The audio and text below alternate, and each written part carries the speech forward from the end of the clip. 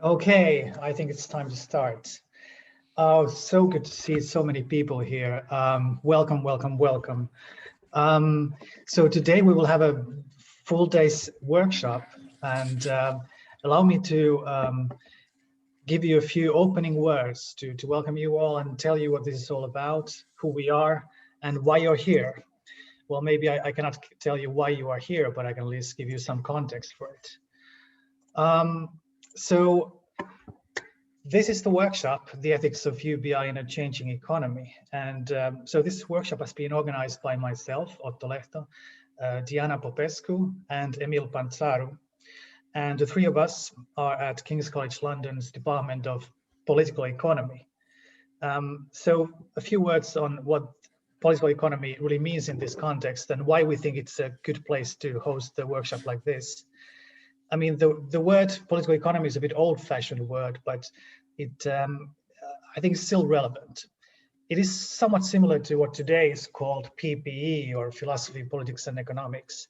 So we hope this to be a PPE type workshop where we emphasize the complex interaction between political, civil, and economic institutions and processes, and not forgetting the moral foundations of them. And so being very interdisciplinary across the social sciences, we think it is a good place to host this seminar on universal basic income. So very briefly, of course, most of you will be very, very familiar with this, but universal basic income, as you know, refers to the idea that all citizens or permanent residents of a country should be given by the government a regular, equal-sized, unconditional cash payment. But of course, beyond this basic definition, there's a lot of disagreements and quarrels and room for scholarly debate about its practical implementation, the different models, the social and economic consequences, whether it is ethically desirable or economically feasible. So today's speakers, which we are very happy to and honored to have here, are among the leading researchers on basic income in the world, and we'll be very blessed to hear their thoughts on these various questions. And in particular, as the title of our workshop suggests, we hope that you will leave today's workshop having gained many new insights and perspectives on how the changing economic landscape interacts with our ethical imagination and what role, if any, UBI can play in solving some social problems. So before we start, let me offer you a quick rundown of today's program. In the chat, all of you should see the schedule posted as a file, which you can open up from there if you have any doubts. But let me just give you a quick rundown of where we are. So we're now in the morning session, and the morning session will consist of a plenary speech by Professor Guy Standing, who I will shortly introduce, followed by two papers by Christian Schemmel from University of Manchester and Martin Sticker from Bristol. Then we will have a lunch break, roughly around noon, and that will be until 1 p.m. UK time. Of course, these are all UK times, so adjust appropriately. And then at 1 p.m. sharp, we will continue with our first afternoon session, where first at 1, I will speak, that is Otto Lehto from King's College London, and followed by Deryn Thomas from St. Andrews, followed by Nika Soon-Shiong from Oxford. Then we will have at 2:45 a short break before the final afternoon session, where Tim Pugh and Jamie Morgan from the United States will present their paper, followed by a paper by Diana Popescu, our very own Diana Popescu. And then we will have another short break at 4:10 p.m. And then at 4:30 we will have our final plenary by Professor Bernhard Neumärker from University of Freiburg and the Freebist Institute. So this was the schedule for today. Now, one special notice, some of you may have seen an earlier version of the draft in which Nika Soon-Shiong was supposed to speak at 1 p.m. right after lunch, but instead, as you know from this program, Nika will speak instead at 2:10 p.m. and me, Otto Lehto, will speak at 1 p.m. So we have switched places, but most of you will have received the correct schedule, so there are no changes to that. And again, the schedule is in the chat, so you can refer to that if you have any issues. Okay. So a bit more practical information regarding the proceedings of the workshop. So for the sake of courtesy, please keep your microphone muted at all times when you are not speaking. If you wish to speak during Q&A and discussion, please use the raise hand function, which can be found under the reactions button at the bottom of the screen. So you should have the reaction button there, and there you can press raise hand, and this will raise your hand and put you on the queue. And then the moderator of the session will tell you when it's your turn to speak. So the plenary speakers will have a bit more time, so roughly 50 minutes for Guy Standing and Bernhard Neumärker. But the other speakers will have about 35 minutes overall for the whole presentation, which includes, we recommend about 20 to 25 minutes for the paper and 10 to 15 minutes for the discussion.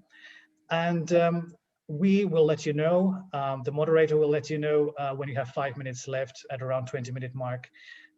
This goes for the non-plenary speakers. And if you have any materials you want to share, you can use the share screen button, which you should have privileges to do. If you have any questions about that, let me know. And finally, logging in and out of the Zoom room, the same Zoom link can be used all throughout the day. So if you lose your connection or need to leave for a moment, that's fine. You can use the same link to access again. Please note that you will be placed in the waiting room again. And but the organizer will hopefully be able to quickly. And if you have any technical issues, let us know. And again, just please keep your mic muted. And I think that's about it. Great. Okay, so now let us proceed with the program. So let me introduce our first speaker, Professor Guy Standing. Professor Standing is a research associate and former professor of development studies at SOAS, University of London.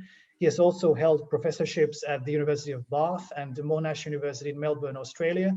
And as many of you know, he's one of the pioneers of basic income research for many decades now, especially in relation to economic precarity and the notion of the precariat. He's also one of the co-founders of the Basic Income Earth Network, BN, which is the main organization for scholarly and activist discourse around basic income. And he has written many books. I will not try to mention them here, just mention three. The Precariat, the New Dangerous Class from 2011, Basic Income and How We Can Make It Happen from 2017, and his most recent book, although it may not be his most recent book if he has a new one out, I'm not sure, but Battling Eight Giants, Basic Income Now from 2020, which is also the title of this presentation today. And Professor Standing will speak for about 35 minutes, 40 minutes, and followed by 10 to 15 minutes for discussion. So without further ado, we are of course very happy and honored to welcome Professor Standing, and the floor is yours. Okay, thank you very much. And it's a privilege to be here. I congratulate all of you on drawing up a fantastic agenda for the day. And it's coming at a very opportune moment, I think.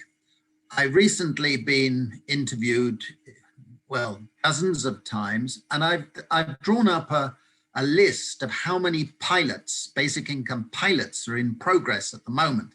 And it's well over 80, as far as I can see. 43 cities in the United States have voted or announced they're going to have pilots. 32 councils in Britain have voted in favor of doing pilots. And we see from opinion polls, YouGov opinion polls, that over 2/3 of Europeans are now in favor of a basic income. In the past year, I've probably done over 70 podcasts and Zooms on basic income around the world. And this not about me, it's about the fact that there's been a surge of interest in basic income across the world, and fantastic support, and this fantastic energy. So we have a moment where suddenly we're mainstream. Those of us who've been proposing and supporting and doing over the last few years. And in that context, I want to go through a few key arguments today. I love the title of today's workshop because that is where I've pitched my tent over the years. The fundamental justification for basic income is not instrumental. It's not to deal with poverty or all these things, though that's important, obviously. It's a matter of ethical principles. And in that regard, I would like to say that there are three principles around which we justify or discuss the rationale for a basic income. The first one is that it is a matter of common justice. The income and wealth of all of us is far more to do with the efforts and achievements of the many generations before us. And if we accept the private inheritance of private riches, then we can see basic income as a form of common social dividend on the collective wealth, because we don't know whose ancestors contributed more or less. That first argument, I think, is an ethical one, and it's a normative one, but I think it's grounded in justice principles. It also goes with the idea of commons justice. We know that common property and commons are the foundation stones of modern society, and they go back thousands of years. In Britain, the Charter of the Forest of 1217 basically declared that everybody has a right to subsistence in the commons. Yet we know, and I've documented it in my book, The Plunder of the Commons, that over the centuries, elites and groups and the state have encroached, privatized, commodified, and taken away our commons. And we should demand that as commoners, everybody is compensated for that loss. And the only way to compensate equally is to give each person a commons dividend. It's the second part of justice. If you're religious, I'm not religious, but if you are religious, then you can say that God has given us unequal talents. And the basic income is in effect a compensation for those who have lesser talents, particularly the talent of making money. That, I think, is a fair argument, and I've been delighted that the Pope last year came out in favor of basic income, and he did it very, very ecumenically. He said, whether you're a believer or not a believer, you should believe in the shared inheritance principle. And I think that's important for our agenda. It's also a matter of ecological justice. We know the rich pollute and cause more global warming, etc., than the poor. Yet the poor suffer the consequences of pollution to a much greater extent than the rich. So in a sense, in having an equal basic income, which is a higher proportion of the income of a poor person, is a way of increasing ecological justice. It's also a matter of compassion justice. The state, with means testing, benefits, behavior testing, and all of that stuff, acts like a charity state. It acts in giving support out of pity, as David Hume taught us, is akin to contempt.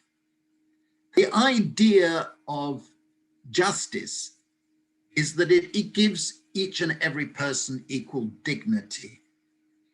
And I think that this is shown with the basic income, even if it's a modest level to start with, less than we would like it to be. I think that this principle is enhanced there.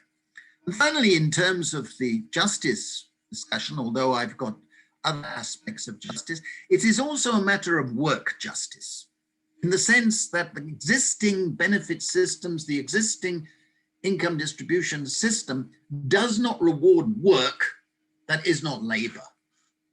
And surely we've learned in the pandemic that the most essential work is actually the care we give to each other, women in particular. And we need to give security to those who are doing other forms of work that is not labor. Having said finally, I'll add another final bit, which is that it's also a matter of tax justice. At the moment, if you're in the precariat, if you're in a low-income group with benefits, means-tested benefits, if you go from benefits into a low-wage job, you are paying a marginal tax rate of 80% or more, whether it's in Germany, Britain, Denmark, or wherever. And that is at a much higher rate than higher income groups. That's fundamentally unjust. Basic income, by getting above the poverty trap, or lessening the poverty trap, is a way of improving tax justice. Okay, the second ethical principle is that it would give basic security, definitionally. Even if it's a modest amount. We did a big pilot in India where we actually gave every person, every individual, a basic income that was well below subsistence level. But it enhances basic security, and as such is a vital ethical tool. We know, and the psychologists have taught us, that people who are insecure suffer a diminution of the mental bandwidth. They suffer a loss of IQ. And it is fundamentally unfair of the state or us to be forcing people to be responsible for their actions when the policy framework makes it extremely hard for them to do so. But the idea of security is also very relevant, and I'll come back to this, with judging the nature of the insecurity of our current era. The third justification is that it would enhance freedom. I think the debates within Bien, since we founded it in 1986, have been focused on real freedom, full freedom, all of this stuff. But essentially, some of us, including myself, have pitched our tent on that basic income could improve Republican freedom. It can improve libertarian freedom in the sense of Milton Friedman, realizing you need basic security in order to be able to make choices rationally in a free market economy, and the freedom to say no, freedom to choose. That's acceptable. The second freedom is liberal freedom, the freedom to be moral. And I respect that principle of liberals because it says you can only be moral if you can take decisions for yourself and not because you're steered to do so by the bureaucracy or whatever. But the Republican freedom is something more. It's the freedom from unaccountable people and institutions of authority. It's freedom from domination. And this freedom of domination includes the freedom to make decisions without having to bow to others' will. A woman is not free if she has to ask her husband or father or whatever if she can do X or Y, even if she knows that 99% of the time he will kindly allow her. The freedom comes from being able to do it yourself and decide yourself. Now, to me, the three types of ethical rationale go together. And that leads to the key point I want to make this morning, which is that The ethical principles have been there for a long, long time. But we are now seeing a situation where there's also an economic imperative. And this economic imperative stems from the fact that the world economy has moved from a neoliberalism to what I've called rentier capitalism. My new book out today is called The Corruption of Capitalism: Why Rentiers Thrive and Work Does Not Pay. It argues that basically the economic system has become such that it was extremely fragile when the pandemic struck. And as a fragile system, it is going to have long-term shock effects. And that the income distribution system of the 20th century has broken down irretrievably. And it's linked to the theme that the title of my talk has been taken, which is that we are in a moment of transformational crisis. Rentier capitalism means that more and more of the income and wealth goes to the owners of property, financial property, physical property, and so-called intellectual property. And less goes to those who rely on labor and work.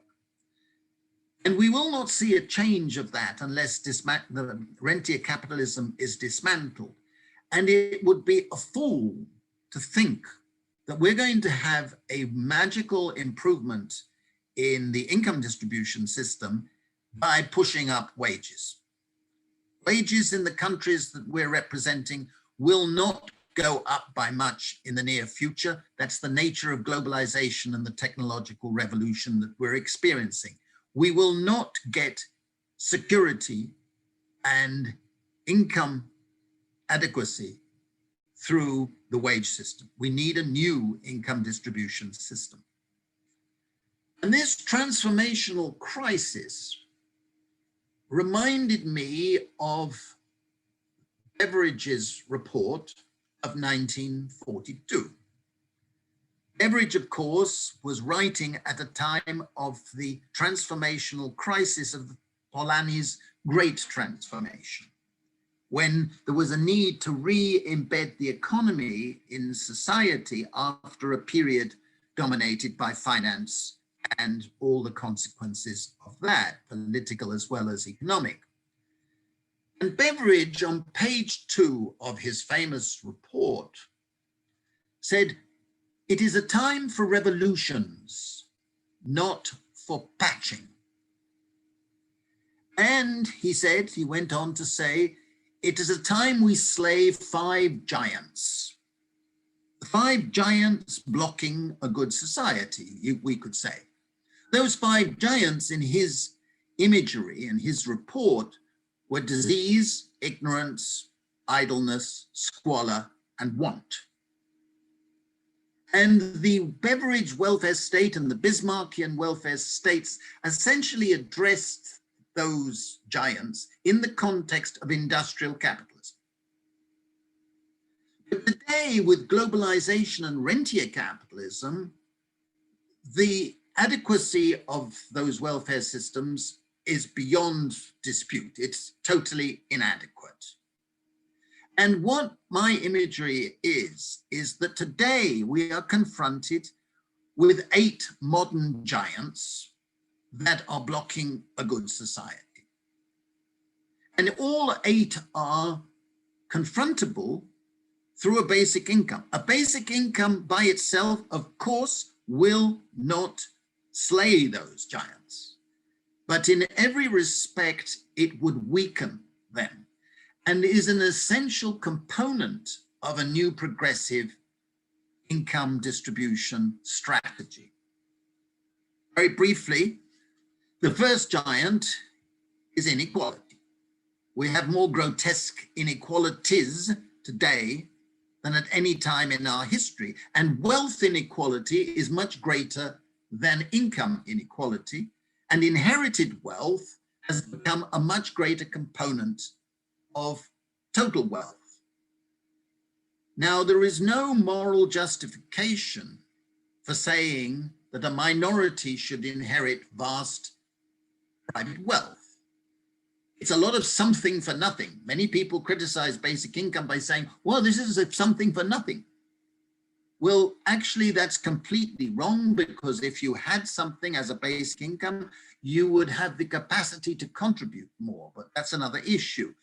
But here we need to confront the inequalities. A basic income, if properly designed, with a proper funding mechanism through a commons fund that I've advocated, would reduce inequality. The second gets back to the growth of insecurity. The giant of insecurity is a pandemic in itself.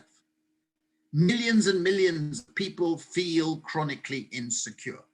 And the character of today's insecurity is uncertainty. It's not the same as the beverage contingency risks, where you can work out the actuarial probability of an accident or a setback, and you can design an insurance system. The nature of uncertainty is unknown unknowns. You can't predict the probability of something. You cannot predict the probability of how severe the consequences, and you can't predict how or well or whether you would recover from a shock or a setback. Uncertainty requires ex ante social protection, not ex post social compensation. Now, insecurity I've talked about. For me, that is a very fundamental part of the justification, but we're in an era where insecurities caused the growth of the third giant. The third giant is debt. We are living in an era of unprecedentedly high private debt, unprecedentedly high corporate debt and public debt. But it's private debt that really drives the economy into pandemic slumps. When a shock hits, people who are on the edge of unsustainable debt go over the edge. And that's happening to millions of people. We found in our basic income pilots in India and Africa that one of the first things that happens when people have a basic income is they start paying down their debt and they start getting control of their finances. Very important, absolutely important. The fourth giant is related to the others, and that is that we've had a pandemic of stress. Stress creates morbidity. It creates many forms of illnesses that are made much worse by the other aspects. But stress is the biggest cause of impoverishment and suicides, deaths of despair, and a basic income, as every single pilot has shown, results in a reduction of stress. The fifth giant is the one I've written most about, and my book on the precariat, which was Otto has mentioned, has gone viral. It's been translated into 25 languages. And it's the notion of precarity. Commentators, even The Economist this month, misinterpret what I've said by thinking that it's all about unstable labor. It's not. The fundamental thing about precarity is a sense that you're losing rights. You're losing the rights of citizenship. And fundamentally, the most important aspect of being in the precariat is that you feel like a supplicant. You feel you have to ask for favors from a bureaucrat, for family, from friends, from networks. You feel constantly, as the original Latin of precarity meant, it originally meant obtained by prayer. And this sense of precarity is affecting millions and millions of people who are in the precariat and people who fear they could become part of the precariat. And precarity is something that a basic income fundamentally would address. The sixth giant is those robots coming in our direction with artificial intelligence and all of that. I don't believe they're going to result in all of us having nothing to do or a displacement of work. On the contrary, there's a phenomenon called heteromation, which is increasing the amount of work, but that work is unpaid. And the automation is worsening income inequality, worsening insecurity, and we need to get control. We need to get control of our time. And that is a thing that every sensible advocate of basic income should respect. But it's the seventh form of giant that I think will tip the balance in favor of a basic income and will mobilize more people than any of the other. I think it's the critical issue going forward. And that, of course, is the threat of extinction. The ecological crisis is absolutely monumental. We didn't need a Boris Johnson or a Biden to tell us that yesterday. We know, I am 100% supporter of the Extinction Rebellion. We know that the ecological crisis requires high eco-taxes, carbon taxes. We know we have to move away from resource depleting jobs to care work, to voluntary work, community work. Reorient the way we spend our time to make it more concerned with reproduction rather than depleting resources in extending GDP. But this can only be done if, when we have carbon taxes, the revenue from the carbon taxes is recycled as part of the basic income, because otherwise we will not get political support from the precariat, because it will mean they paying a higher proportion of their income in carbon tax than the rich, and they won't be able to survive if the carbon tax is as high as it should be, only if we recycle. But the threat of extinction is also telling us we need degrowth, slowing down, focusing on slow time, slow food, slow this, and having a different way of life.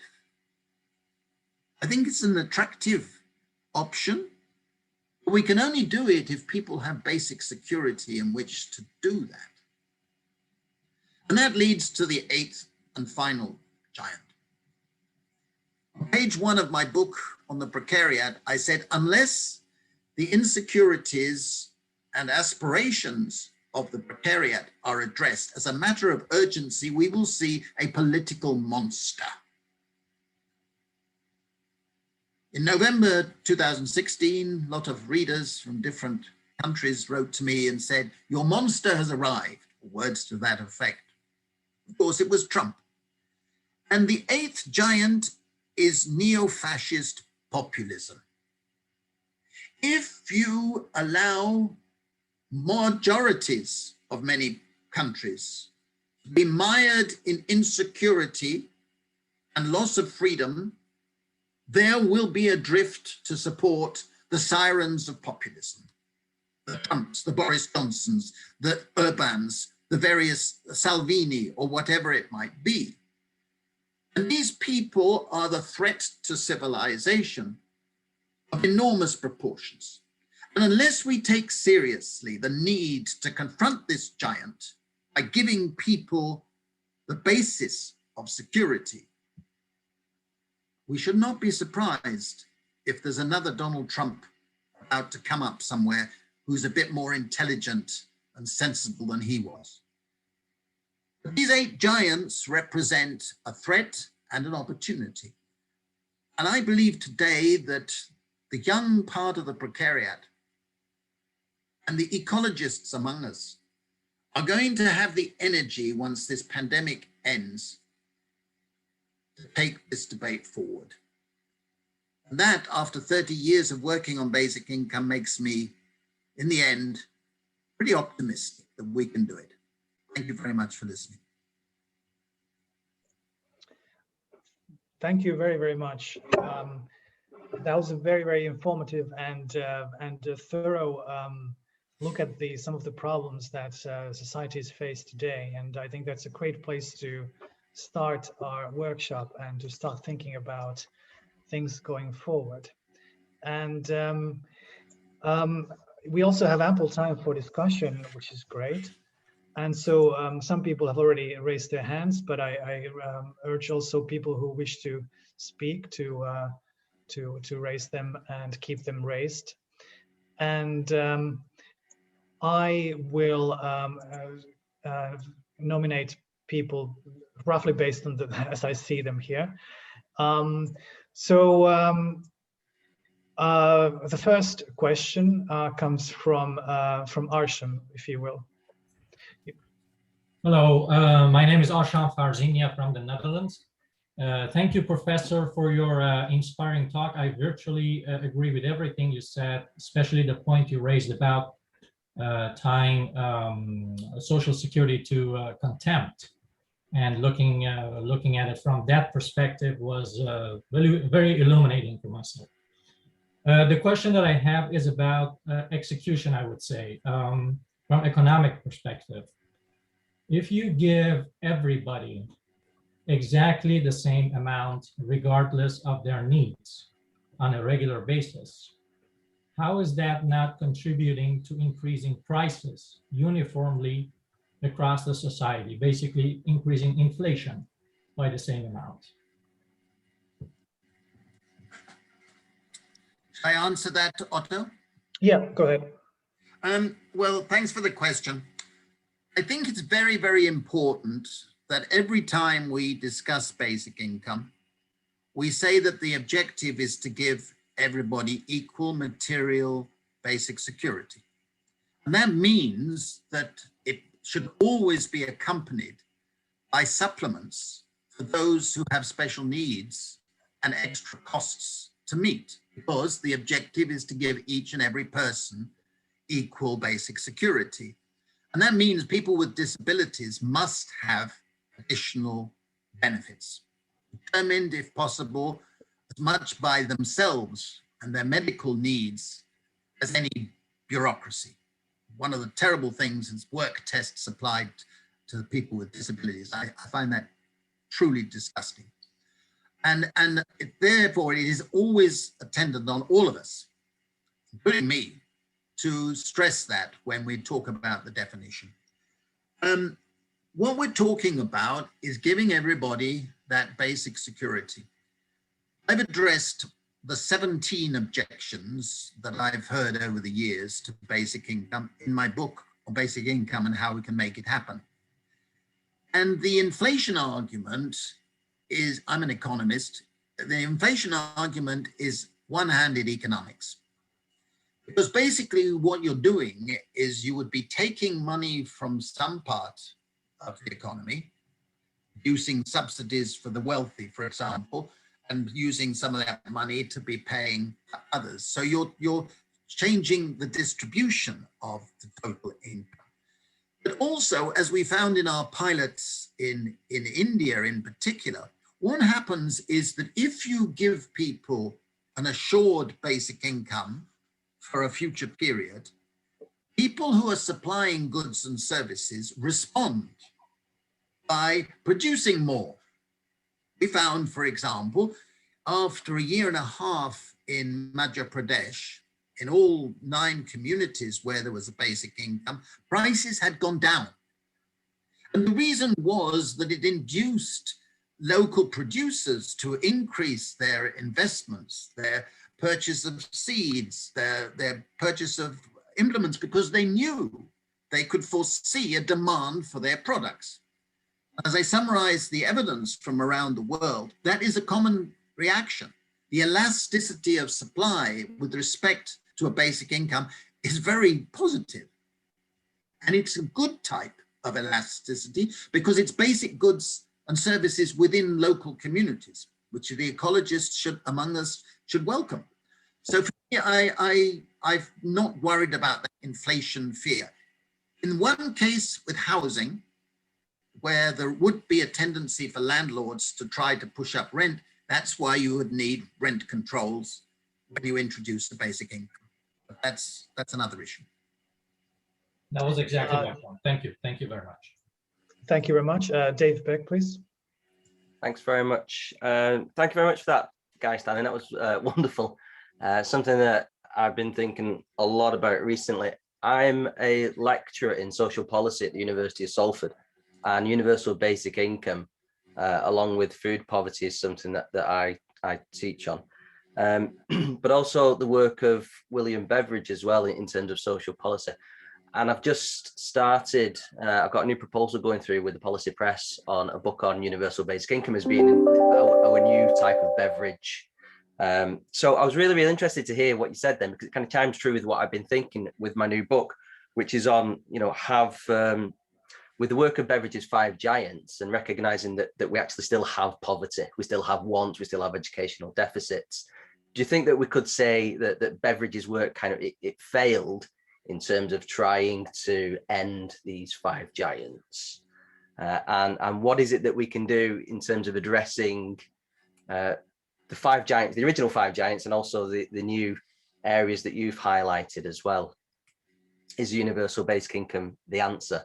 And also a second question that I've got really that goes along with that, with the idea of a climate catastrophe, is something that I've been struggling with in my new book, which is about, if we do introduce a universal basic income, what does that mean in terms of materials production? Do you think if people have got more money to spend, that they will still spend it? Therefore, the treadmill of production of things will increase, and possibly, basically, if people have more money, will they spend it? And will we have to produce more things because people will be buying more things? Well, first of all, I wish you well with the book.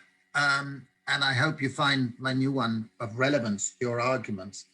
I think that when you say Beveridge failed, I think Beveridge should be judged by the time of his report. He was no revolutionary, even though he used that language. He was an Edwardian gentleman of the bourgeoisie, and his model, or whatever was the components taken from it, were basically suited to the age in which he was brought up. As you know, it was a breadwinner model. It was extremely sexist. I worked in the International Labour Organization, where essentially the Beveridge model was the hallmark of the post-war era, with Convention 102 of 1952 having a social security system in it. And it's still, the trade unions and employers still regard that as up to date. But is essentially a sexist model with a breadwinner who was in a full-time job with contributions paid to the social insurance or national insurance system from which benefits could be paid out. So there was roughly equal. It was suited for a sexist era and for industrial capitalism. Fortunately, well, I hope, not in a sexist era now, and we certainly are not in an industrial capitalism era now. We're in a period of rentier capitalism, as I said, where flexible labor markets mean multiple forms of insecurity, and uncertainty is the hallmark. So for me, it's partly his model was, out of date even then, but still progressive, and partly because we're in a different era. And I think that is most important at the moment. Martin Sticker, please. Yeah, hey, thanks. I also agree with your overall argument, and thanks for the interesting talk. What I'm interested in is, I guess, international aspects or global aspects of universal basic income. And it seemed to me that there was maybe a tension in your argument insofar as that some of the arguments you presented would clearly mandate an international, a global UBI, some of the justice concerns, right? Such as common ownership of our intellectual resources or something.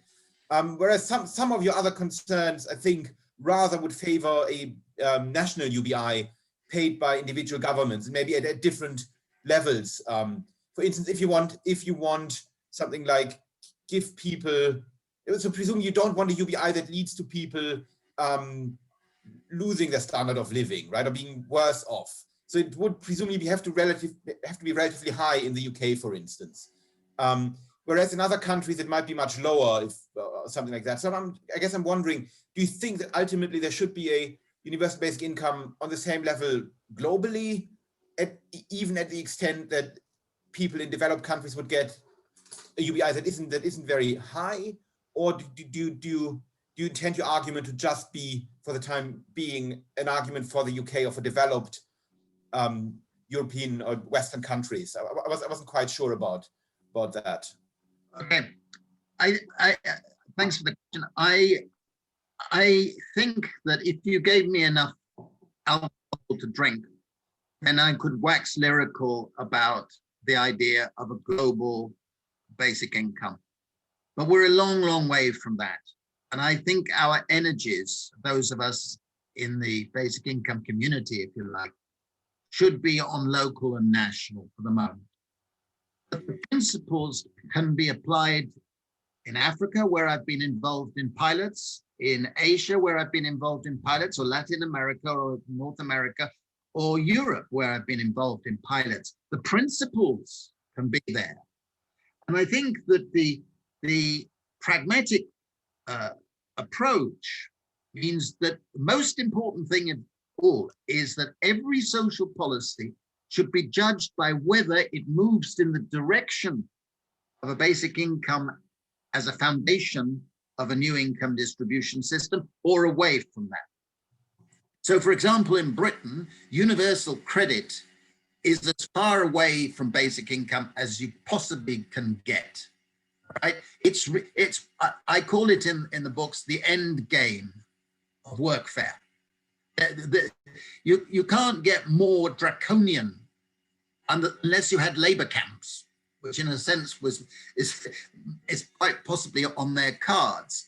So what we've got to do is say, look, every reform that's moving towards a basic income should be welcomed.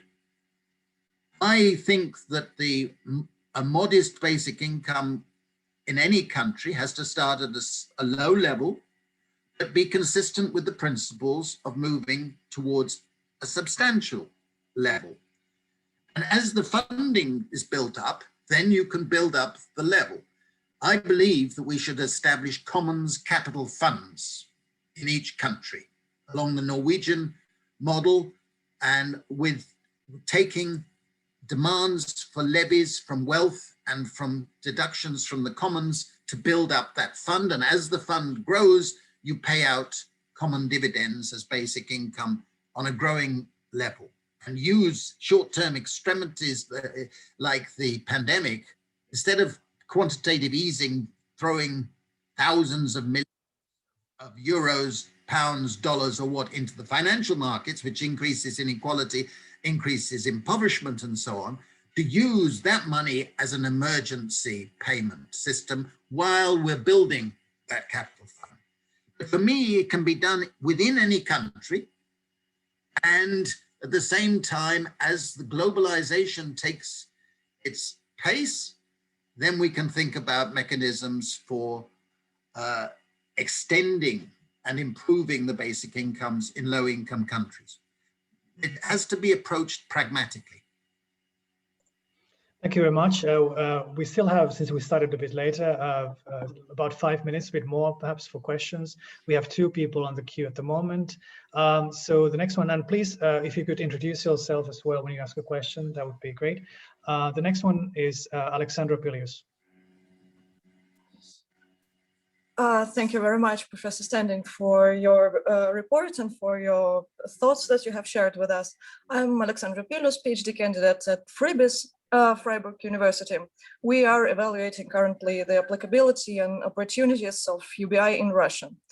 My question to you is, do you see digitalization as a threat to global labor markets? To what extent are poorer countries affected? Isn't digitalization actually a sort of ninth giant, or not really? Thank you very much. I think digitalization is covered in my 6th giant, the AI and robots. And it's also linked to the loss of the commons. I think one of the great potential sources of income to pay for a basic income should be a levy on digital data. We all know that the tech giants are making billions from us contributing every time we open our computer. They're using our data for their advertising, sales, etc., etc. We know that. And we know that they're undertaxed chronically. And I believe a heavy levy on the gross income of those companies should be going into this commons fund and being built up as ways of helping to pay. If you're working in Russia, I worked there some time ago at the time of the breakdown of the Soviet Union, and I advocated that there should be a basic income system brought in instead of what the World Bank was pushing on reform of the pensions and the social security system. It would have reduced the decimation of the Russian population, which was a form of genocide that, you know, millions died prematurely because they were suddenly impoverished. So for me, if you're doing a pilot in Russia, I think, or doing some work to promote it, that Eastern Europe and the ex-Soviet Union would be a very, very good place for making advances in that direction. Thank you very much. So we have only one person on the queue. If somebody still wants to ask a question, please raise their hand now. Our next question comes from our very own Emil Panzaru. Hi, so yes, it's me, your friendly neighborhood commons organizer, Emil. I'm a PhD student at King's, just like Otto. And I was going to ask, I guess, a question that many people have kind of posed to me as an objection about UBI, that there is something about UBI that kind of contrasts with some people's intuitions about distributed justice, at least, that, you know, when you distribute an UBI, you also distribute it to rich people. And the kind of price increase or price decrease that was mentioned earlier also transfers to rich people. So they also benefit from the UBI indirectly, which kind of raised the question of rent control. But wouldn't that be kind of a sticking point for some people, that some of the money that is spent on UBI is actually also spent on rich people in lieu of it being universal, and is therefore kind of an economic waste to give them that money, but also, you know, morally at odds with what other people might say is distributive justice. This came up, for instance, with one of our colleagues at King's, who published something to that effect as a critique. And I'm wondering what your thoughts would be on that. I mean, I have addressed that in the book because it's a common objection. You're right. I think one way of answering it is to refer to the point that Tom Paine made when he said that it's a right, not charity, for which I'm demanding. Whether a person is rich or poor, they should have equal rights. And I think that that is perfectly acceptable with a quasi-universal. I never use the term universal because you're going to have some restrictions for obvious reasons on incoming migrants and so on. But for me, if you want to reduce inequality, which I do, then use other measures, okay? It's perfectly compatible with the basic income system to introduce a universal basic system for every resident of Britain and increase the tax rate by a small amount so that the rich are not better off or worse off. Perfectly compatible. But it's much, much more efficient, and here's a pragmatic reason for standing my ground on this principle.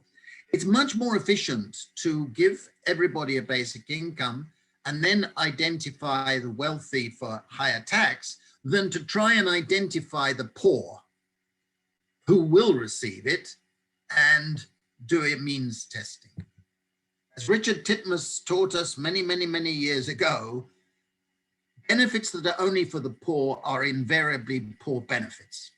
All sorts of conditions, all sorts of exclusion areas, all the poverty trap, the precarity trap, etc.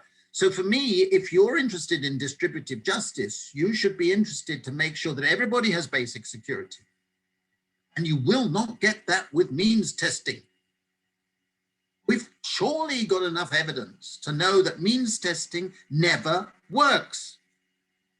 So those people objecting to everybody having basic security need to say what they would do as an alternative to give everybody basic security. So you can argue pragmatically or you can argue ethically. But for me, certain things should not be treated as a panacea for other things. I'm all in favor of reducing inequalities by a great deal. But the basic income is not the instrument for doing that. Well, I would like to thank Guy Standing very much for giving us his time and for a very fantastic paper. And thank you very much. And with that, we will move on. Thank you. Okay, I will actually hand over the baton to Emil to introduce the next speaker. Have the power now. Yeah. So our next speaker for today will be Christian Schemmel, talking on the topic of, to bring up the schedule again for just workplaces. Was just checking the handout that Christian also posted, which you can see in the chat if you want to check. But just workplaces, asset equality versus workplace democracy, from Christian Schemmel from the University of Manchester. And just as a reminder, these sessions are being recorded. If you know you've got any objections against that, please let us know. But otherwise, we're going to go ahead like that. And a reminder that each session will be around 25 minutes for the speaker and then around 10 minutes Q&A. And I'm going to, politely nudge everybody in like 5 minutes close to the deadline. Well, as polite as nudging can be. And so without further ado, Christian, the floor is yours. Yeah, thanks a lot for having me, and I'm glad we can do this even if on Zoom 1 year late. I noticed on the schedule that I'm getting 35 minutes and Martin 25, and as an egalitarian, I object to that, but I don't think we're too serious on this, right? So we're going a little into after 12 o'clock, right? Yeah, so, I mean, we're trying to accommodate because we're kind of, so it's just we've had the 15-minute talk from Otto, and then we're gonna adjust the schedule for everyone. So we're gonna make sure to take everybody's needs into account, like we would with UBI. Right. So yeah, you've seen I've managed to upload the handout into the chat. I'm not sharing screen because it's not really strictly necessary. I'm going through the handout. As you can see now, as you can hear now when I start talking. We're not going to get through the whole thing because it's a long paper, but it doesn't matter because you can just chop off bits at the end. The important thing is that we get through the first kind of 3 main sections or so. So where am I coming from? So this kind of paper is an ideal theoretic paper, right? So it's not about reform, what to do next. It's about what is a certain kind of ideal of justice at work and what strategy looks like most called for to achieve that, right? So, and that ideal is equal non-domination at work, understood in a liberal Republican fashion. We've already heard about non-domination and Republican freedom in the keynote. So what the paper tries to do is it aims at a realistic ideal theory, right? At identifying, as it were, the ideal policy strategy under suitably realistic conditions. And those conditions are especially kind of large firms, corporations, right? So its main claim then is that workplace democracy is necessary, but that equalizing external assets through unconditional resource schemes, of which of course UBI is a main example, is not because the former, mandatory workplace democracy, can, while the latter cannot do well enough in implementing equal non-domination at work under suitably realistic assumptions.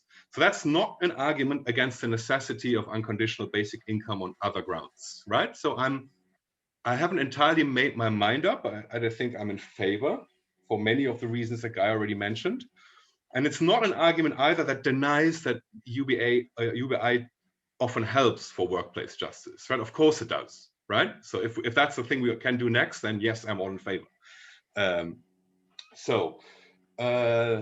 With that being said, this is a bit of an intervention in an internal debate between Republicans, right? Between those who value equal non-domination then applied to work. There's an interesting debate that sprung up there in the last 15 years, many papers on workplace democracy again, after there was a bit of a silence for maybe the 10, 15 years before. And quite a few Republicans come out in favor of mandatory workplace democracy. Many are kind of sitting on the fence. They want strong workplace regulation, not necessarily full workplace democracy. Liz Anderson is probably an example of one of those sitting on the fence. And then there's others who bet their money really on these unconditional resource schemes and enhancing exit powers. And that's mostly Alan Thomas and Bob Taylor in two important books, both from 2017, Exit Left by Robert Taylor and Republic of Equals on property owning democracy by Alan Thomas, right? So those are, as it were, my adversaries for the paper. But let's first then stake out the common ground that all these views share. That's section 1.1 on the handout, liberal republicanism and non-domination. So domination is the capacity to arbitrarily interfere with the choices of somebody else in Pettit's kind of seminal definition. And when is interference arbitrary? So it's arbitrary if it's not forced to track the interferee's relevant interests, and often that requires democratic procedure to track those interests. I've got my own kids at school, that's nice. Or end in nursery. Interference is arbitrary if it's not controlled by the interferee. That's kind of Pettit's more latest line, which even more directly requires democracy at state level, or whatever is the right political level. Now, the structure of one's working life is one of these interests, right? So we can quibble about the details, but generally it is, right? And that's agreed. So why is the common ground liberal Republican, right? So I think participants in the debate I'm interested in share the idea that, justice and equal freedom ought to be non-perfectionist, right? So non-domination is a constraint of justice, not a personal goal for one's life, right? So individuals, and now comes the liberal egalitarian catechism, right, kind of roles. Individuals should enjoy the greatest possible leeway for developing and pursuing their own conception of the good within the constraints set by justice. Right? So in the world of work, that means that individuals should have the best feasible and reasonably equal opportunity to shape their working conditions, with the decision of using that opportunity or not being up to them as much as possible, as long as reasonably equal non-domination is guaranteed. Right? So none of what follows the argument for workplace democracy relies on more ambitious perfectionist claims, right, such as that exercising positive self-determination at work is always desirable, that work always needs to be meaningful, and that there are other aims of community which we should foster in the world of work. I think Deryn might talk about these later, right? So in this sense, it really is an argument that's internal to liberal republicanism as a kind of species of liberal relational egalitarianism. You can say the Republicans are those who care maybe exclusively, in any case, most about the egalitarian relation of non-domination. It's hopefully nevertheless of broader interest, right, as the kind of liberal credentials of an unconditional basic income are generally granted, and the liberal credentials of workplace democracy are often questioned. Right, but supporters of both frequently appeal to non-domination, as the keynote has already just done, right? So that's, okay, that was a bit of throat clearing, but just to stake out the common principled ground. So now let me get to the key claims of basically Alan Thomas and Robert Taylor, right? The strategy I call egalitarian exit, right? So the positive claim is that liberal non-domination in the workplace and on labor markets is best secured through the greatest possible enhancement of workers' capacity for exit. Lots of references to Albert Hirschman's work.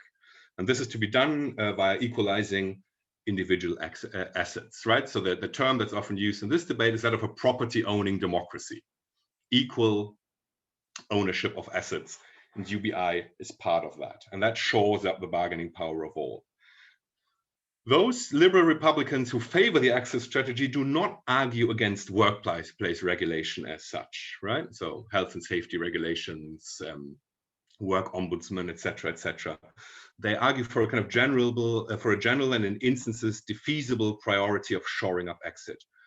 But they don't argue for a kind of exit sufficientarianism, right? So the idea is that those resources help you to get out of the worst forms of work without giving you power to change the shape of work itself. That's not what they argue.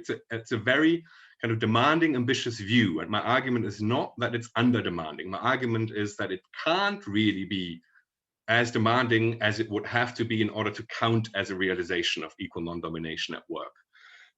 So the view explicitly aims at enhancing people's opportunity to shape their working life, not merely the opportunity to exit bad work, right? Perhaps exit to no paid work, but still better perhaps than being dominated at work. Okay, so the negative claims then are that mandatory workplace democracy, so legally instituted, as those other workplace Republicans argue for, isn't needed to implement equal non-domination at work. And it's also faced with strong independent liberal objections.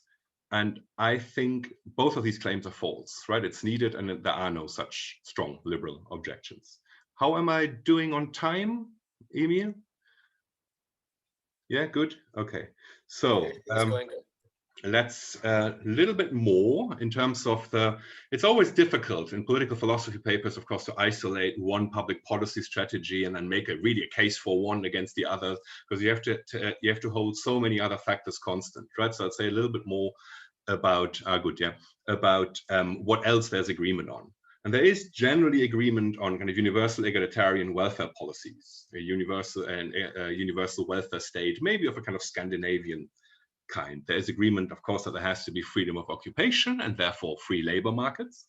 And as already said, there has to be some degree of workplace regulation, workplace constitutionalism, right? So workers must have some effective rights to contest some managerial decisions, maybe at fora also above the workplace level, maybe ombudsman, trade unions, or even, state labor courts, or all of those. So there's agreement on that too. But there's a further agreement that such regulation, due to its very nature and the very nature of work and the labor contract, has to leave a large part of the working conditions at any moment uncovered. Right? You can't regulate and constitutionalize everything. You shouldn't even try, right? Because firms need flexibility to react to changing business circumstances, and work contracts are necessarily underspecified. Therefore, hopefully, if you get relatively stable work, a relatively long period of time, and then the nature of your work changes, the directives you're under change, and so on and so on. And this is as it ought to be, right? So this prepares the ground for the main disagreement then in a little bit more precise fashion. How should we then try to achieve equal non-domination over these conditions and circumstances that are not covered by regulations and by workplace constitutionalism? Right? So there's lots about, so the strategic decisions, the proper economic and business decisions. Should businesses try to grow, consolidate, conquer new markets, diversify, et cetera, et cetera, et cetera, right?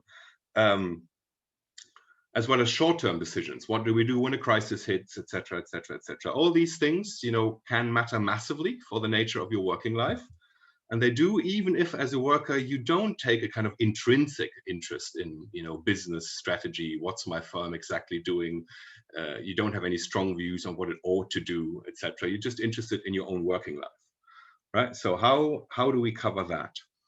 And the egalitarian exit strategy says we cover that through more perfect competition on labor markets. Against an equal baseline, we're ramping up everybody's exit powers. And of course, the mandatory workplace democracy camp says we do this by giving workers firm internal control and participation rights over essential economic and business decisions of the firm, such as what gets produced, how much of it, price and wage setting, and so on, and so on, and so on, right? So management decisions. So we need to be a little bit more precise now in defining workplace democracy, because it's not just some kind of workplace consultation, not just some rights. So it has to be kind of a proper ideal. So I propose to adapt, quite a well-known definition of democracy put forward by Thomas Cristiano, also in the Stanford Encyclopedia of Philosophy, as follows. You have it on the handout, page 3, bottom.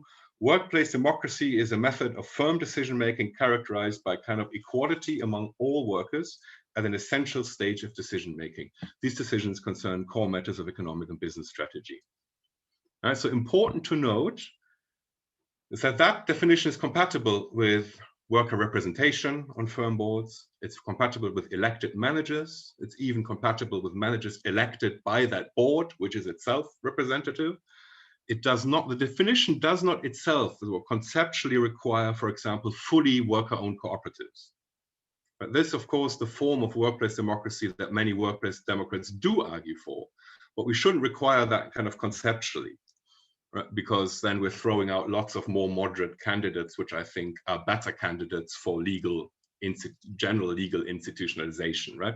It parallels a bit kind of, if we demand something like fully worker-owned cooperatives at workplace level, what would we demand at the state level to call a state democracy? Right, so it's important kind of not to kind of stack the decks against workplace democracy. So, but the important thing is that it must be more than, for example, mere worker co-determination, as we know from the German case, where workers, for example, do get 1/3 of places on the board. That's not workplace democracy. That's important consultation rights. So maybe rough and ready, we can say workers need to be equals among themselves, and they have to have more say than non-workers over the running of a firm. Okay, so what I'm arguing for is then workplace democracy, so understood, should at least be the default position in employment and corporate law for firms above a certain size. And the reasons why the equal assets, the exit Republicans miss that, is despite the equal focus on non-domination, is that they kind of excessively idealize workplace regimes and labor markets in several different respects, about which I'd say a little bit more. There's just things that overlook. So, but first we should say a little bit more on motivating the promise of that kind of view, the exit view. So that's section 2 on the handout. So in a way, an argument for workplace democracy might not seem very surprising if we hold present that non-domination is very often paradigmatically taken to demand in the first instance egalitarian democratic procedures at state level, right? So on the workplace level, we're now diverging from that. Because the problem with egalitarian democratic procedures is that they give individuals only very small shares of control, even if they manage to give them equal shares. And often they don't manage to do even that. Democratic procedures are often almost always imperfect in some respects and allow for some pockets of domination, right? So there may be dominatory majorities, tyranny of the majority, and or insufficiently controlled officials at various possible levels. So for example, if you like public choice theory, you will think that this is bound to happen at whatever level you're interested in. And in fact, people like Robert Taylor appeal to public choice theory a lot. So compared to that now, then, the promise of exit is that it promises more control for individuals. And even if you don't get full control over your work environment, over your work conditions, then under perfect competition, on markets with an equal baseline, this will not be because you're dominated by somebody else or some group. It will be because impersonal market forces don't allow for more, right? And that's not domination. This is maybe then bad luck. So the specific evil of domination for most neo-Republicans consists of subjection to the unchecked will of other agents, not just structural forces. So very importantly for that position, once more, I think I've already said it, this isn't only about exit from work, right? So the exit strategy promises a greater extent of freedom for individuals in designing and choosing their working environments. So those who want democratic workplaces can still have them, right? If those kinds of workplaces can survive market competition, that is, right? So the idea is Hirschman's exit voice, but the interplay of the two. So Hirschman at some point says, exit may atrophy voice, but he also says that sometimes it is only the threat of voice, the threat of exit that makes voice effective. And this is what that strategy seizes on. So to sum up, under equal assets, there ought to be both non-domination and a greater extent of freedom of choice and own design of workplaces. So that's the liberal bit. Okay, checking back on the time again, maybe.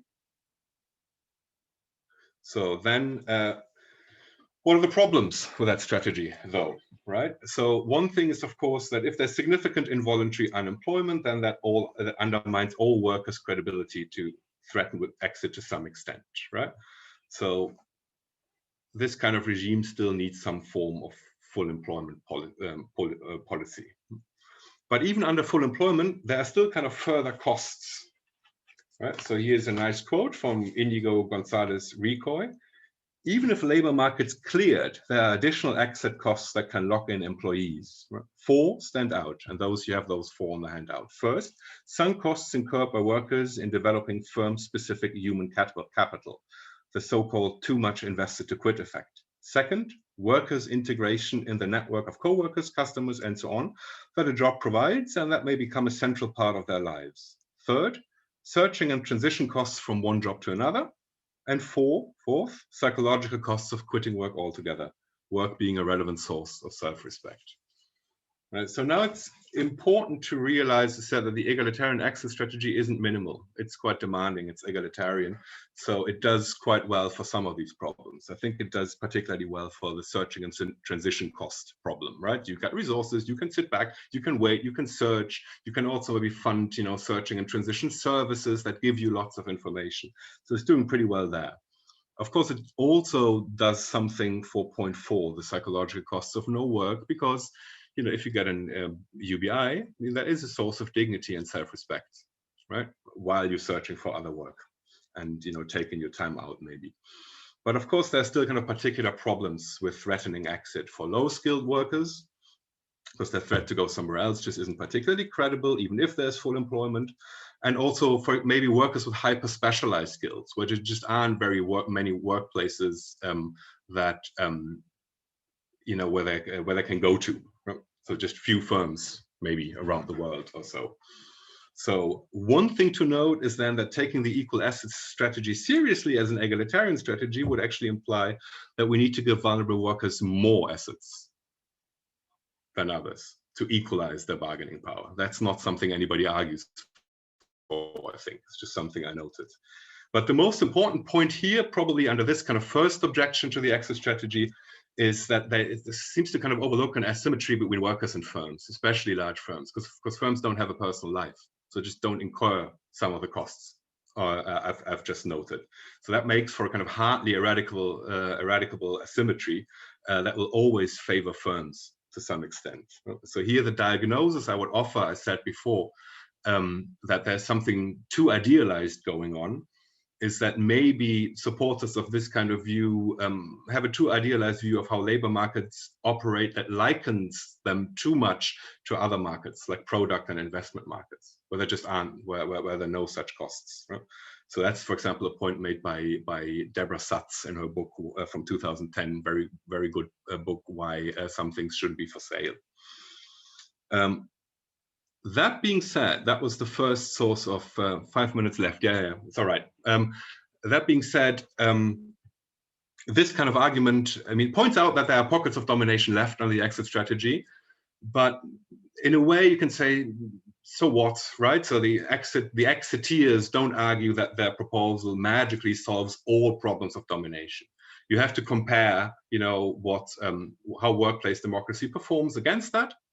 And that will also have its own problems, and especially you kind of incur the burden of specifying a conception of workplace democracy quite neatly, pointing out where the problems and advantages and disadvantages lie there, right? So that's why I go on to the second argument, which I think is more general, and also, if it works, has the virtue that you don't have to specify a particular kind of conception of workplace democracy. You can maybe leave that to kind of democratic learning and experimentation to a large extent, or have kind of different conceptions for different kinds of firms. And that's the more general argument, right? And that's quite simply that not all job conditions can be up for negotiation all of the time, right? So you need to diachronically insert workers into your enterprise. That requires conformity with the job conditions for others. And the firm has to have flexible erective power over all workers as economic circumstances change. So all this is still in place. So that means you need some kind of institutionalized default regime. It's the point Ms. Anderson makes. In order, you just need that to reduce transaction costs, like constant negotiations over working conditions. It will be kind of madly inefficient to try to negotiate job conditions all of the time, especially if it pertains to core business matters. So even if exit does maximize individual bargaining power over job conditions, the need for such a default regime, especially in large firms, heavily constrains the room for bargaining to start with all the time. So, for example, if we wanted to democratize firms, then as part of our choice, the kind of negotiation would have to take place between collectives of workers on the labor market and the firms. But that's extremely difficult for workers to do, of course, right? So the coordination costs and the cost of holding out fall on them squarely. So there's also a limit to what kind of giving them an unconditional basic income, what it can do to solve that kind of problem. So if that's correct, then the default arrangements will always be very constraining. And I said there are good reasons for basic efficiency for that. And I think in the Republican literature, the egalitarian exit, the adherents of egalitarian exits just seem to kind of overlook this problem because they have too idealized an account of the possibilities of job negotiation in general. They kind of neglect, that production is organized often corporations, and corporations aren't markets. Corporations are command organizations, they're hierarchical, and they have to be command organizations. So it's largely an issue of size. And if that's true, then that can't be, readily solved by just ramping up the unconditional resources. It's just a different kind of problem. Still, for a kind of liberal regime, you probably have to say that it has to be to some extent up to people themselves to determine whether they want and need workplace democracy. So some exit from workplace democracy must be possible, definitely in smaller firms. But it's fine for that to be difficult and require, for example, periodical confirmation of the non-democratic nature of a firm, because it mustn't threaten the claims to protection against domination of future potential workers in that firm, and there must be enough workplace democracy firms to resort to still there, right? So if there's something in that argument, then it incurs less of a burden to specify the exact nature of workplace democracy, is that, because all you have to say is that, we have to have a default, it's either hierarchy or democracy. Well, democracy does better by non-domination. In a nutshell, really breaking it down, making it as simple as possible, that's that second argument. And maybe I'll end with just one objection from the liberals. And that's, again, an objection raised especially by Robert Taylor. And namely, that's that mandatory workplace democracy enshrines a taste for workplace democracy, which not all workers might share, right? They might prefer a different work environment. The response to that is, that's true, but if there is a need for a default, so if that second argument is sound, then it will always enshrine a preference that not all workers would share. Right? So what matters is simply which default does better by non-domination. So it may be regrettable that we can't conform to everybody's preferences, but that's just the nature of the game, if there has to be a default. And very importantly, on the liberal Republican view, I've made a case for maybe looking for modest conceptions of workplace democracy to start with, and nobody's in any way forced to participate in those, right? And that's not a concession based on demandingness. That follows directly from the nature of liberal republicanism, of liberal Republican non-domination. You don't have to participate all the time to be non-dominated. It's enough to have the reserve right to come in if things go wrong. And the virtual control, the fact that everybody knows you have these rights, will already ward off the worst forms of abuse. And so it's fine if in your firm, the offices that are there, are populated by, let's say, the busybodies who can be, who are interested in this, and you don't take much of a view unless things get bad, and then you can come in. That's all that's needed for non-domination. Right? So I think I'll leave it there. Thank you. Thank you very much, Christian. Now we're going to open up the floor to anybody who has questions. So don't hesitate to raise your hand if you want to. Before that, I just want to apologize, in terms of our non-ideal situation with the schedule that we should have paid attention to the numbering there. So we're sorry about the typo for Martin. Oh, don't worry. Sure that, it's just a joke. we'll make sure that the schedule is adapted to that. Unfortunately, I try to answer briefly then, yeah. Yeah, the circumstances of justice will adapt to that. So if anybody has questions, please.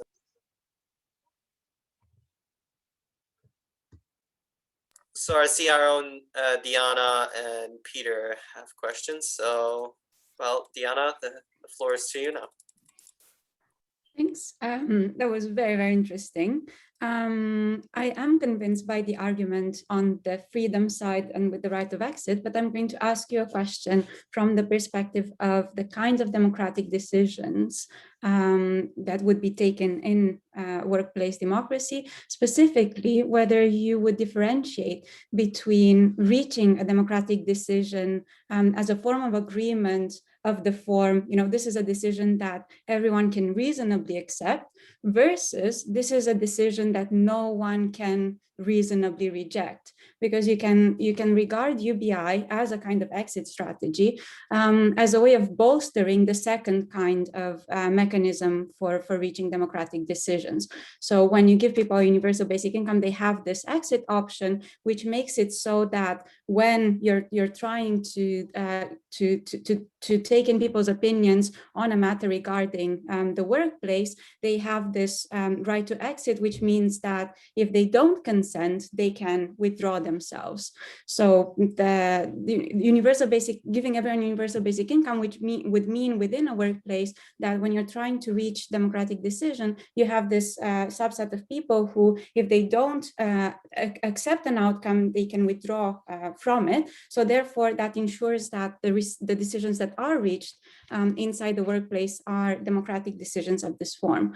My opinion from your presentation of the kind of workplace democracy that you envisage would be of the form, this is, we'll reach democratic decisions that everyone can reasonably accept. And then increasing bargaining procedures and all of that, make sure that, the reasonability of the acceptance is one that matches what we think would be necessary to make sure that that condition is met. But my question would be, why should we settle for let's reach decisions that everyone can reasonably accept and not include universal basic income as a way of also making sure that no one can reasonably reject decisions in the workplace? Right, thank you. That's very interesting, and especially the link between the kind of Scannonian conception of and other conceptions of democracy. Well, I think if what the paper argues is sound, I'm not confident in saying that if people don't leave, then that is because they can't or don't reasonably reject. Well, I think part of the point of the argument is precisely to say, well, they may actually put up with a fair bit of domination at work before they can actually muster the will and the resolve to leave, and things have to get really bad, right? And this may be especially because of the special costs for worker problem. So I'm not confident that link really exists, and this motivates me towards workplace democracy. Right? This isn't, but I still want free labor markets. I think even under a kind of mandatory workplace democracy regime, you need to have full employment policies, right? Because there's an employment problem, perhaps with workplace democracies, that they are often too slow in taking on new workers, right? Well, they're good at retaining workers, but often too slow in taking on new ones, right? So there's still lots of things the state has to do, right? I'm just not entirely sure it has to take the form of an unconditional basic income. If you've got a good welfare state and a choice between different democratic workplaces, well, maybe if one doesn't go your way, you go to another, right? And I wouldn't kind of put any kind of very demanding requirements on what decisions have to look like in order to be acceptable to everyone. Maybe sometimes you just hate the decision. Maybe sometimes you will have to leave. You're still still less dominated under this default than you are under hierarchical default. So less bad.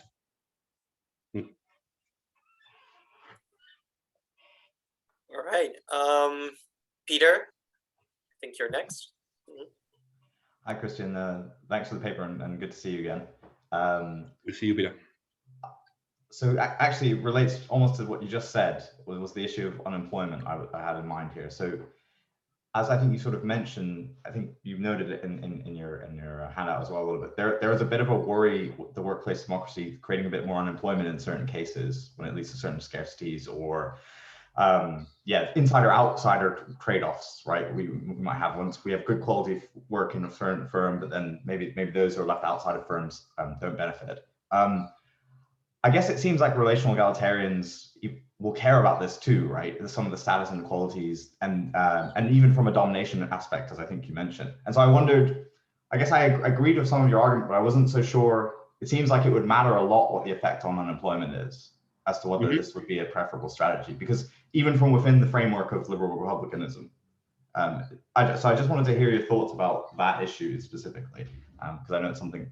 But all I can say here is actually, in the first instance, I agree, right? So if it created a lot of unemployment, that would be a massive problem. And then those in the workplaces get non-domination at work, but those outside are even worse off, right? So, and also in terms of domination, they can't get into workplaces. If you care about other things than non-domination, which I do, like social status, then they get less of that, and so on and so on and so on. I completely agree with all of this, right? So, but that to me in the first instance only means that, what do we have to do? It's a question of what do we have to do around this, right? And so we will have to do a lot, and a lot of kind of active employment policy. As I said, I don't oppose unconditional basic income. I'm just saying I don't think it's where the main action is, at least for the kinds of firms I have in mind, and I think they will still be very prominent even in the future with all the developments of work, which I certainly know much less about than Guy. Anyway, still important, right?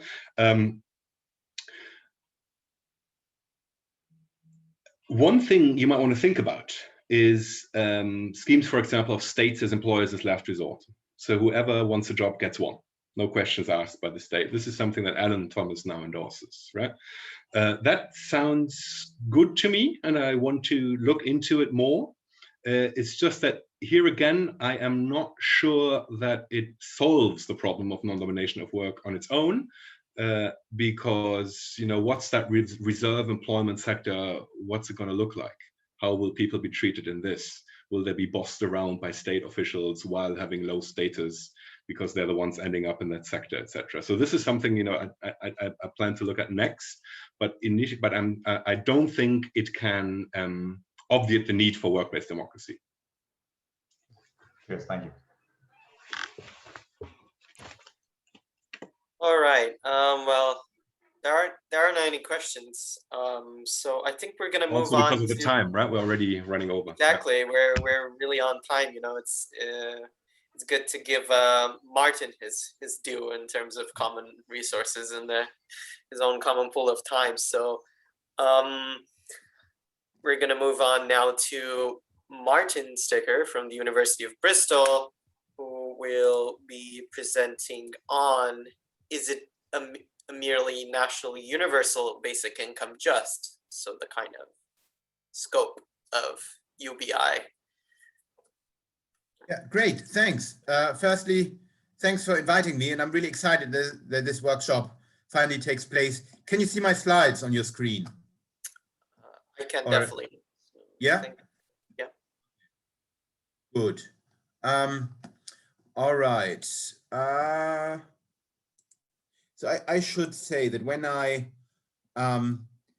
I submitted my abstract for this, I was critical of UBI, but I've since changed my mind, partly because when I presented this before, Carl, who's here now, Carl Widerquist gave me really good feedback, and a bunch of other UBI advocates basically convinced me of their cause. So what I still think is that there is a problem for what I call a merely national universal basic income, a problem that doesn't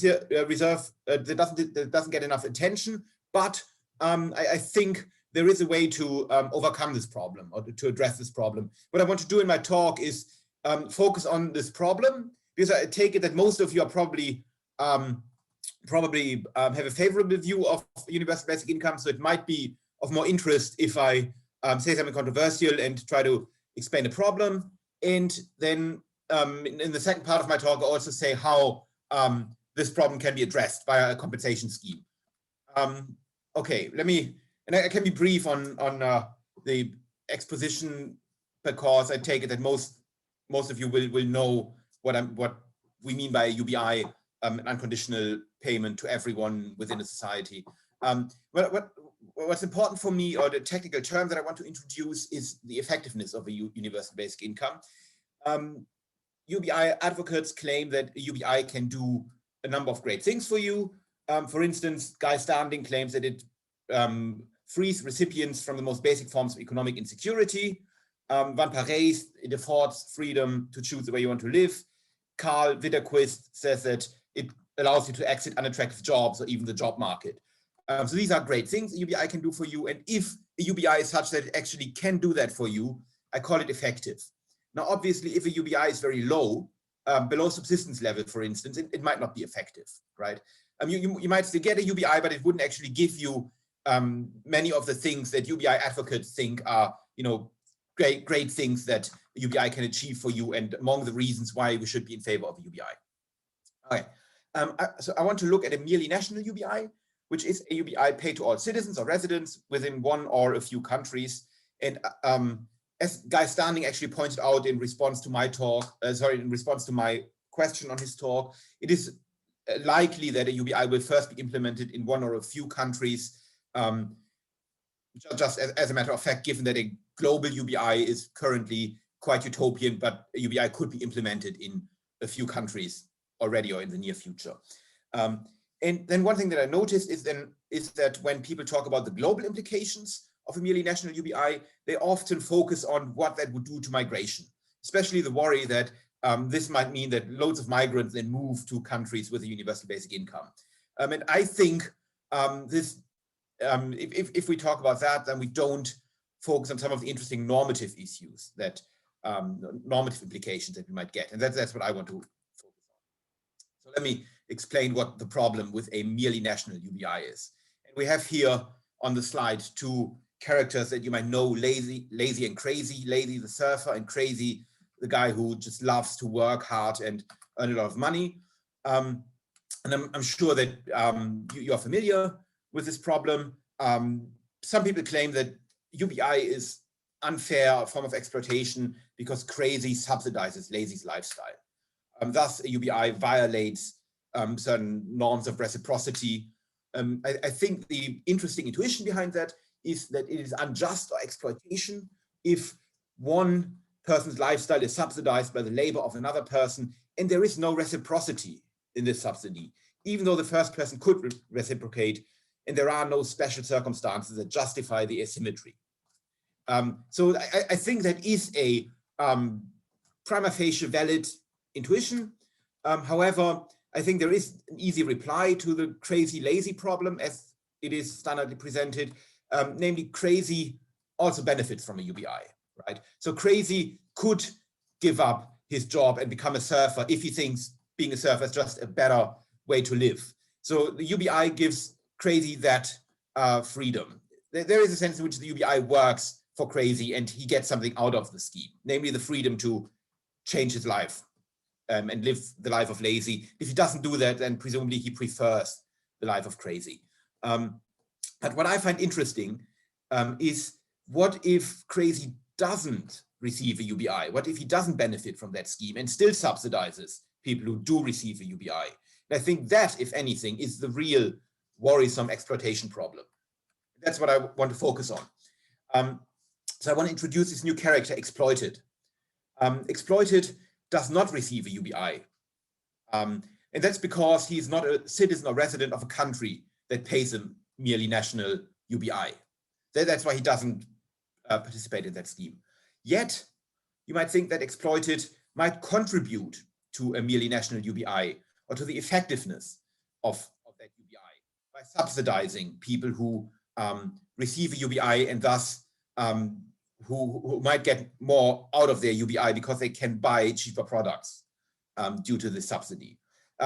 Exploited is what I call a non-recipient contributor. He doesn't get a UBI, but he does make a contribution to the effectiveness of a merely national UBI. So let me explain what I mean by that. I think as a matter of fact, it is the case that under current global conditions, both lazy and crazy are subsidized by foreign workers, such as exploited. For instance, who produce goods very cheaply. The example that I talk about in the paper is sweatshop labor, where people produce under bad conditions cheaply for the benefit of the globally already well-off, and presumably they wouldn't produce in such a cheap manner if they had more attractive options, if they could exit their sweatshop jobs. Other examples could be the agricultural sector.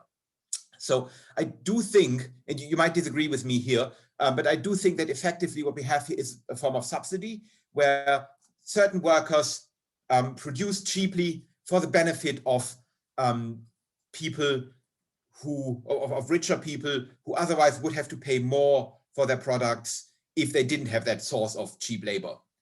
This is not a subsidy as straightforwardly as in the case of lazy crazy, where you might worry that crazy's taxation that finance UBI subsidize lazy, which is a quite straightforward form of a subsidy, but rather an indirect subsidy where someone's cheap labor supports someone else's lifestyle because they get to buy cheaper products. For instance, you could think of a situation where lazy needs surfboards to be a surfer, and exploited produces surfboards cheaply in a sweatshop. And if exploited wouldn't produce surfboards as cheaply as she does, then lazy would actually have to take up some work so that he can afford surfboards for his surfer lifestyle, right? So a UBI is only completely effective for lazy in the sense that he gets to live exactly the life he wants as a pure surfer if there is a source of cheap surfboards. And obviously you can extend that case to products that both lazy and crazy will, as a matter of fact, need or are likely to need to live the life they live, which increases the value of their UBI for them because they get to buy more products or more services for the money they get. So I do think that we have a asymmetry here. Exploited does not receive a UBI, but does subsidize the effectiveness of the UBI in the country that pays the UBI. Then I think I sort of anticipated that point already. I think empirically, there's an empirical assumption. It is likely that exploited would not produce as cheaply if he or she also enjoyed a UBI. And I'm not saying that if we pay people a UBI, they stop working. What I'm saying is that certain jobs are such that if you get a UBI, you're either not going to do these jobs anymore, or these jobs would have to be a lot more attractive. And I think a good example for that is sweatshop labor. So what, if any, job would you exit if not a sweatshop job, if you had a subsistence level UBI, for instance, that would allow you to exit unattractive jobs? Now what we have here is a situation where lazy and crazy both have the option to opt out of paid labor if they want and live as they want, and they also benefit from others lacking this option because they don't get a UBI, they can't opt out of the workforce, and that they have, and hence they have to produce cheaper than presumably what they, cheaper than if they received a UBI and work had to be made more attractive for them. So there is a sense in which both, in which lazy and crazy get the best of both worlds, cheap labor and a UBI. And if workers in other countries, especially in poor ones, could opt out of exploitative labor, then these subsidies would in part disappear. And this could compromise the merely national UBI's effectiveness in the sense that people who receive a merely national UBI might have to take up work if, for instance, they need to buy expensive equipment like a surfboard in order to live the lives they want.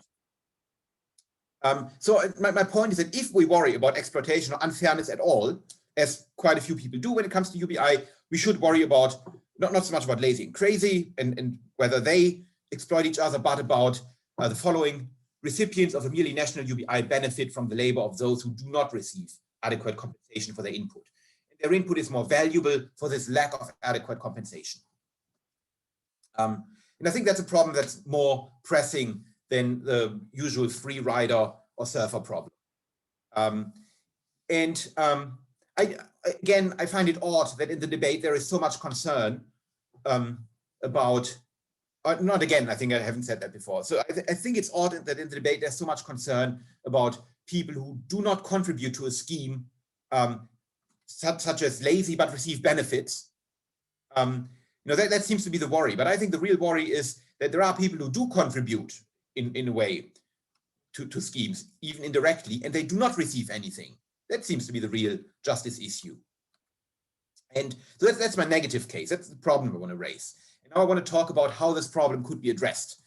So I did come across a very interesting article, I think in a book that Karl Widerquist actually co-edited about the Alaska UBI and problems with that scheme and how that scheme can be addressed.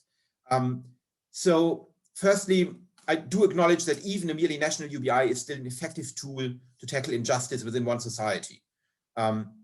Moreover, it's not the case that that exploited is made worse off by the merely national UBI, at least not in a financial sense, right? For exploited, it doesn't really matter whether big corporations pocket most of their, most of the value that they create, or the recipients of a UBI in the UK, in the US, wherever that would be. So we should not dismiss even a merely national UBI, but rather look at how we can address the justice problem that I raised. Let's look at Alaska. Alaska, as I'm sure most of you know, pays a yearly UBI, not subsistence level, and this UBI is financed by oil exploitation, by the oil that you find in Alaska. Stephen Winter raises an interesting problem for that and also shows us a way how to address that. He argues that the Alaska model makes participating recipients complicit with grave wrongdoing because of its connection to the oil industry, a practice responsible for 150,000 deaths per annum. Now he proposes that what we should do is combine basic income payments with sufficient funding to stop the killings. By that he means specifically the killings that we can attribute to Alaska's oil, which is only a small fraction of the global deaths due to the oil industry. Now, in my paper, I discuss it in much more detail, but I wanted to focus on the negative case here, but just two important points about Winters and my model. There are plenty of disanalogies. For instance, the kind of exploitation that I'm concerned about in sweatshop labor does not directly finance a universal basic income, but as I claim, it makes an indirect contribution. It effectively subsidizes the lifestyle of people who receive universal basic income. So that's different from the Alaska scheme, where what's morally problematic oil exploitation directly finances a UBI. However, I think there is an important analogy. The UBI in both cases is financed or at least made more effective by something morally problematic that needs to be addressed and can be addressed in the form of a avert scheme or compensation scheme.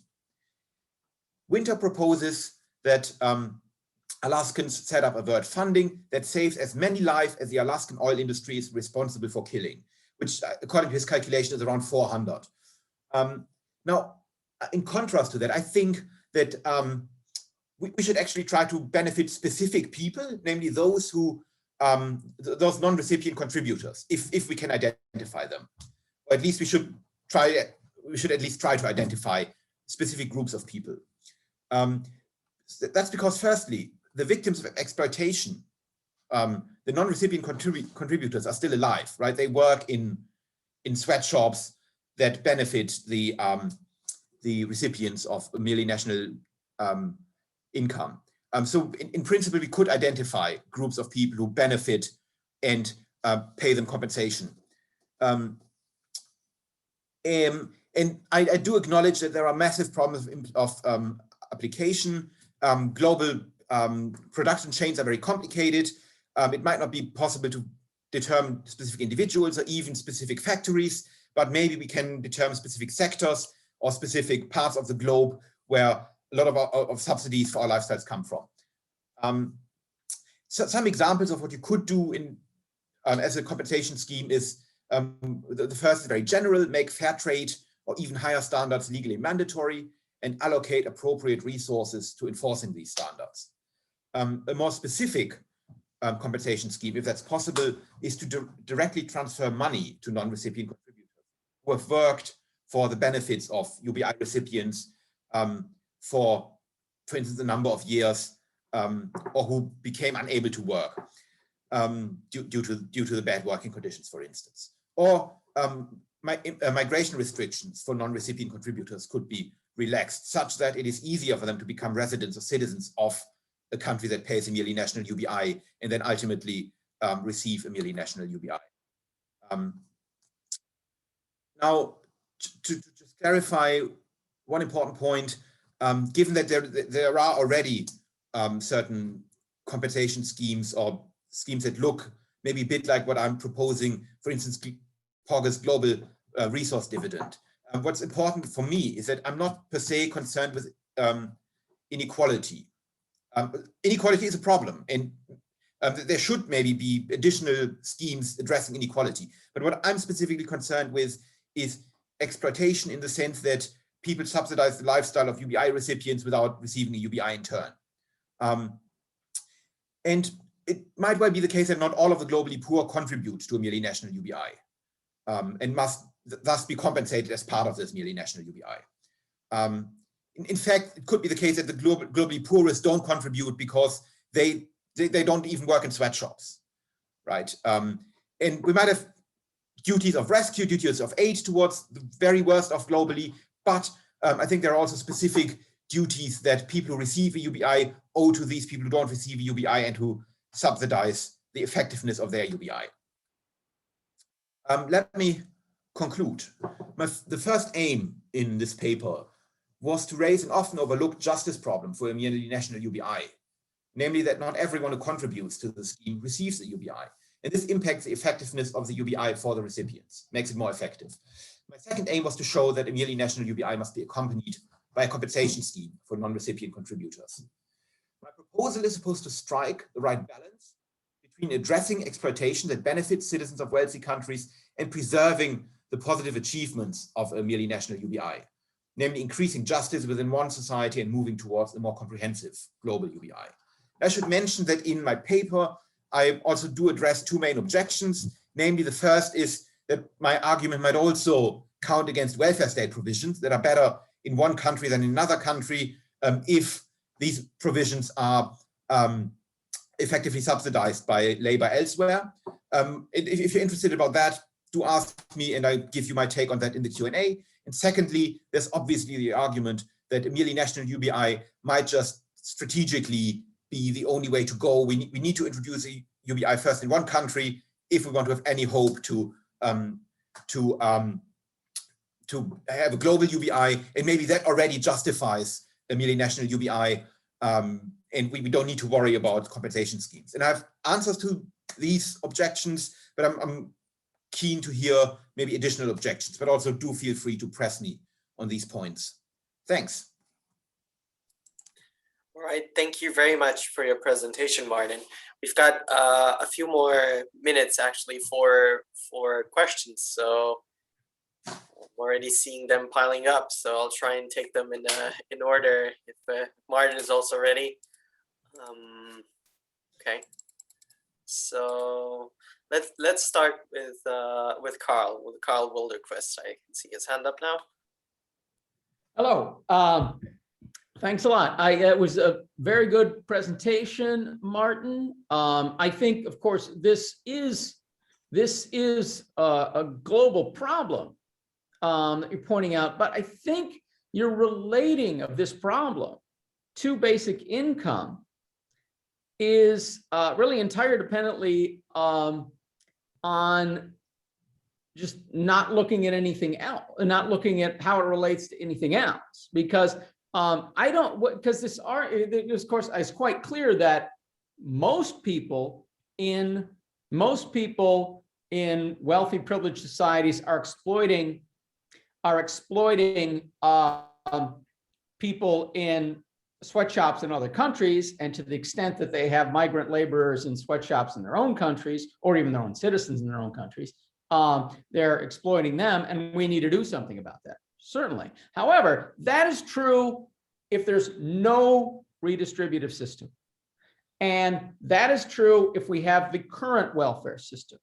That is true if we move to an employer of last resort. This really, I think, has nothing to do with basic income giving unconditional benefits to people within the country.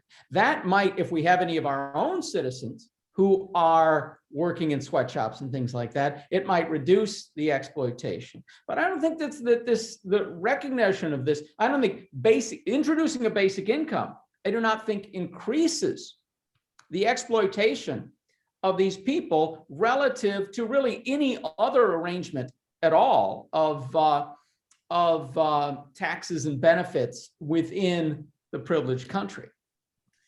Good, thanks. So you're right that the exploited aren't made worse off financially by introducing a UBI. So I think what might be a problem, though, is that if you introduce a UBI in one country, there is a sense in which you're creating a new privilege, namely that you don't have to work anymore to meet your basic needs. And that is something that obviously the exploited lack. And that's something that we currently also lack.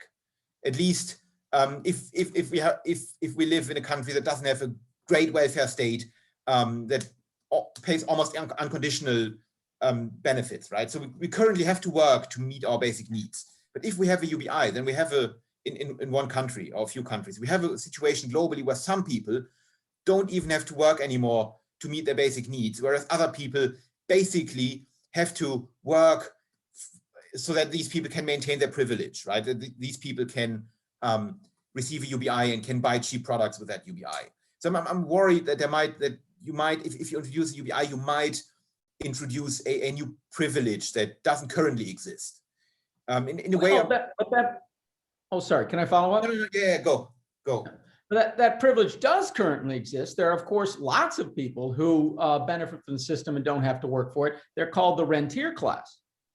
And what you're doing is, with UBI, you could say, in a sense, you're increasing the size of the rentier class to be all of your citizens. But you're also saying that we've gotten rid of this privilege within our society, within our jurisdiction. And we're giving people a model of how they can get rid of it within their jurisdiction. Yeah. So it's not like it's creating a new problem. If anything, it's watering down. It's watering it down. Okay. Now I've already asked to follow up, so I'll promise not to talk. No, I think good.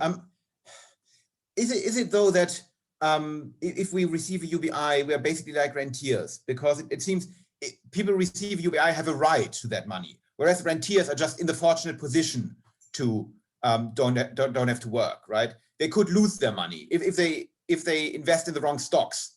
Their money might be gone. Whereas the UBI might, in a way, might do something more for you than just make you a rentier. It might give you a right that's guaranteed by the government to get a fixed amount of money every month or so, right? So there's a sense in which maybe UBI is somewhat different from being a rentier. But I do agree, obviously, that there is a parallel here.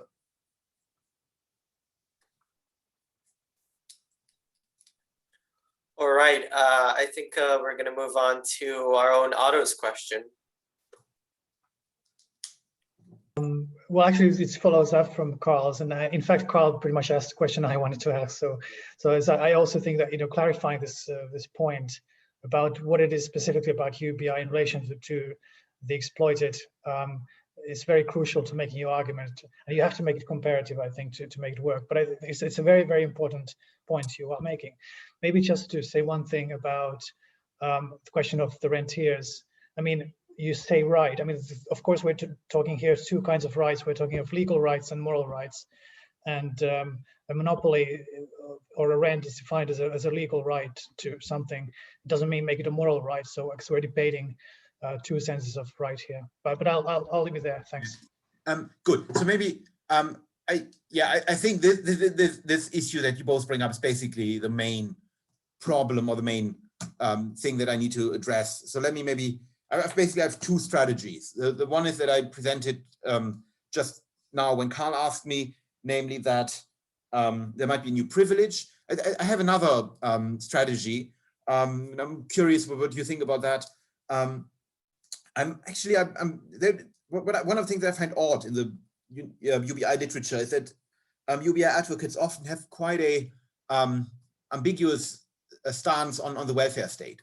A lot of them will say that UBI is much better than current welfare states. It gives us something that the current welfare state does not, something unconditional, and that's why we should go for it. But then there's also sometimes the attitude that if we want a UBI and have it, people want to present the idea that a UBI is feasible, they will sometimes stress how a UBI is actually in continuity with the welfare state, right? We should just make payments more generous, relax work requirements, and at some point we will effectively have a UBI. And I think that's important for my issue, because if it turned out that there is continuity between a UBI and a welfare state, then I think it would be fairly clear that my argument would generalize, for instance, to the welfare state. But if a UBI did something completely new, something that the welfare state does not, then I think it's more plausible for me to maintain that there is a principal difference, right? Because we're creating, UBI advocates receive something completely new that has never existed on a societal level for whole society, which would, I think, strengthen the idea that my worry is something specific to a UBI and doesn't easily generalize. So I think there might be, just in the literature, unclarity about what exactly the relation is between UBI and the welfare state. Is it continuity, or does the UBI just do something wonderful that a welfare state can't even get close to achieving? So to some extent, I could say that the problem is rather rooted in insufficient lack of clarity about the relation between UBI and welfare states.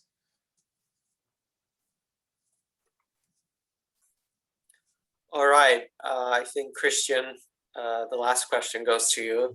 Just very briefly on that, Martin. Thank you a lot. It's very interesting. And now you've talked around my question with Karl and Otto already, but in the abstract, you promised us a crucial difference between the welfare state and the UBI.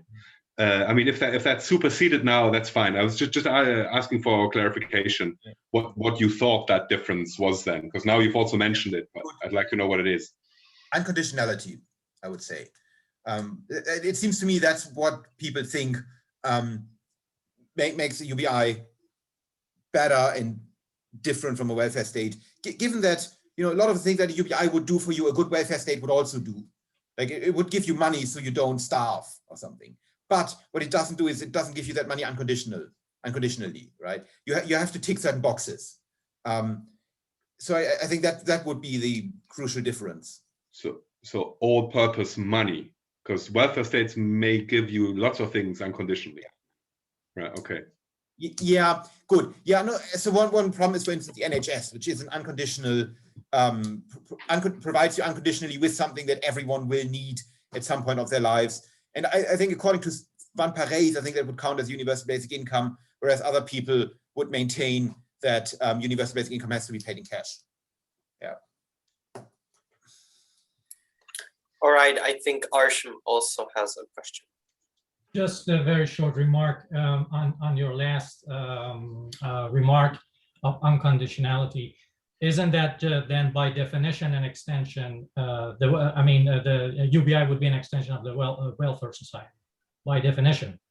If you just relabel it from conditional to unconditional, whereas in practice it's just a payment, and you're extending it to the entire society. I mean, from the execution perspective, there is no difference there. It's just a relabeling and extension, right? Or do I see it wrong? Actually,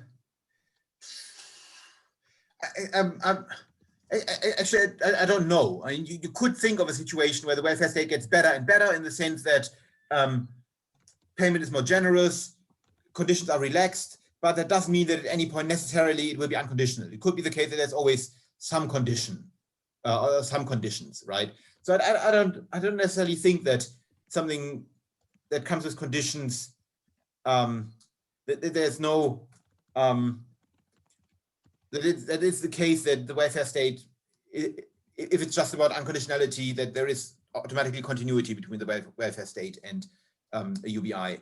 I mean, maybe there could be a situation where you almost can't tell whether you have a really good welfare state or a UBI, because everyone, you know, is well off, receives money from the state, but maybe there are still some conditions that everyone needs, almost everyone needs. But I think that goes just back to the point that maybe the relation between a UBI and a welfare and a very good, very well functioning welfare state isn't sufficiently clear. Maybe that's just me. Maybe I just don't have it worked out well enough. Thank you. All right. So without further ado, we will be moving on to the lunch break now. If we were in person, this would be the time to make friends and socialize. But otherwise, you know, you're free to, you know, the really good bit about conferences. But right now, you know, we've got a little break till 1 p.m. So you're free to do your own thing, and then we'll be welcoming you back with Otto Lehto's own presentation on UBI as a discovery procedure with a different host. So I'll be ceding my power to somebody else. Thanks so much for the speakers. All right. So 3 speakers in this session: Otto Lehto, who we've met before, Deryn Thomas, because we were just talking about Scotland, and Nika Soon-Shiong from Oxford. Without further ado, let's hand it over to Otto and his paper on UBI as a discovery procedure. Okay, thank you very much. I'm very happy to be part of this workshop. And I even had time to prepare my presentation, which is good. You should be seeing my paper now, and I wonder if I go here, will that work? Okay, good. Okay, here we go.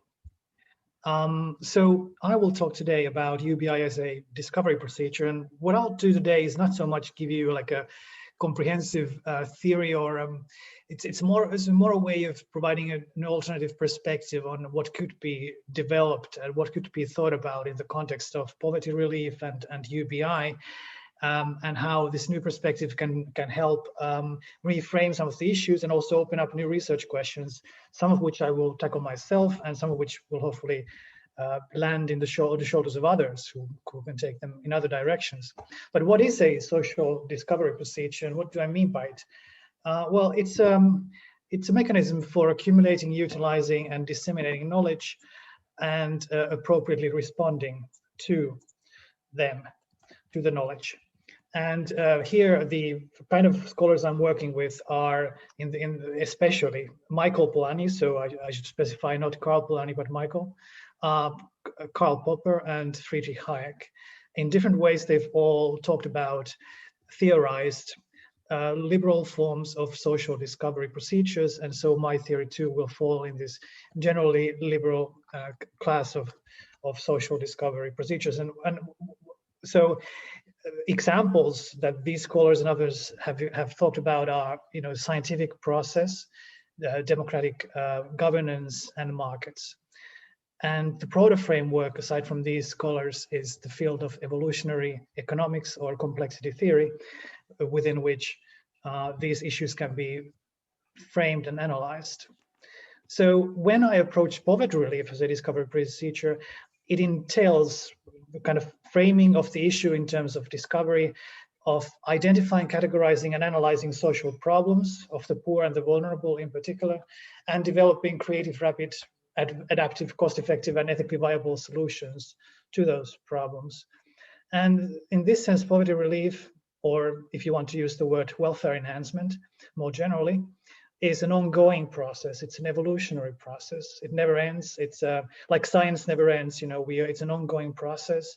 Markets never end. They are an ongoing process.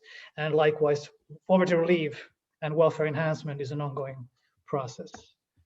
So let me just start by contrasting two sort of ideal types of social discovery processes that can be thought about as contributing to poverty relief. That is the identifying of problems and responding to them. And so this is not to say that these are like the two policy solutions or options that we have, but these are like the ideal types or the end types. So on the one hand, you have the top-down model of focuses on centralized planning, discretionary interventionism, and especially ruled by technocrats and experts who are deemed to be sort of those who are tasked with identifying problems and responding to them. On the other hand, you can think of more bottom-up models of social discovery, which is what I will focus on here and propose as the solution to poverty relief as the primary means of poverty relief, which is focusing on decentralized problem-solving mechanisms, widespread agent freedom, focus on the rules of the game, sort of the rules of interaction within which people can spontaneously interact, and focus on bottom-up social discovery. And this sort of belongs in the field of evolutionary economics or evolutionary political economy, sometimes also called complexity economics, because it focuses on the sort of ongoing changing nature of social processes, and the fact that there is this radical uncertainty that also Guy Standing mentioned in the opening speech. There is a lot of insecurity, precarity. We cannot predict fully in the future. We cannot control it, and so there's a need for constant vigilance in regards to developing new solutions to problems and even identifying new problems that we did not know existed. So the two constraints of such systems are the epistemic constraint and the technocratic constraint, and these are related ones. So the epistemic constraint relates to the difficulty of understanding social systems, and in this case, understanding what problems poor people have and what the optimal solutions to them are. And so the technocratic constraint is obviously that we cannot go from our imperfect knowledge to developing very effective solutions oftentimes because we lack the sufficient knowledge or the models or the capacity to control the system that we want. And so here are a couple of examples of recent books and works in this field to which I am relying here. So David Colander and Roland Cooper's book is very interesting on complexity and the art of public policy. And the subtitle of that book is very much what I'm all about here, which is solving society's problems from the bottom up. And Eric Beinhoger's book is another good example.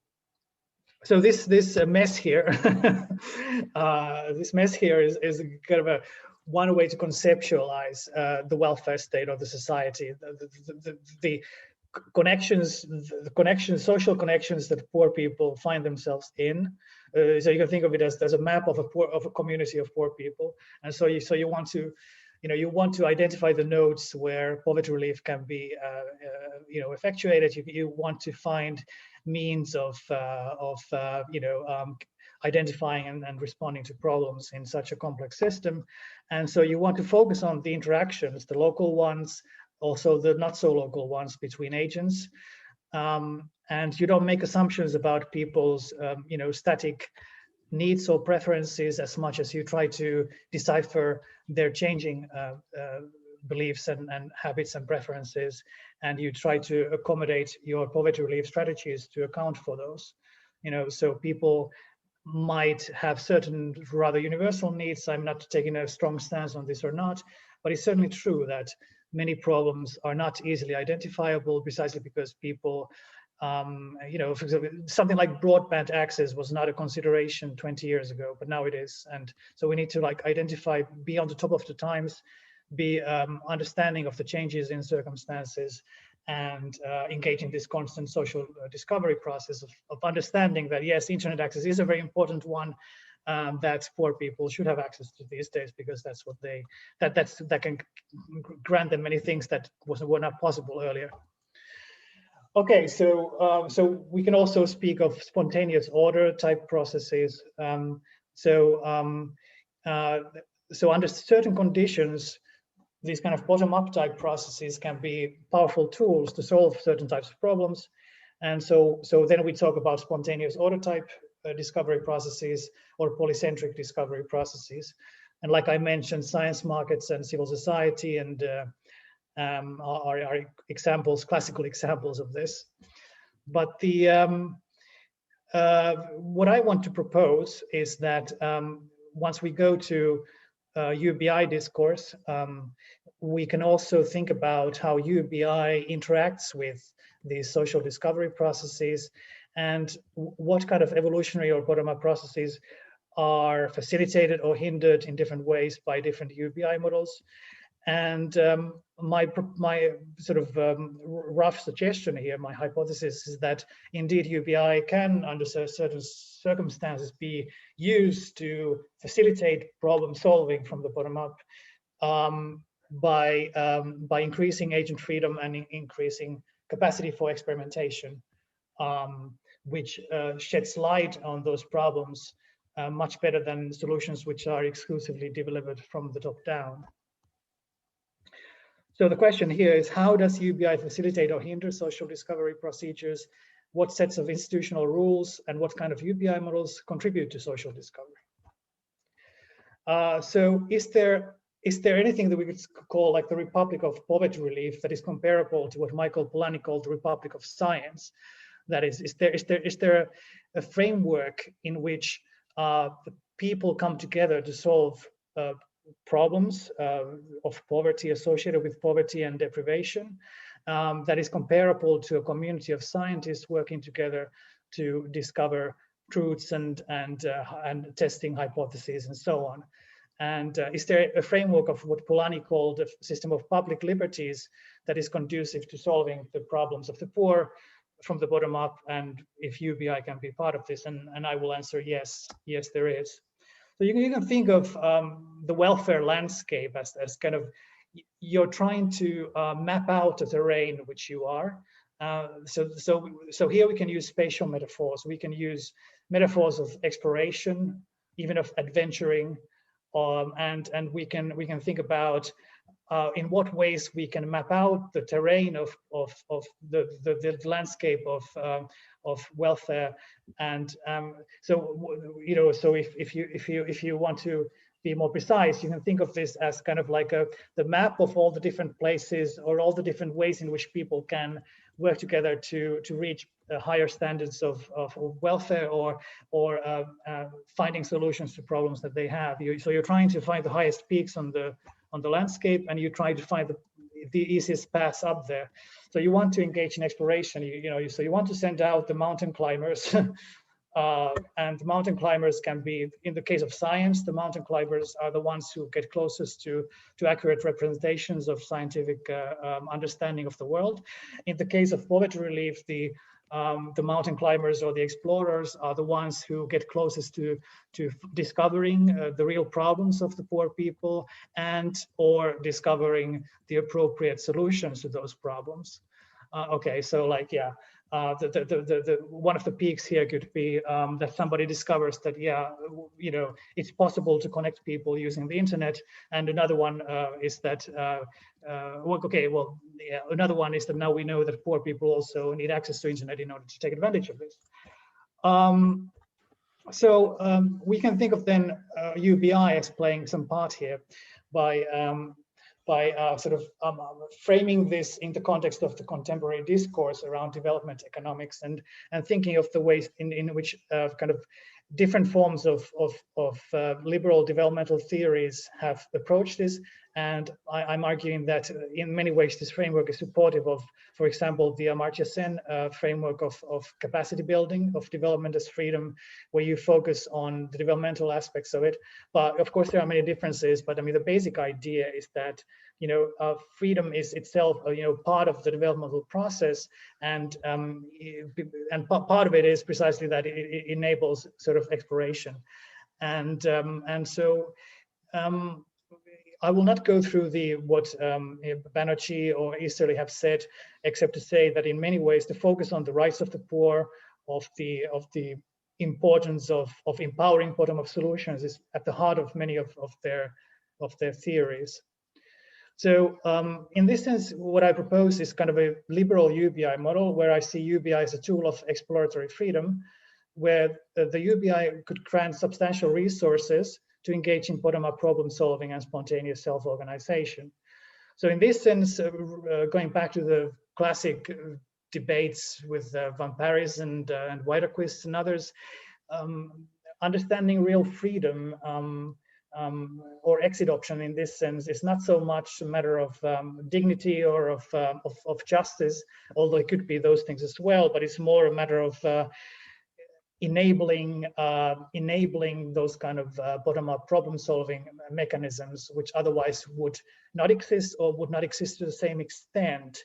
Because if poor people are dependent upon, and this is kind of the Republican point as well, if poor people are dependent upon external sources of validation or power, this actually limits their ability to define their own exploration space and to define their own pathways.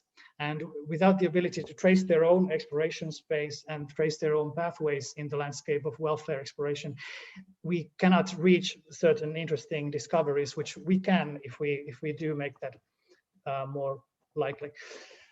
So getting close to the conclusion here. How am I doing on time, by the way? I lost track of that. Okay, so so I will argue that UBI could be used to endow agents. So I say formal and substantial right, but of course the UBI is nothing without the connecting tissue of the liberal framework in which people's rights and freedoms are protected beyond the UBI. This is why it's so important to talk about this comprehensive sort of approach where UBI has to be unconditional, of course, as all UBI always is.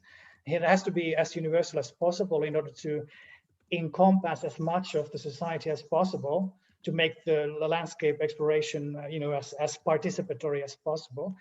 But it also needs to be embedded into this framework of broader liberal freedoms, including social and economic freedoms, which make it possible for people to really engage without restriction and limitation on exploration.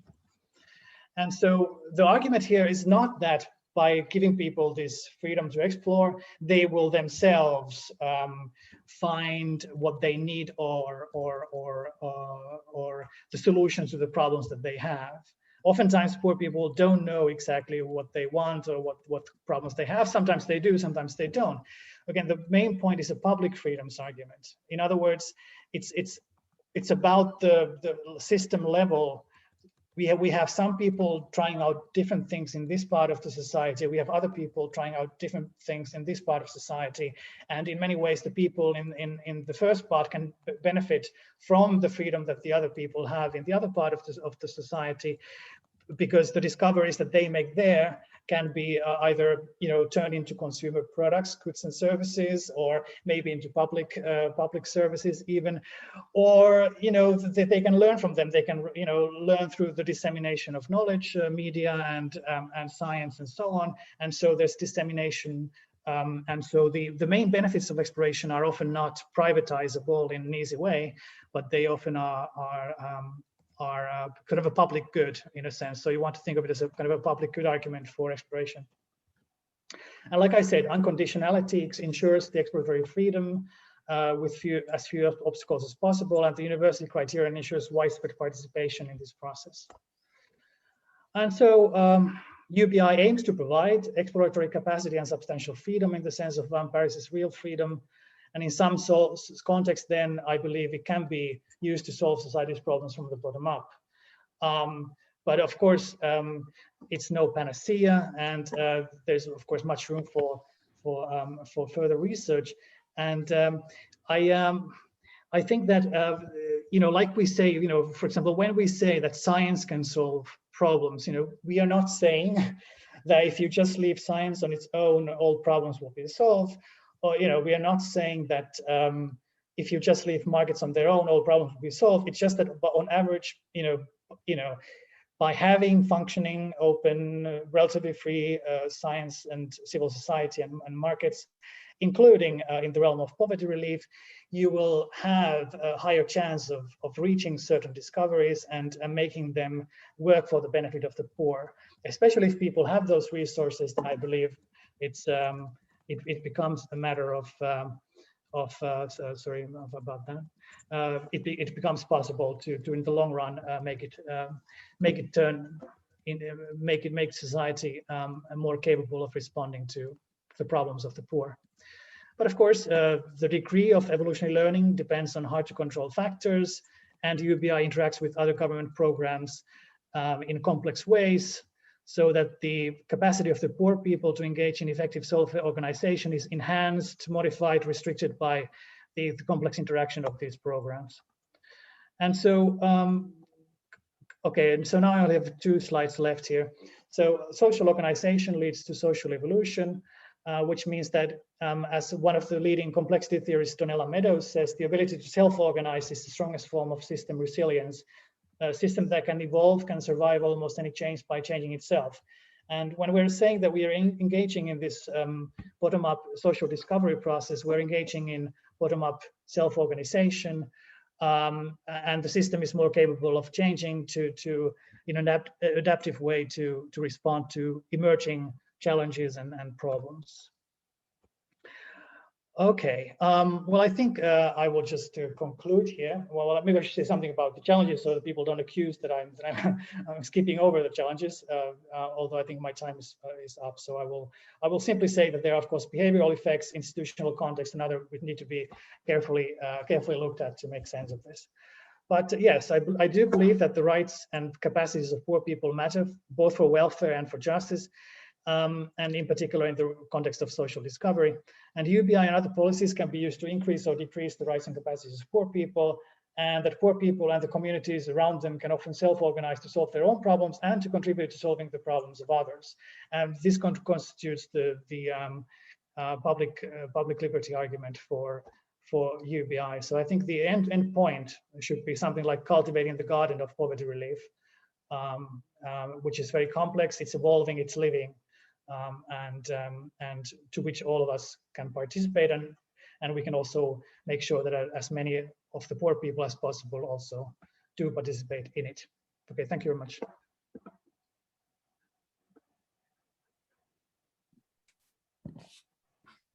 Thank you, Otto. That was great. Now it's time for questions. And the first person on the list is Emil. Well, thank you very much, Otto, for that discussion. So my first question is, do you make a difference between discovery and search? Because in this kind of literature, those 2 terms kind of have a specific meaning. So search is something like, I know what resource I want to employ and will proceed by employing it. Whereas discovery would be something in terms of UBI, something like, so UBI as a discovery procedure would be, I would somehow have to know the circumstances where UBI would be relevant in future contexts, and in what specific context that would be relevant, and in which it would not be relevant. So that would be closer to a discovery procedure in that sense. So because, you know, UBI might be relevant in terms of search per se, right? As you said, that it gives you exploratory freedom, or how Christian and Martin said before, right? It enables exit, or all these sorts of capacities that people already know they have.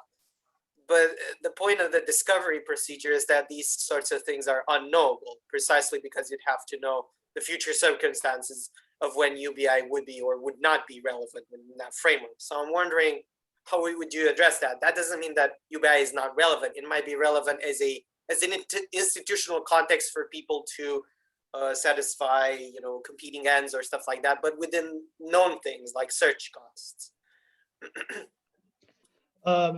Thank you very much for that. I mean, I think it's very important to distinguish between search in the sense of a project that is already well defined, or end goal that is already clearly in mind, and a sort of free floating exploration. Building a boat and going out to the ocean and seeing what happens. In many ways, I think the best argument for UBI is precisely not in the realm where usually it is argued that it is, that is in the satisfaction of known ones. I mean, it's obviously true that if people are given, UBI, they will largely, in many ways, a lot of that money will be spent on buying goods and services that are in the supermarket and things like that, which is kind of, you don't need that much, exploration of fully unknown alternatives. But I think it's the much more important part of UBI's function is precisely to facilitate that unknown discovery, which is, the kind of autonomy that it makes possible. Also makes it possible that people can really redefine, ways in which they're supposed to be helping themselves and helping others. And I think that's kind of where the unknown discovery part comes in, and I think we can play a part. Great. Next person on the list is Gavin Kerr.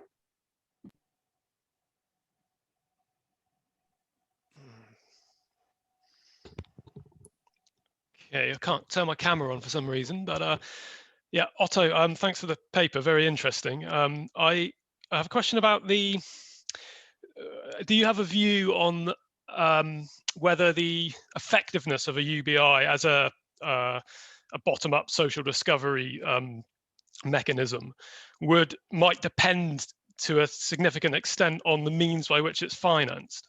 Or because you can imagine a lot of economists might say, well, okay, you've got to raise a lot of money. If you do it in some ways, that's going to be okay. If you have to, rely on distortionary taxation, whatever, then that's going to actually undermine these discovery mechanisms. What's your sort of view on that and those sort of questions? Yeah, that's a great question. Thanks, Kevin, for that.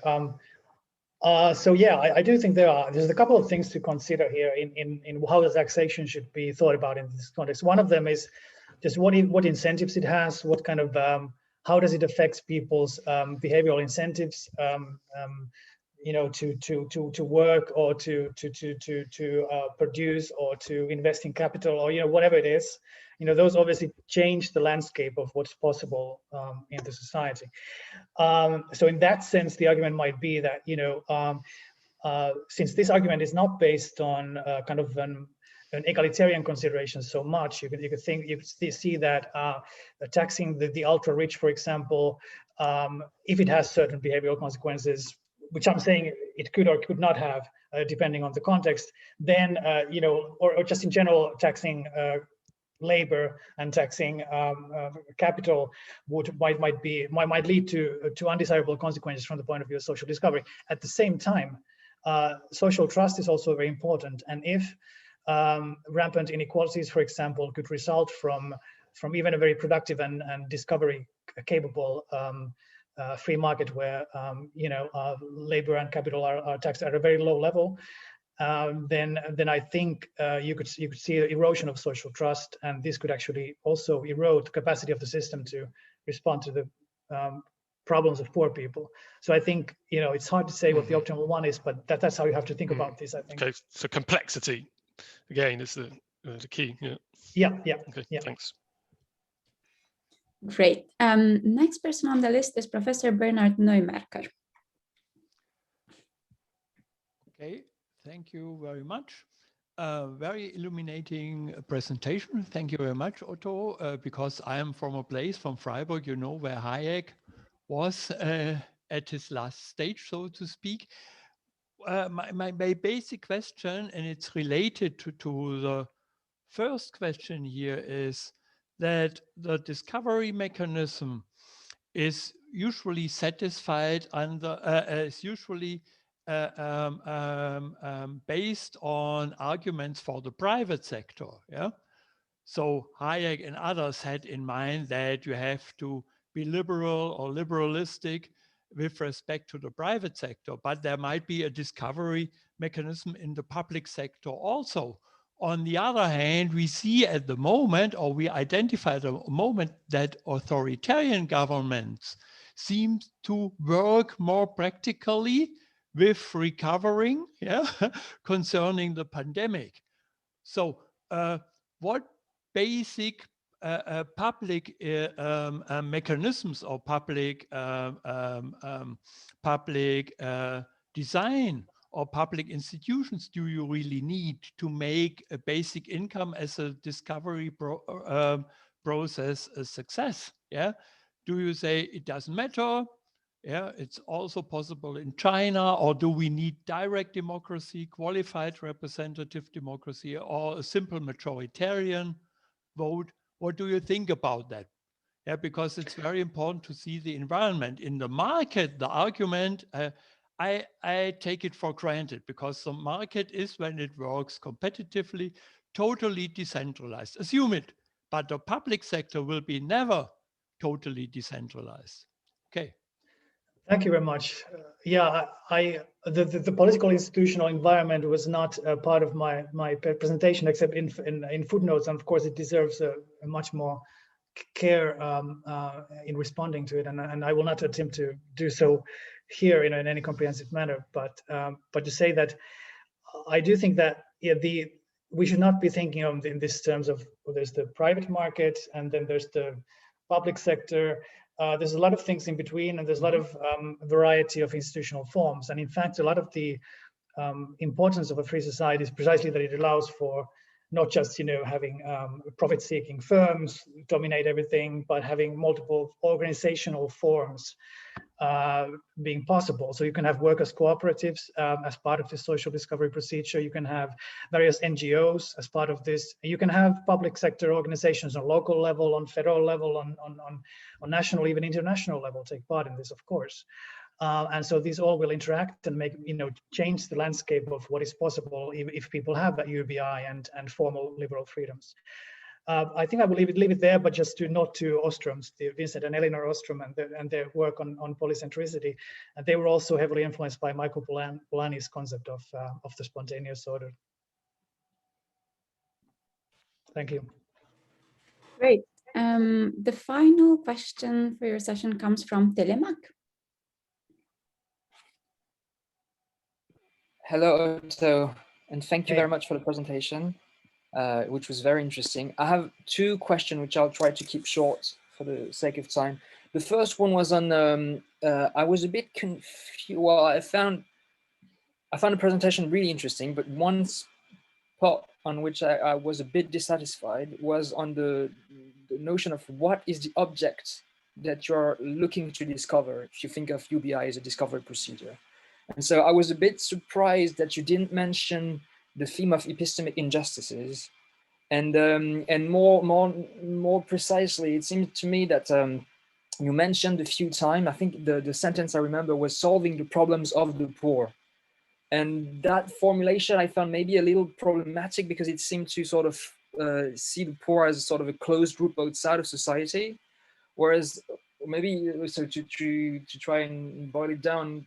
Where I'm coming from is that I've been working for a couple of years already with an organization called ATD Fourth World, which has been doing a lot of work on recognizing the experience as a source of knowledge, and more precisely the experience of extreme poverty and the experience of social exclusion as a source of knowledge on social institutions, which allows them to make them better. And they've been working on they've developed a sort of process called the crossing of knowledge and practices, which is sort of looking at this. And so maybe my point there would be more, so this knowledge is, because you seem to be this discovery, you seem to describe this process of discovery as if this knowledge is not here, and we need to sort of hire these people to climb the mountain and give us the information, whereas perhaps your whole reasoning would work maybe even better with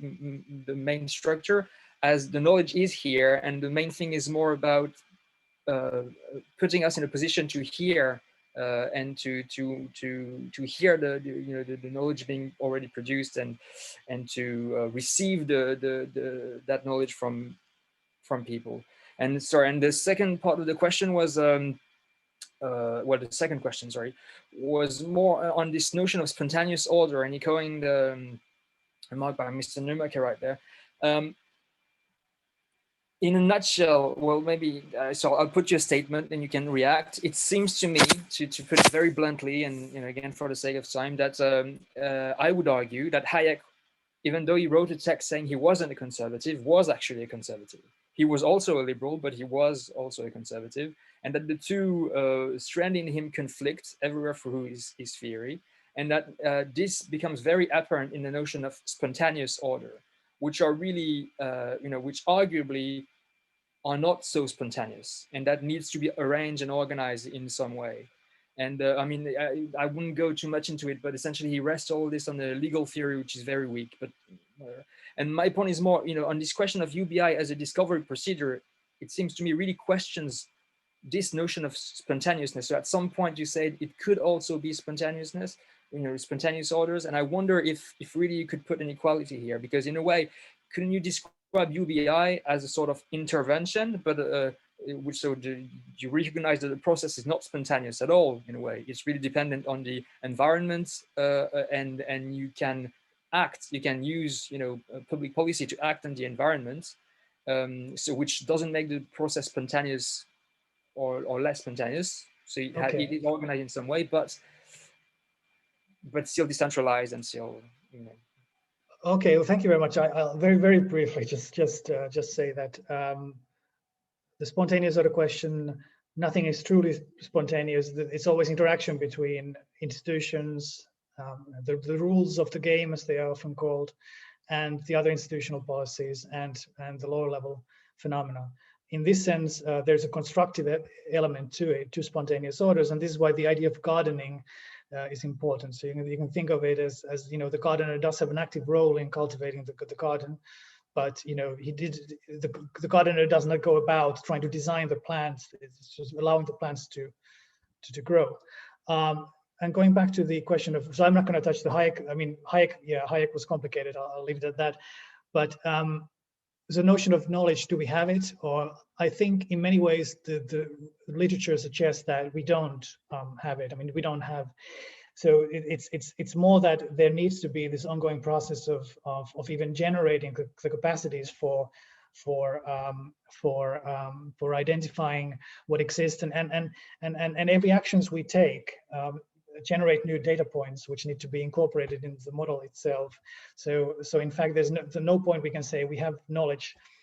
It's the world is changing, and we ourselves are changing the world as we interact in it. And a lot of the knowledge is very local and fleeting. So it needs to be like constantly identified and acted upon. But I think I will leave it there, because I think it's time for our next speaker. But thank you very much for your questions and time. Thank you very much, Otto. It was a great presentation and very interesting questions as well. But now it's time to move on to our next presentation by Deryn Thomas on basic income and the collective good of work. So Deryn, over to you. Anna, let me just get my presentation up real quick. I think desktop.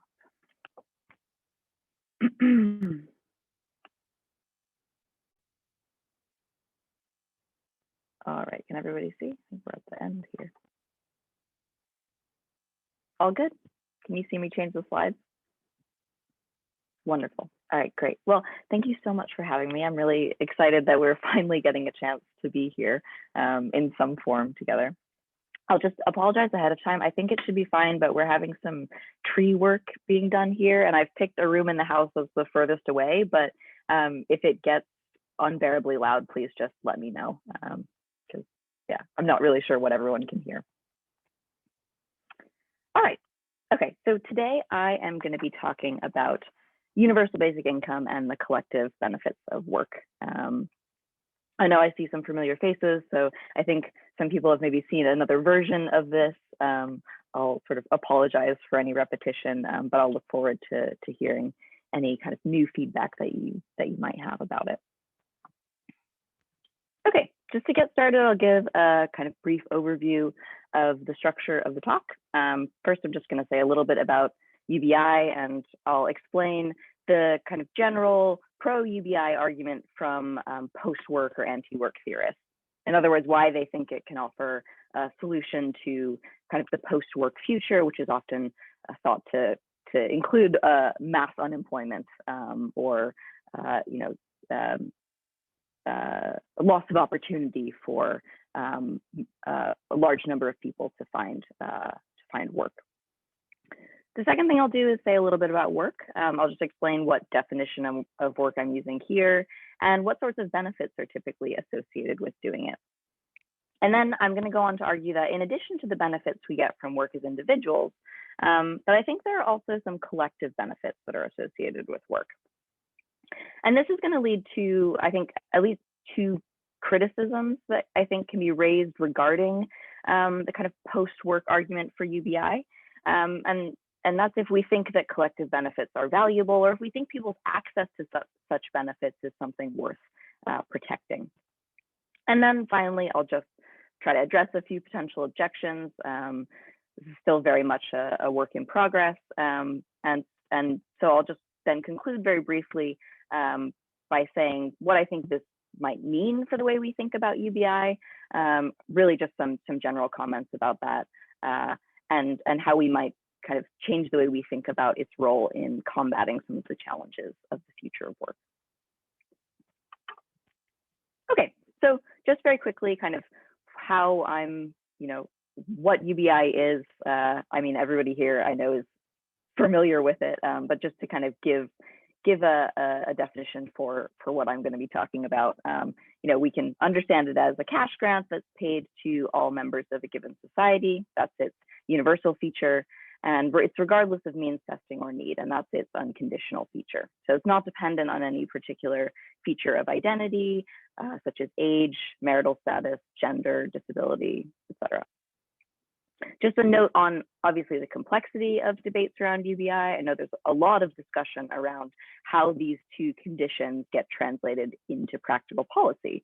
So for example, there's a lot of debate about how frequently the payments should be made, over what period of a person's life. Should they get it, should a person receive it at all ages, or just when they're in the sort of prime of their working lives? For now, I'm just going to leave a lot of those debates to the side and just take a very kind of middle of the road view of UBI. So universal basic income has been presented as one of the most targeted and effective solutions to the problems raised by increasing levels of unemployment. And this has been sort of proposed or suggested by authors such as, Philip Van Price, Martin Ford, Nick Cernick, and Alex Williams, for some examples. And these increasing levels of unemployment are associated with a shift that's been predicted by some experts for a number of years, and which some experts think is already happening in a number of industries. And that's the replacement of jobs which previously relied on human labor, instead with automated technologies and artificial intelligence.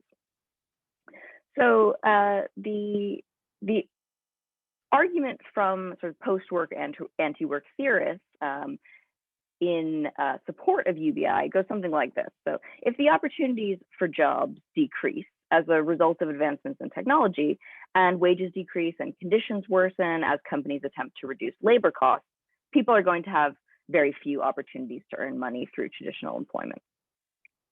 By offering a replacement for the money a person usually earns through their job, a UBI has the potential to ensure a basic standard of living that's not dependent on the individual's wage earnings. And in doing so, it breaks the traditional bond between work and payment. And it also allows people to reimagine how they're going to spend their time, what they can do instead of working, when they can replace that income with something like a UBI. Okay, so shifting gears just briefly, going to talk about what work is, which is a pretty big question. But for now, I'm just going to stick with something really simple, and I'm going to use the word work interchangeably with employment, or an activity that's compensated with some form of income.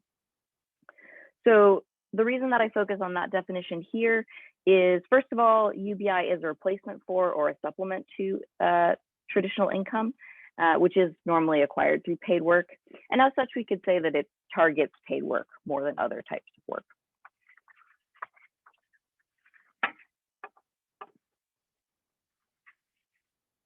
The other reason is that most anti-work or post-work theorists are usually operating with this meaning of the term. So they're usually, when they talk about a post-work world, they're usually talking about a post-employment world. Now, in truth, I think this is really only one form of work, but for now, I'm just going to keep it really simple, and I'm going to use work interchangeably with employment or job. Okay, so back to the UBI argument. A world in which nobody has to work if they don't want to sounds like a really a good thing. But I think before getting to that conclusion, there are at least some really important non-financial and non-material benefits that we get from work that are worth thinking a little bit more about. So, for example, Anke Gauss and Lisa Herzog have this really nice paper that I spent a lot of time thinking about, in which they identify 4 primary non-financial goods of work. And these include attaining various types of excellences, making a social contribution, experiencing a sense of community, and gaining social recognition. So by excellences, Gauss and Herzog are just referring to the wide variety of skills and competencies which we are given the opportunity to develop through work.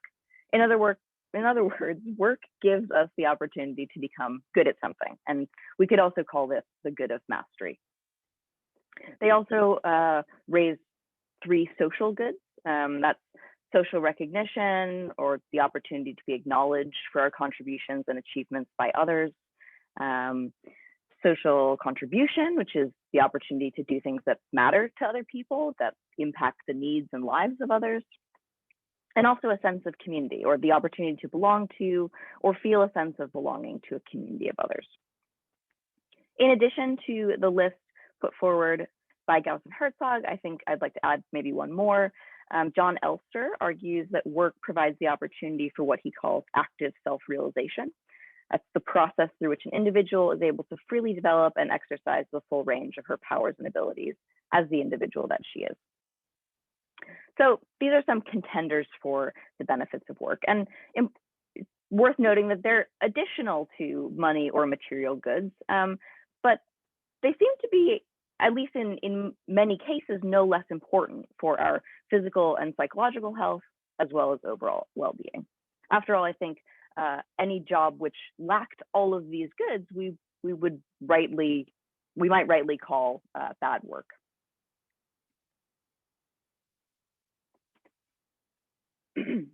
Okay, so given these benefits, you might worry that a world without enough work for everyone would be a bad one, and not just because of the loss of the opportunity for stable income, but also because of the loss of opportunity for this wide range of non-financial, non-material goods.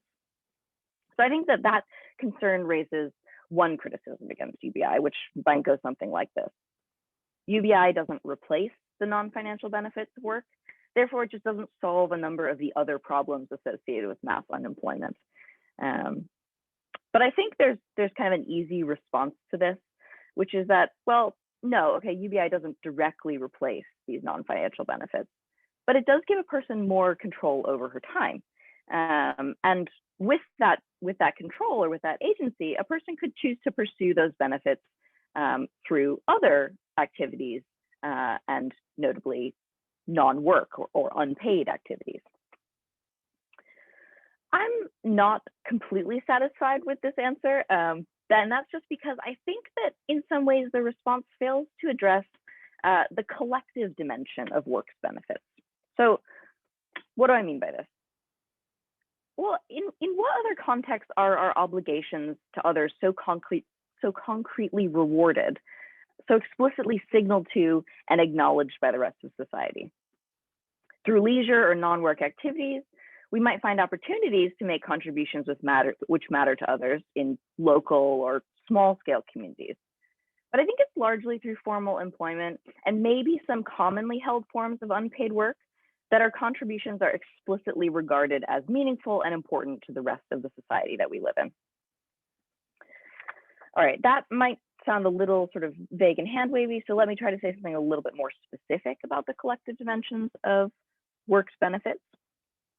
So I think on one hand, through work, I benefit individually and directly from the opportunity for all these benefits that I talked about previously, for mastery, contribution, recognition, community, and self-realization. And that's just to say that these benefits are important, if not essential, for my living a good life. But those benefits just affect me. On the other hand, there seems to be an additional category of ways in which work expressly benefits not just me, but the community around me as well. And I think this because work that requires collaboration, cooperation, and negotiation with others not only benefits the person who does it, but it also has a positive effect on, it also can have a positive effect on the relations between people, and therefore on the collective as a whole. Okay, so what might the collective benefits of work actually look like?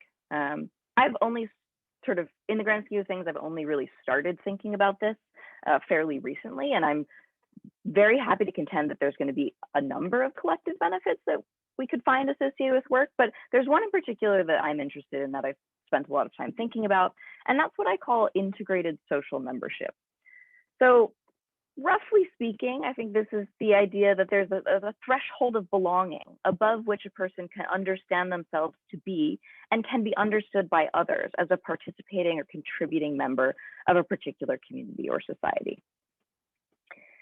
And work offers this benefit because it gives me the opportunity to pursue all of the other individual benefits that I've mentioned in the company of others, in a shared system of meaning and value.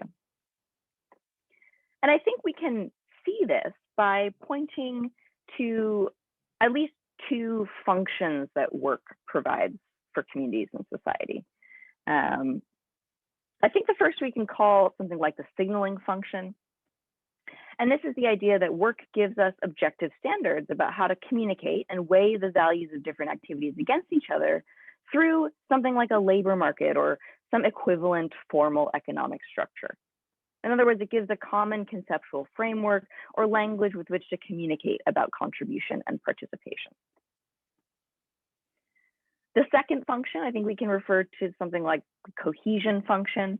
And this is just the idea that good paid work subjectively connects me as an individual to the rest of society by making what matters to me matter to others, and vice versa. And this is the function of work that, you know, gives me a feeling of being connected to other people. But I think it also does contribute to the formation of concrete social relationships and social cohesion. Okay, so that's a very sort of brief kind of picture of what a collective benefit of work might actually look like.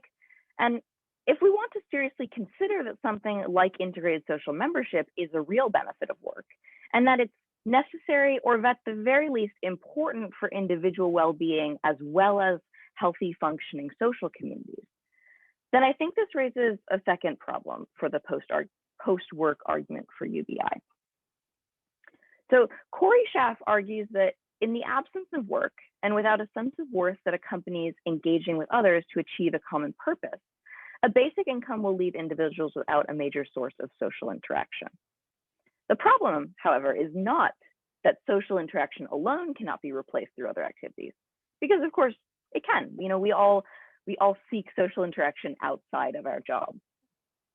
I think the problem that Schaff is trying to get at here is that many other forms of social interaction outside of work may not offer the same kind of opportunity for these benefits in the way that work does.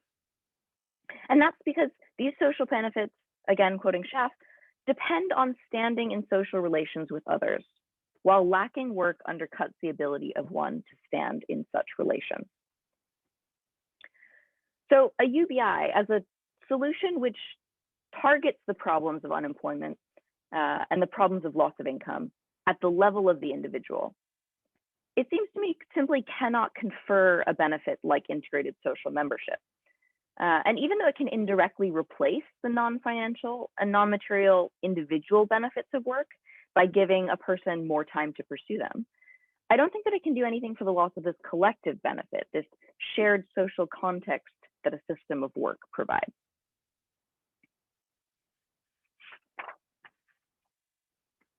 Okay, so the last thing I'll do is just try to address kind of two, I think, possible objections which could be raised to what I've said so far. The first of those is going to be, you might take issue with this signaling function of work. This is a kind of a point that's been raised against us a few other times in the past. So you might take issue with this signaling function. So you might think that, well, a lot of formal employment doesn't accurately signal what we value as a society. And you could point to something like bullshit jobs or jobs that involve very, pointless and tedious tasks, but which are rewarded with high salaries and lots of benefits. Or you could point to, the example that in many Western societies, CEOs are paid more than teachers, even though we might think that teachers have a higher social value. So what I want to say to this is, I think the degree to which the signaling function accurately tracks the values of a given community will probably determine how cohesive that community or society is. For example, systems in which a work activity is perceived to signal inaccurate or unjust values will likely undermine or contribute negatively to the social cohesion of that community. The capitalist economic model, which accompanies a modern system of work in many Western societies, might serve as an example of one which attaches value to the wrong activities or incorrectly values certain activities over others. I know this has sort of been an argument that has been put forward by authors like Kathy Weeks, for example. And I think in this case, if we think justice demands a different sort of system, then we might need to reform our system. But I was sort of leaving these questions of justice, or these kind of evaluative questions, just outside of the scope of my argument today. And I think, in fact, nothing that I've said is inconsistent with the idea that that those systems might not work in the way we want them to, or that justice might demand that we change them. The second objection that I'll just raise here is the bad work objection. So you might think, well, not all work affords the opportunity for all of these delightful benefits that I've illustrated here. And you might think, in fact, most modern work doesn't. In which case, UBI is going to be really important for protecting individuals from some of the worst effects of bad work. Now, I think to answer this one, I probably need to make a clarification about my argument.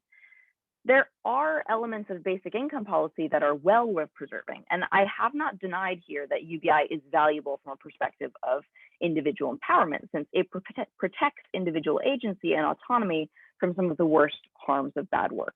So I am definitely not arguing against all iterations of basic income. But my argument does reflect a kind of good faith in work. There's a lot of bad work out there. Many people do suffer under oppressive and harmful, or even just downright tedious and lonely working conditions.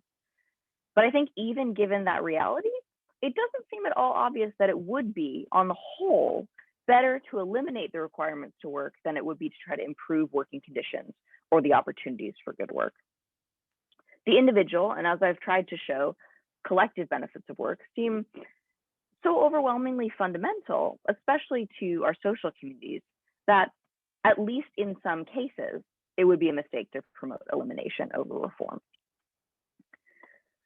So again, just to kind of wrap up my argument here, I think if we take seriously the possibility that work provides collective benefits as well as individual ones, and I think that we should, then this requires maybe a slightly different approach to thinking about basic income policy than at least has been traditionally found in the literature. I think more of this thinking is being done now, but at least kind of what has traditionally been talked about.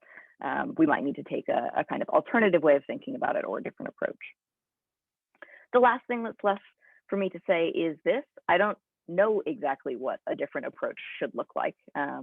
And I think that's an area ripe for much more kind of exploration and analysis. But I think what I'll just say here is that a good place to start would be in thinking about how to attach basic income to a package of other policies which encourage the formation of communities around paid and unpaid work, and which promote opportunities for individuals to pursue collective benefits like integrated social membership.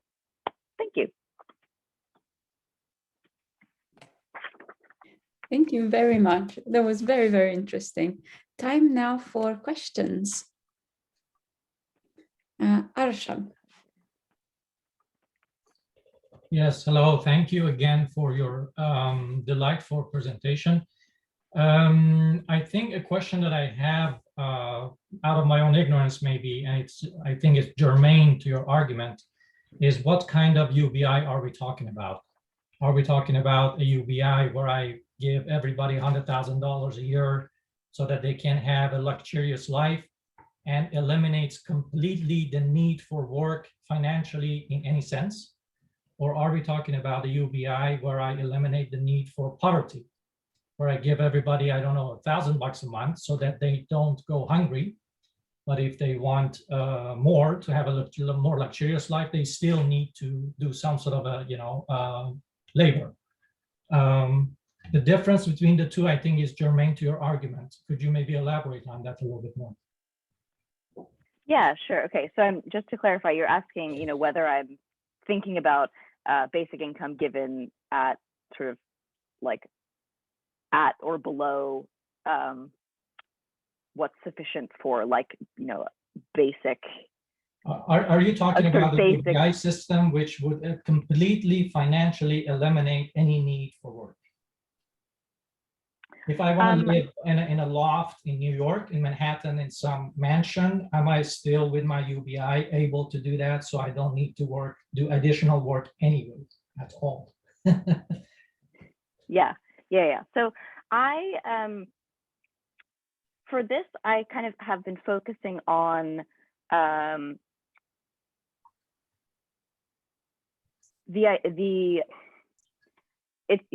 whether that is realistically possible is maybe another question entirely, but right. And I think there's not a lot of people who think that introducing UBI would eliminate all need to work entirely. But I think what I was trying to address with this argument and what I'm talking about here is kind of the argument that comes from many sort of post-work perspectives or anti-work perspectives, which is that we should be kind of encouraging a world in which there is less work.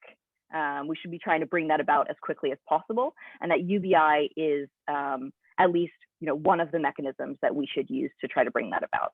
I mean, I guess I hadn't been thinking particularly about whether to target a UBI that's, I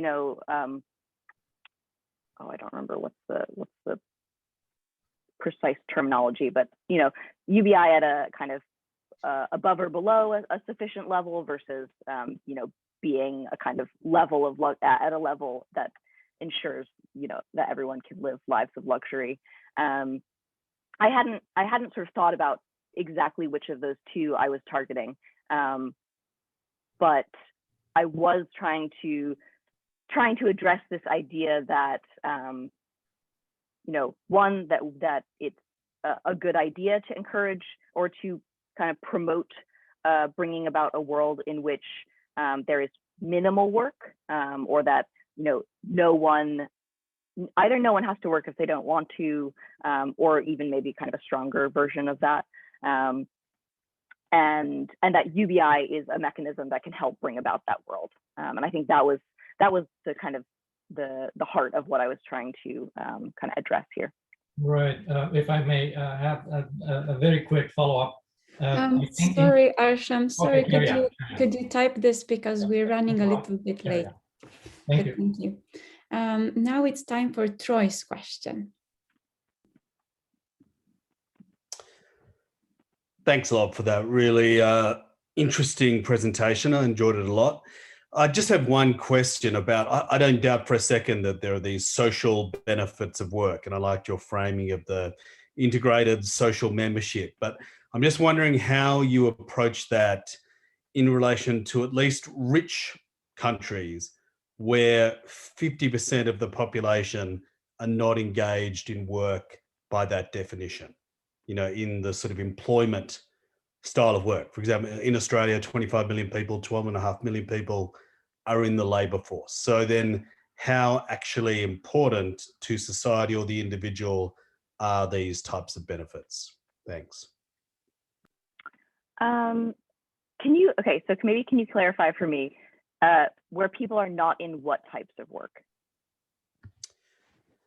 So I understood that you were approaching your definition of work as part of the talk was people engaged in paid employment, not broader ideas of work that you mentioned, Kathy Weeks, so, all that type of alternative or unpaid work, volunteer work, all that type of work. Right? So, of course, a lot of the people who are not in the formal labour force are children or retired people, but there's still a big chunk of the working age population in all OECD countries that is not in the labour force and then presumably excluded from accessing these social benefits of work.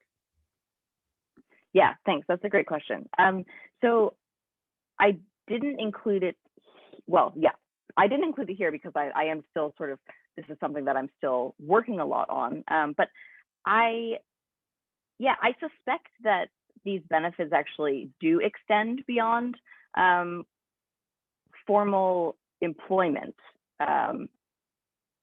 I think that that's probably too narrow a definition of work to stop at. But I think, the kinds of access that we have to things like social recognition or kind of, social acknowledgement of the value of our, our work activities. It does look like it comes sort of primarily, or like maybe one of the primary ways it comes is through something like employment where you're explicitly rewarded for the work that you do. But in fact, I think that, we do get a lot of these benefits from unpaid work and from not informal or non-traditional forms of employment. And I think, maybe one of the maybe interesting political questions that I think comes out of this is how do we ensure that more forms of unpaid work offer the opportunity for more of these benefits? So that sort of answered your question a little bit, but I think that's a really good point to raise. Thank you. Great. Time now for Reinhard Huss's question. Yeah, thank you for this interesting presentation. I've got two questions because I have some problems to follow. I don't know what are the underlying assumptions. First, I think you seem to assume that UBI is supposed to somehow replace work. As a long-term supporter, I follow the aspect that UBI enables people to work. There's a German called Götz Werner who always pronounces this, and there are others. So it's just the opposite of what I get from your sort of presentation. And the second point is actually also related to this question, what do you define as work? For me, work is not a sort of bucket or container, and it's sort of finite. Work in human society, we had this problem before that people say we run out of work because of machines and so on. We have never run out of work. If you include science, art, and so on, there is an infinite amount of work people can do collectively, can do individually. So I also don't follow this assumption that automation will sort of remove our work and we have nothing to do anymore. So for me, there are some underlying assumptions where I have problems. The assumption that UBI replaces work rather than enables work, if this is your assumption. And the second one is that, there is a finite amount of work, or because I think people, a lot of work, reproductive work, science work, and so people can organize themselves in many different types of, and get all these benefits, which you have rightly mentioned from this work. So I have some problems sort of understanding this basic assumption. Maybe you can explain. Thank you. Yeah, okay. So I was just going to say in response to the second question, I think, what I was maybe trying to say in response to the previous question is something that, for the purposes of this talk, I wanted to keep it very narrow in terms of what kind of work I was talking about, because I think that's probably a good place to start. But I'm not sure that I want to restrict, my definition of work or the benefits that we get from it to something as narrow as formal employment. Of course, formal employment is a fairly recent in human history, form of work. So I very much agree with you on that. And in some ways, I think that's one of the aspects of this argument that I'm most interested in and sort of still continuing to work on is kind of what is the scope of what counts as work. But I wanted to answer your first question, and now I've just lost it. Could you just remind me just very briefly what the first one was? What UBI is for? For me, UBI is actually to enable people to work. It's just the opposite, not to replace work. So, and there are quite a few people and this whole idea about automation and we lose our work has only come recently. I mean, UBI has been around for much longer. And no. So I think what I would say to that is, I do agree with you, and I think this is what I was trying to get at toward the end of the talk, with just kind of clarifying that it isn't. I don't think that recognizing these individual or even collective benefits of work challenges kind of the foundation of UBI or kind of the justification for it across the board. But I think that maybe it kind of challenges the idea that it could achieve its goals alone.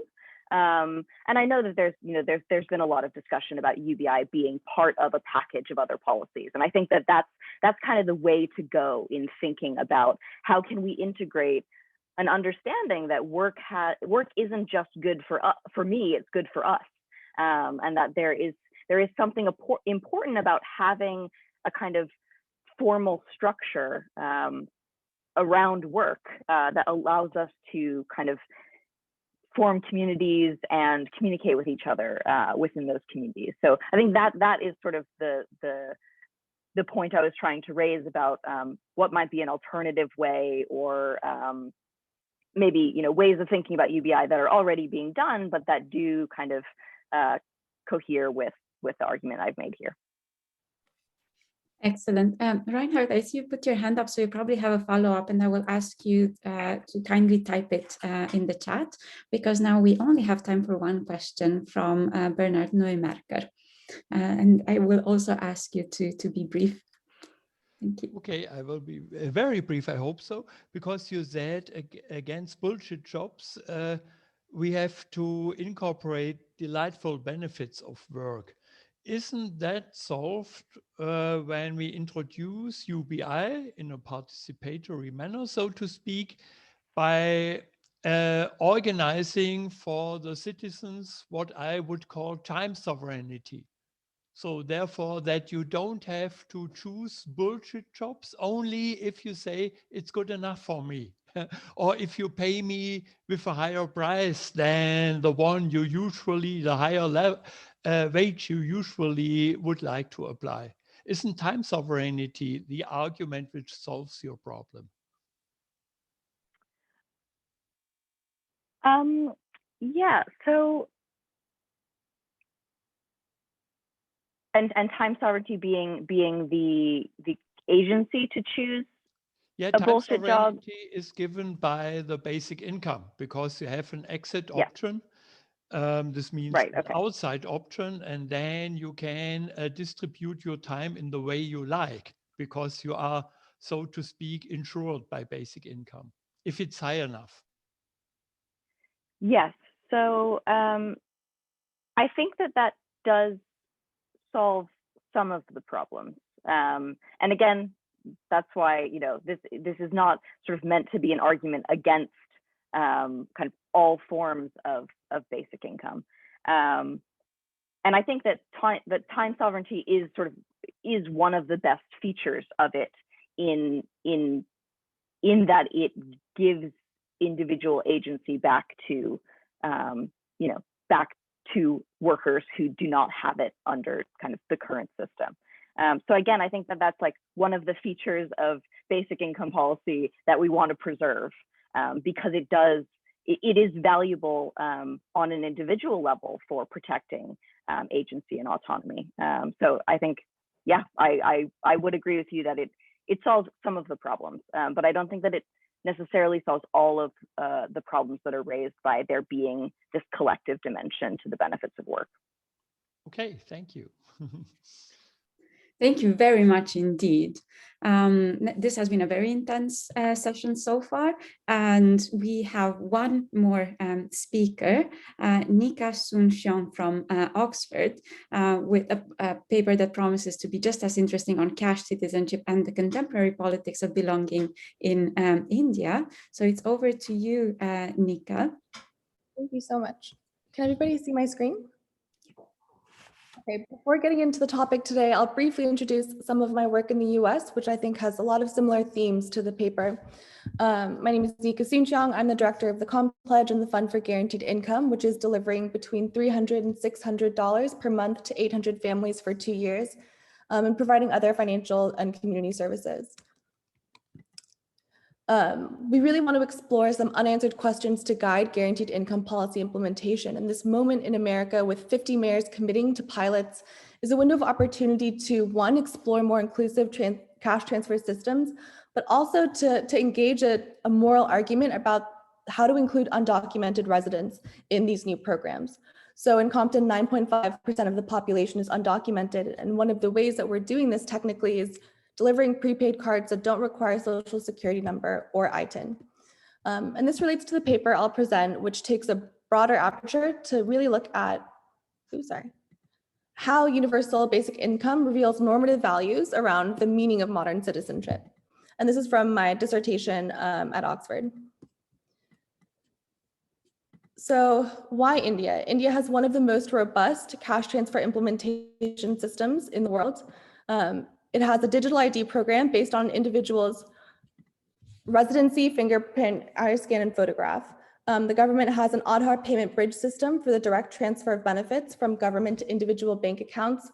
There are over 400 million bank accounts linked to Aadhaar. And there are also 44 million of those which are Jan Dhan bank accounts, Prime Minister Modi's scheme to give low-income groups access to financial institutions using technology. And Aadhaar is increasingly shaping how individuals and institutions interact. 95% of adults have Aadhaar, which is strikingly 1/7 of humanity. So it's created, as a consequence, the largest biometric database in the world. It's also newly a requirement to access all government services.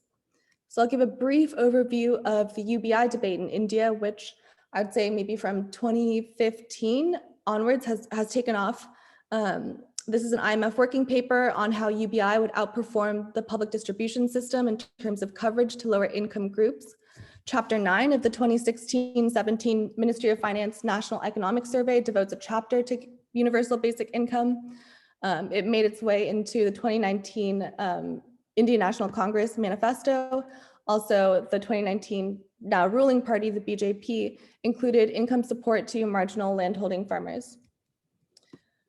So to break down this debate, perhaps what might be a way to do this quickly is to look at opposite ends of the spectrum. On one hand, the IMF supporting universal basic income as a mechanism for structural reforms in support of economic growth. On the other hand, SOAS, which is a union of informal workers in rural India, emphasizing empowerment and the empowerment of marginalized groups specifically. So these different UBI-like programs were sometimes targeted to groups that are important in terms of political mobilization during election time.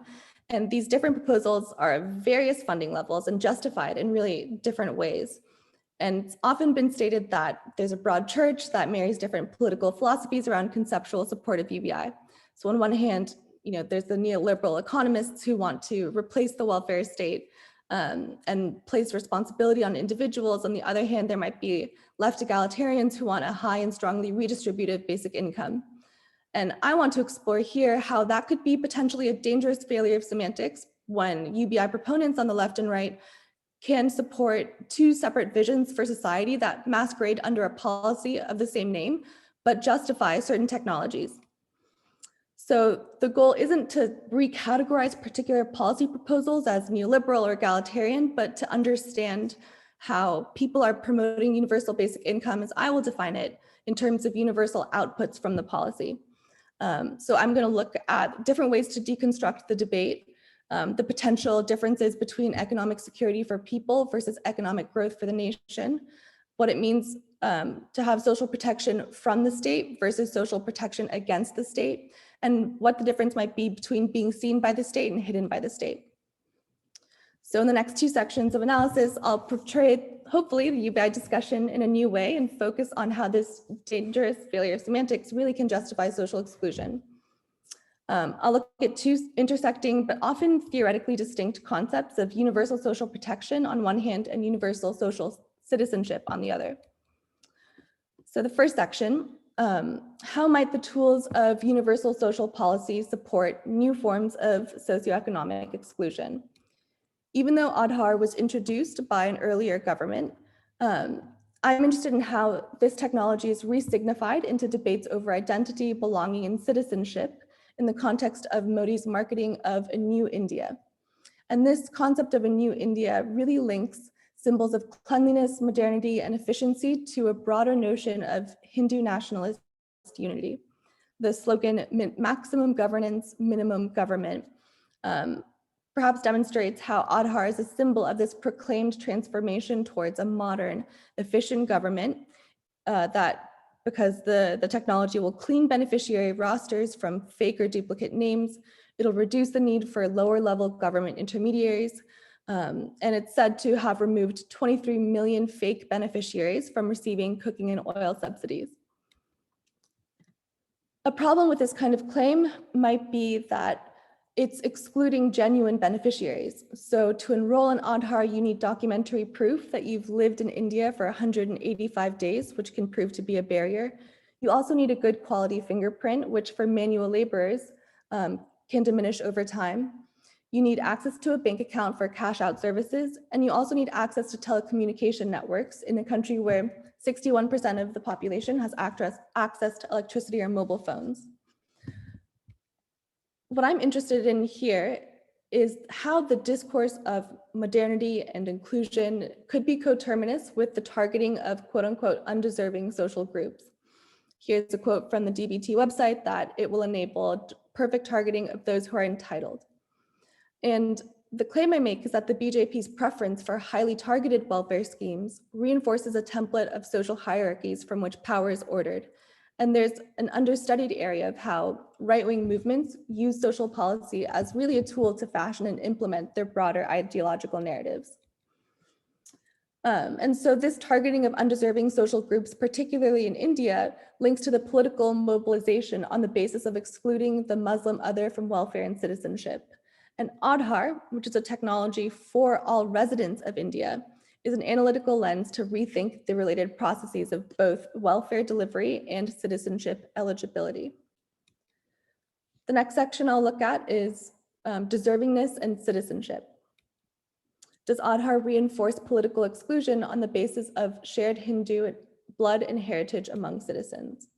So most scholars, when reviewing citizenship literature, start with T.H. Marshall and his understanding of citizenship as a progression of civic rights, political rights, and social rights. There's also a distinction between formal and substantive citizenship, which relates to the impact of those first two, formal civic and political rights, on the distribution of resources. Authors see citizenship as a social identity, biological citizenship, hydraulic citizenship, and I've been influenced by an author, Jayal, who analyzes that instead of this progression from civic to social rights in India, the inscription of Indian citizenship as a Hindu national identity has in fact eroded formal and civic citizenship. In 2019, the amendment to the Citizenship Act granted an accelerated pathway for religious minorities with the pointed exclusion of Muslims. And this contrasts the principles of the 1955 Citizenship Amendment Act, which based it on an individual's birth on the soil of a territory, in line with the universalist and more inclusive secular nature of the Indian Constitution. So it's been said that this particular change in the law is patently about drawing sharp lines of exclusion and consolidating a gradual shift towards basing citizenship on shared blood and descent with a Hindu majority. And how does this relate to Aadhaar? Because Aadhaar is based on biometric data and available to all residents, not citizens, it was presented as a technical solution to depoliticize questions of citizenship and provide social protection, particularly to migrant workers. In reality, the Modi-led BJP's platform of Hindu nationalism constructs the illegal migrant Muslim other as a threat to national security, undesirable, undeserving. You see this quote from Amit Shah, the current party president, referring to Muslims as infiltrators who are eating the country like termites. According to, and this is the I Am the New India pledge that you can take on the Prime Minister's app. The 2016 Aadhaar Act stated that a high-ranking government official can order the release of an individual's Aadhaar data, including biometrics, in the interest of national security. There's no publicly available information on whether this has been done before, although Aadhaar itself does not contain information pertaining to race. The Citizenship Amendment Act has created the need for what should have happened this year, a national population register, which will create an all India register of citizens from which a list of doubtful citizens will be drawn. And this counting exercise requires existing citizens, it's the first country in the world to do this, to produce documentary proof of their citizenship going back generations. So you don't need documents to open a bank account, but you will in many ways to be included in the government's sphere of concern. And Aadhaar fills this narrative propagated by the Prime Minister of Indian entrepreneurialism and the natural shared affinity for technology, business, and progress. India has no National Data Protection Act, which means that linking biometrics from Aadhaar to the National Population Registrar really does raise the possibility of individual profiling. Up until the farmer protests of recent, the Citizenship Amendment Act had unleashed the largest protests in decades, as well as communal violence and the possible statelessness of quote unquote illegal infiltrators. So on the right, this image is of new detention centers that are under construction or newly operational. So if invisibility from the state was a barrier to social inclusion and universal social protection, it might now in fact be a source of protection. The ID authorities' efforts to include Muslims in Aadhaar enrollment under the previous regime now take on a new meaning. But in spite of these risks, a group called Identification for Development at the World Bank is modeling digital IDs across the developing world off of the India stack. This technical working group is advised by former Indian UIDAI, which is the ID Authority's general director, as well as the founding chairman. And in some of my interviews where I tried to unpack what are some of the reasons for this potentially very large blind spot. One interviewee, a World Bank official, said that as World Bank staff, we consider ourselves outside of our own countries, so don't think about the lens of citizenship. I also discussed how reaching social protection coverage via digital cash transfers often requires the expansion of social registries that contain up-to-date information of the poor, and bank projects have to fend off security ministries that edge in for access to this valuable information. So one interviewee drew a comparison to the experience of undocumented people in the US, saying, you think, oh my goodness, the ICE agents are under Homeland Security, and of course they're going to be looking into all of these people and seeing whether they are documented or undocumented. In response to COVID-19, the bank has financed 86 projects that authorize data collection to support contact tracing. And one interviewee said, in a very scary way, these operations had no data protections. But perhaps this is because the bank itself doesn't really see this as a problem. The institution only got confidential labels on emails in 2020.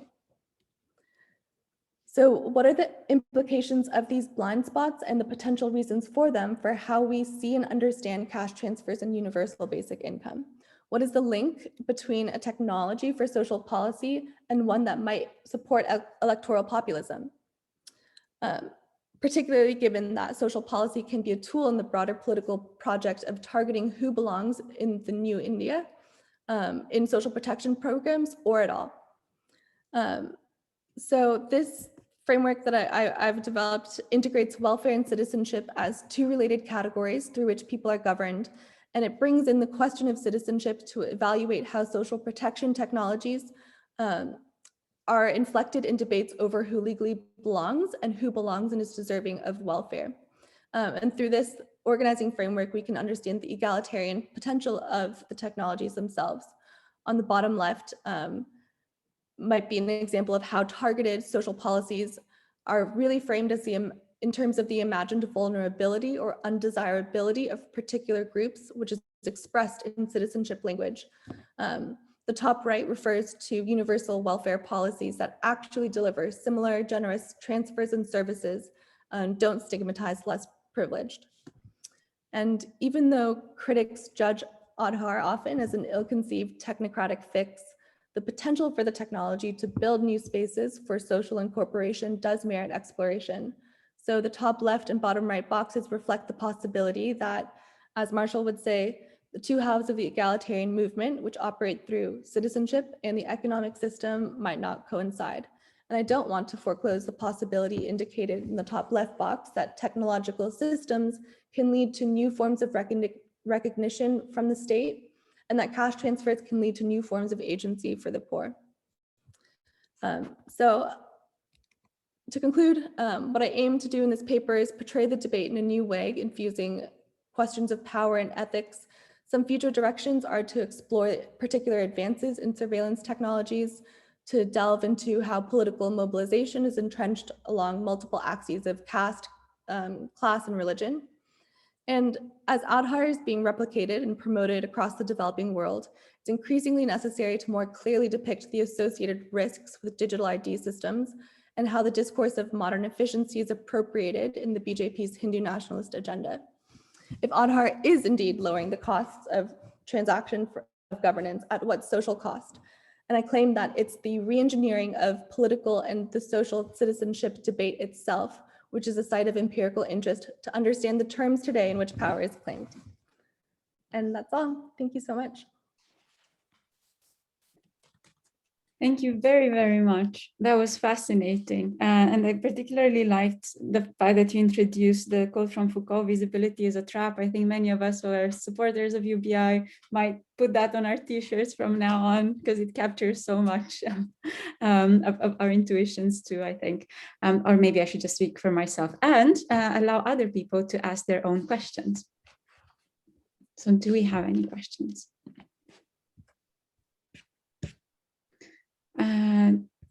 One question from Vibhor Mathur. Hi, Nika. Thank you so much for that. And I think it's such a refreshing take on trying to bridge together political citizenship and social citizenship from a UBI perspective. I was just wondering about your reflections or your understanding of how these two gaps can be bridged, especially because economic citizenship has been extended, whether it's through Jan Dhan accounts or any other cash transfers through the Aadhaar scheme.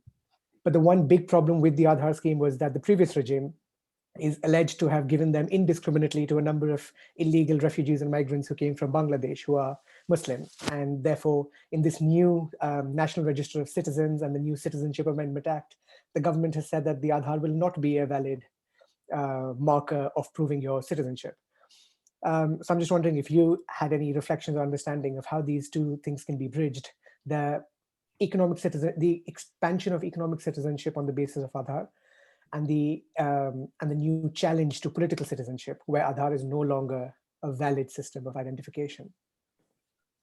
Yeah, so in terms of economic citizenship, what I tried to argue is that it's not so much the presence of these technologies that can enable universal social policies, but really the policies themselves and how they harness those technologies. So when policies are highly targeted and we have the ability to expand social protection or cash transfers, that means less, because it's often that broad coverage that leads to the emphasis on removing fraud and actually reducing welfare rosters. In terms of political citizenship, I think there's still such potential on the use of Aadhaar as a mechanism to deliver welfare to all residents of India. And you made a good point that Aadhaar isn't proof of citizenship, but that's in a way a good thing. And I think there should be a foundational identification that is really for services, and that is perhaps even interoperable across multiple countries. And there's an interesting project like that across 5 countries in West Africa.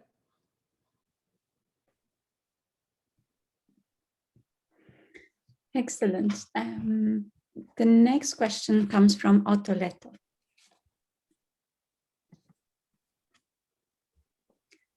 Otto, I think you're on mute. Or...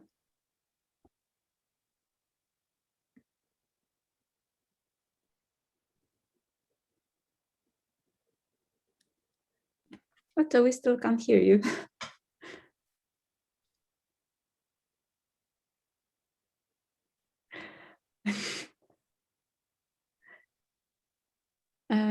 I don't know, until you figure it out. I think I will ask a question as well. By the way, am I the only one who can't hear Otto, or no? Okay. No, sorry, Otto, I don't know what's going on. Maybe if you log in from another device, and that tends to work sometimes. No. Or you can type the question and then Nika can just answer the typed question. All right, so then my question to you, Nika, is about populism, because I can see UBI as having a complicated relation with the possible emergence of populism, because on the one hand, you can say that the people who would benefit most from universal basic income are exactly the ones that could be entrapped by especially right-wing populism. So this is one of the giants that Guy Standing was mentioning earlier, the rise of these kinds of political monsters. So then UBI could be seen as a way of combating that. But on the other hand, you could also have populism arising around the provision of universal basic income. And I don't know so much about the Alaskan experiment as some people here, but I do know that one of the problems there is that different political actors are competing with one another, proposing higher and higher levels of universal basic income, which are not really sustainable. So what are your views on the connection between universal basic income and populism? Do you see it more as a force for good, or do you see it more as a danger? I don't think there's one answer. I would say in the Indian context, it's not necessarily that universal basic income itself is giving rise to populism, but the idea of universal basic income and deservingness and based on citizenship. So policies based on citizenship really reinforce these nation building efforts that align quite often to populist nationalism. Great, thank you. Otto, I don't see your question. Do you want to try again?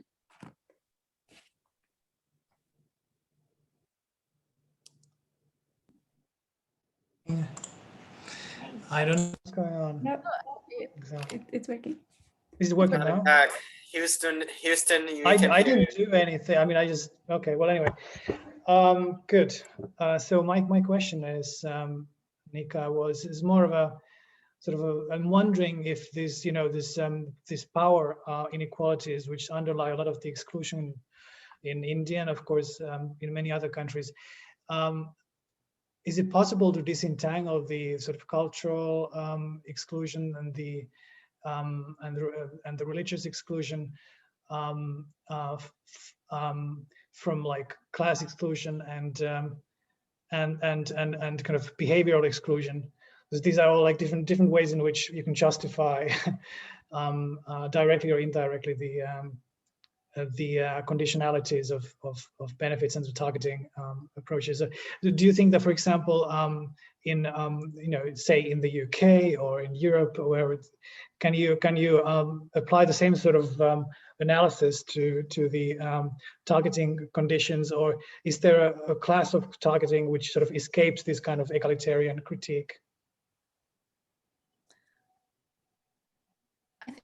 So in the US, for example, welfare policies that are ring-fenced for citizens. I live in California, and there's a high number of undocumented people who work in the service industry who are ineligible. They're taxpayers, but ineligible for government benefits, particularly unemployment, with 25% of the restaurant industry closed. So that's an example of that linkage and how this question of citizenship is really relevant to universal basic income in the US.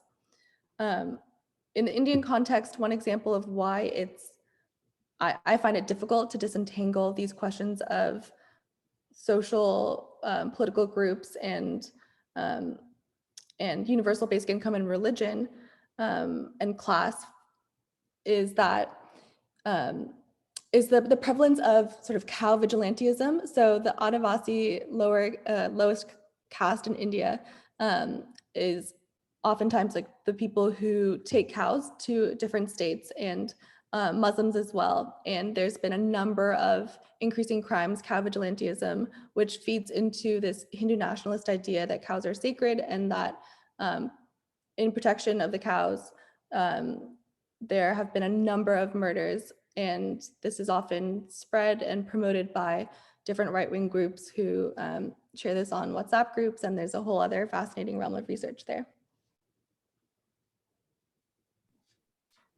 All right, thank you very much for the session, for the questions, and for the entire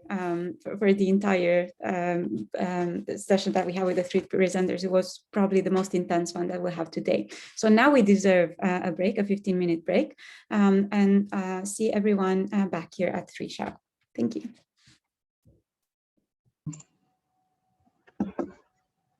Okay, I hope you had a bit of a break. Those of you who've been here for a long time, it's starting to get to the end of the workshop. We've had quite a long day, but we still have very, very interesting and exciting papers to come. In fact, we have first of all we have 2 papers here. First, we have Pugh from Universal Income Project and Jamie Morgan from Brandeis will present together a paper, to which also Tom Shapiro is a co-author, but Tom couldn't be here today. So Jim and Jamie have gracefully accepted to present here as well, or in Tom's stead.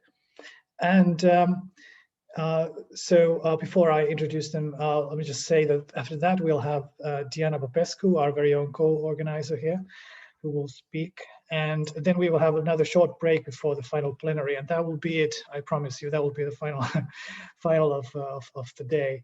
But we still have very interesting stuff to get through. And so, without further ado, here is Jim Pugh and Jamie Morgan on accelerating equity and justice, cash transfers, and oops, I just lost the title, but there it is. There it is. Basic income and generational wealth. Okay, go ahead.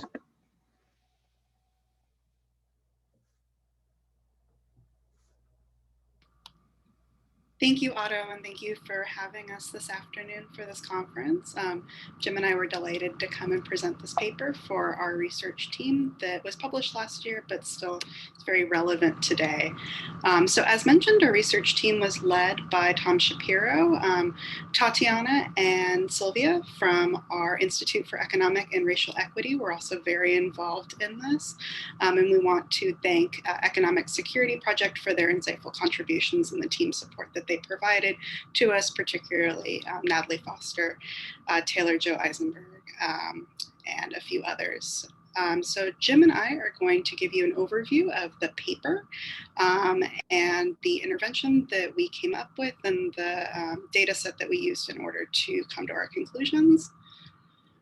So to start off, these are a couple of figures from previous work that our institute and Tom has been a part of to show the widening racial wealth gap in America and the median household income distribution for people with children by partnership status to show that wealth in America is very racially segregated. The current US landscape features massive and widening wealth and income inequality. We have sluggish poverty amongst ostentatious wealth. Homelessness is on the rise, staggered living standards alongside stalled social mobility. 1/3 of Americans are running out of money before their next paycheck. We have onerous debt burden, artificial intelligence and automated induced employment anxiety, cavernous and deepening wealth inequality, combined with aggravated racial and ethnic tension. Before COVID-19 in the US, 12% of all households we considered living in poverty.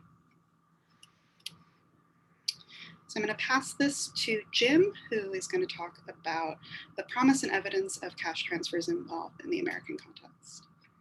Thanks, Jamie.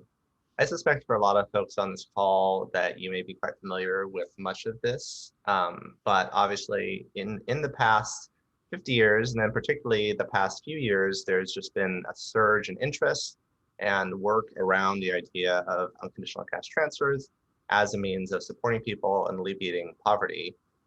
We had the negative income tax experiments conducted in the US in the 60s, which led to the effort to establish a negative income tax, which ultimately became the earned income tax credit, which ultimately didn't end up going to the very poorest, sadly.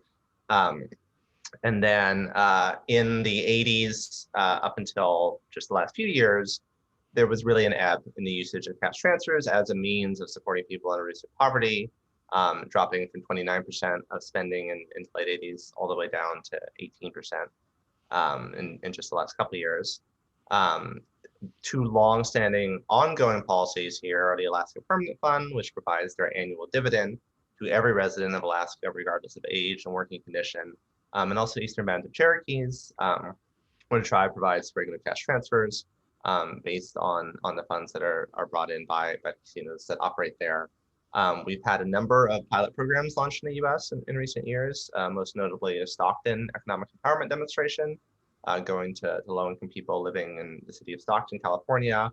Y Combinator Research Experiment, which is being conducted in 2 states with 1,000 people involved, receiving between $1,000 and $1,500 every month over the course of 4 years. And then also opportunities, Mother's Trust program in Jackson, Mississippi, with $1,000 payments every month going specifically to low-income Black mothers. We now have pilot programs. We have more than 50 pilot programs that are being launched or planned across the US, more than a dozen here in California alone. Some of the notable ones, Cambridge, Massachusetts, Oakland, California, San Francisco just recently launched an unconditional cash program targeted specifically for artists, but New York City, Philadelphia, Chicago, just in the last week, Los Angeles announced they're all launching programs. Notably, both Chicago and LA are publicly funded programs, which has been, so far the efforts have been privately funded. We're now seeing governments actually putting in cash for these programs. Admittedly, at the city level still, there hasn't been any state programs that have been launched to date, but I do know there's exploration around launching that in the very near future as well.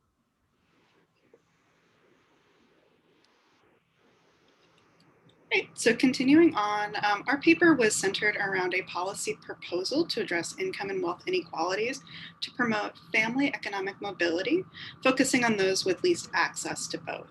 So we designed 3 programs, one being a combination of cash transfer for adults and a child allowance, and then an additional program around child savings accounts. Our 2 research questions were to look at the impact of UBI on asset poverty in the United States. Asset poverty would be defined for a family of 4 at around $24,000 of annual income. And deep asset poverty would be looking at people who have negative non-housing wealth. Asset poverty would be for people who are having non-housing wealth at less than 3 times the income poverty threshold. And our secondary analysis was focused on the impact differing between the head of household identity and demographic factors such as age, race, and parenting circumstances. So we had a pretty basic cash transfer design. We were looking at providing $1,000 a month for every adult and an additional $250 allowance for every child. So we modeled this as a national universal program with no exclusionary criteria or work requirements. All households within the sample received the same intervention, and cash transfer was not considered as taxable income, and an increase in earnings did not impact public benefit eligibility to avoid cliff effects. This kind of had 2 reasons, one being the moral obligation for UBI as a universal program, the other being that this made it a very simple intervention to model for us for the data.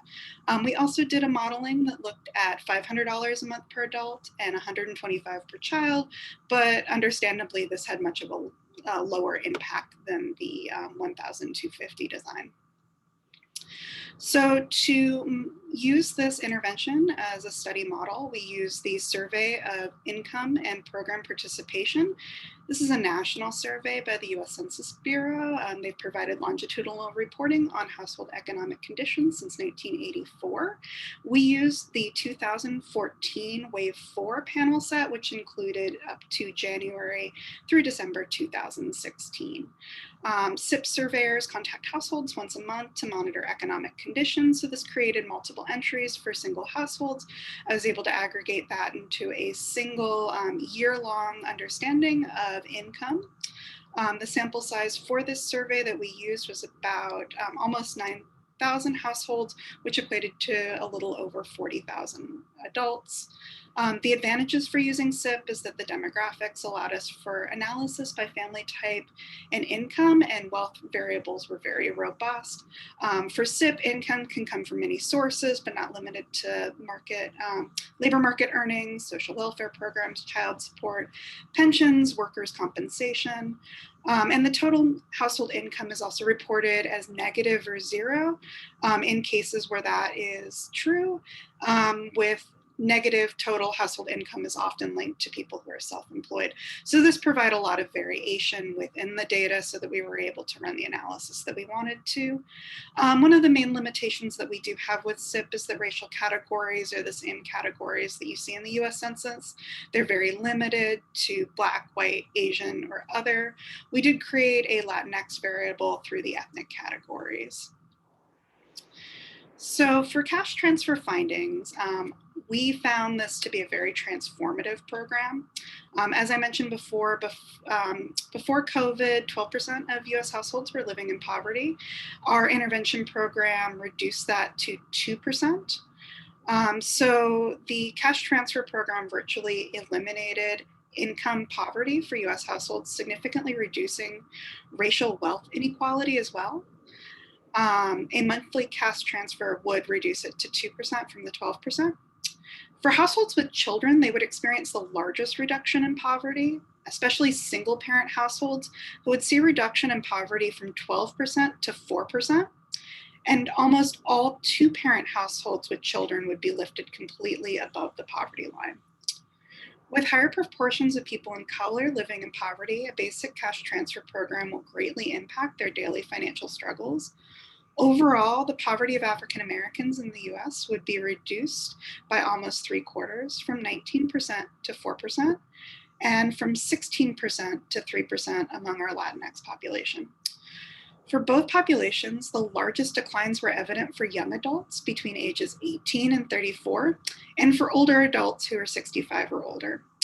Among our Latinx people within the sample, a universal cash transfer policy of $1,000 eliminated poverty for nearly 1 in 5 people. So as you can see, the results were kind of what we were expected, but also very compelling when looking at poverty as the metric for universal cash transfer. Furthermore, for households of color with children, the proposal shows that the largest drop in poverty for African American households with children falls by 21 percentage points for all and 25 percentage points for single parent Black households. For Latinx two-parent households with children, poverty would be eliminated and it would be reduced to 1% for African American two-parent households. So again, very transformative results for people who are parenting in a way that we haven't seen before with other programs in the US.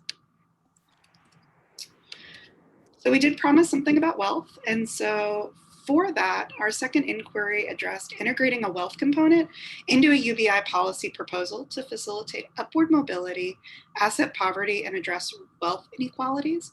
So the wealth proposal intervention was a child asset account, which included $1,000 at birth for all births, and then a supplemental yearly contribution based on family wealth status until the child reaches 18. The contribution amounts and interest levels were modeled after the estimates for the American Opportunities Accounts Act, which was sponsored by Senator Cory Booker and continues to be put forth. These are sometimes referred to as baby bonds.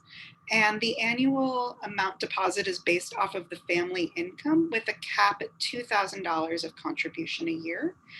These interest-bearing accounts have the potential to provide almost $50,000 of accessible income or wealth for the child on their 18th birthday.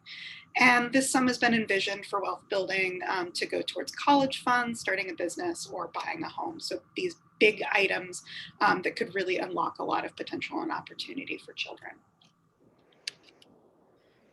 So our findings for the Kids Future accounts demonstrated a remarkable reduction in asset poverty and racial wealth inequalities overall for households with children. 18% of all households and more than 22% of all households with children are in deep asset poverty due to current debt. An additional 18% of all and 70% of households with children are considered asset poor. So establishing Kids Future accounts cuts these rates by more than half. And more striking is the reduction in asset poverty, in which we see current asset poverty rates for Black and Latinx families with children at about 50%. And these rates would be reduced to 1.5% for Latinx families and 5.8% for Black families. So again, really dramatically reducing the racial wealth gap in America. I'm going to pass it back to Jim, who's going to talk about kind of the affordability questions around proposals such as this. So one of the first questions generally here around proposing any sort of basic income program is, well, how do we pay for it? Can we afford it? And I think can we afford it is the question, but in the opposite way that it's usually asked. Because we, looking at the way our society exists today, poverty and inequality that we have right now is a huge cost, both financially and also morally, on our society. And so the cost of not making the choices to change that, which we can do, since all of these are dictated by the programs that we have in play, is whether we morally can say this is okay, that we are fine to proceed with that. And at the same time, we know from prior research that the impact of poverty, particularly on children, has a massive effect on what happens later in life, and ultimately actually has a massive financial cost on society as a whole due to increased health costs, due to increased costs due to crime, due to lost costs, due to that we end up with, because rather than setting people on a trajectory where they're able to become contributing members of society, they get trapped in this poverty status because they don't have a viable path to leave it. And so when thinking about costs and benefits to the program, it really is one where the cost the major cost that exists here is not the cost of the program, but rather the cost of not taking the steps to actually address the poverty and inequality that exists in our society today.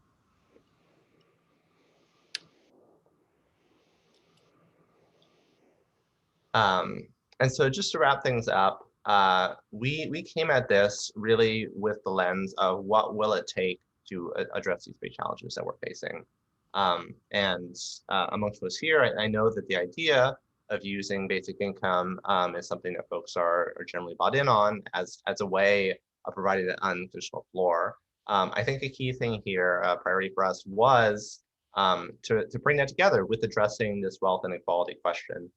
Because I have heard in the past, these sometimes brought up in opposition to one another. Do we address wealth, or do we address income? Do we provide one-time cash transfers? Do we provide ongoing ones? And I think that's the exact opposite way that we should be looking at. We should be talking about these as complementary approaches. Oftentimes, I will hear and sometimes use the analogy for basic income of the game of Monopoly, that in that game, to have a chance of success, you get $200 every time you pass go, or whatever currency it might be in different countries. But having that ongoing unconditional cash is necessary. The other piece, though, is that you start that game with, in the US at least, $1,500.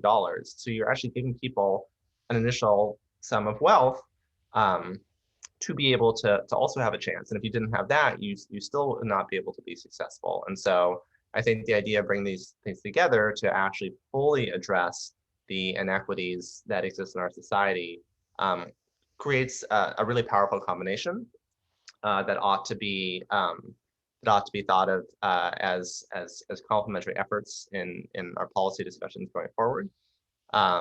And so if we're serious about really envisioning what is a fully moral society that works for everyone and really provides equity at its foundation, we need to be looking at bold policies like this. And then I believe that is the end of our formal presentation, and I think hopefully we have at least some time for questions. Yes, thank you very much. Very interesting indeed. Yes, we do have time for questions. And again, if people would like to raise their hands, then we do have some time.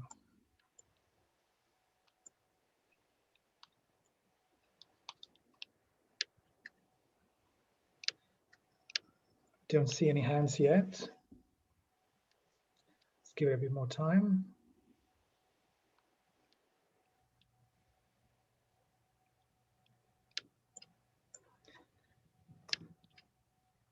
So what would you, let me ask, oh, actually, well, we do have a question from Troy here. So Troy, go ahead. Hi, everyone. Thanks a lot for that very interesting paper. I just had a question on whether you did model, I know Jim was talking about approaching costs from a different angle, but did you model the sort of overall fiscal impact of this particular intervention? We did, and that, as I mentioned, that wasn't intended to be our main focus, since I think oftentimes the conversation can become mired down in the particular papers if that is more centered in the presentation. But we looked at a couple options as far as paying for it. The main one being what we call the transfer repayment tax, where we basically would establish a new income tax that applied starting from your first dollar earned up until people have paid back the significant majority of the amount they're receiving for the basic income for adults. And so in our model, we said we'll have a 25% tax on income up until you paid back 90% of the adult basic income amount. So for a single adult, that would be $900 a month. For two adults, $1,800 a month. That reduced the overall, or that basically covered about 2/3 of the cost of the program. And then as far as the remaining pay-fors, we looked at some pretty standard progressive taxation that gets discussed in the US, moving back to income tax levels prior to the 1980s, possibly establishing a wealth tax as is being discussed more seriously now, and then other options like closing tax loopholes, a carbon tax, and potentially the creation of some sort of social wealth fund, which could be financed through basically taking a share of market capitalization for companies that are publicly traded. So similar to the Alaska Permanent Fund model, using public corporate equity as the seed funding, and then the returns on that could also pay out through something like this. Thanks. Great. Our next question comes from Reinhard. Go ahead, please. Okay, can you hear me? Yes. Yes. Thank you for this interesting presentation. I would like to ask a question about, you mentioned the point power several times. Can you sort of take it a bit apart and say what you mean by that? I ask this question because in Europe, in UK or Germany, where I'm from, when I try to promote basic income, it's often people who may benefit most are actually opposed to it. And I don't know what comes first, whether the politicians are afraid of the voters or the voters are sort of do not understand. But so please explain what you mean by power, your concept of power, which is lacking to introduce it. Thank you. Jim, did you want to take this or? Well, just to clarify, when you're asking about power, do you mean power individually of the recipients, or power to actually make this happen, or power if it has happened, or power to make it happen? I think because that's how I understood, it's a question of the power to activate social change. So I suppose to make it happen. That's, I wanted to understand what you mean with power, especially to make it sort of more dismantle what is behind this question of power. Yeah. So in this case, it is the question of actually implementing it. And certainly, if you go back just a few years, the idea of establishing a program of this scale aimed at social equity in the US would seem impossible. That's the recent decades in the US, there just hasn't been any sort of appetite for large scale changes like that.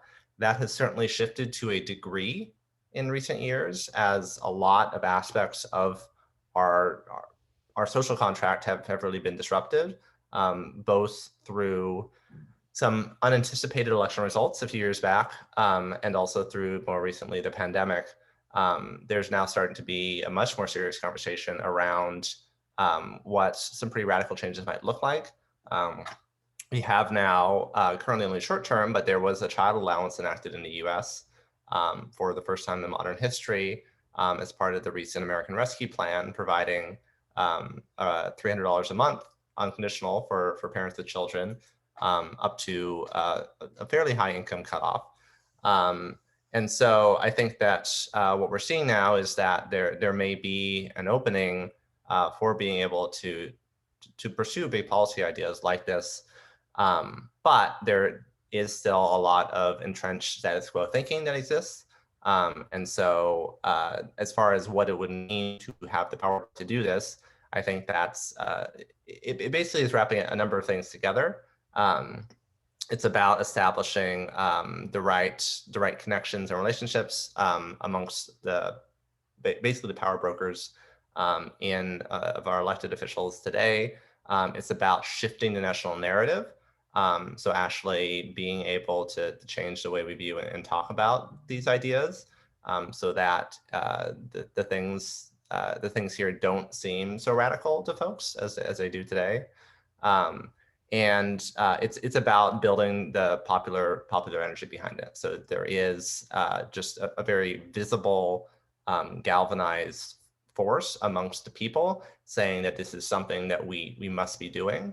And I think bringing those things together and assuming that we will have more disruptive moments in the years ahead can set us up then to basically have the force required to be able to pursue a change of this magnitude. And I can add to that the change makers that we're seeing are mostly at the local level. And so as we started the presentation with, we're really seeing transformative city policies taking the lead here. Mayor Tubbs, who was part of the reason that the Stockton project came about, started a group called Mayors for UBI. And so it's a coalition of US mayors who are really working at the ground level on this, that we're hoping to kind of see a sea change throughout the rest of the country. Thank you, Deanna. Thank you very much. That was great. I have a question that I feel I could generally learn from, because one of the most interesting moves that I found in your presentation was the switch from how much does the program cost to, yes, but how much would it cost not to have it? And the challenge is, I think, to define the relevant counterfactual. When you say how much would it cost not to have it, you have to define that scenario and compare that to the one in which you do include universal basic income. And I was wondering if you have any tips, or if you've had any difficulties in establishing the assumptions for defining that scenario that we could learn from. I have one thing, and then perhaps Jamie has more to add.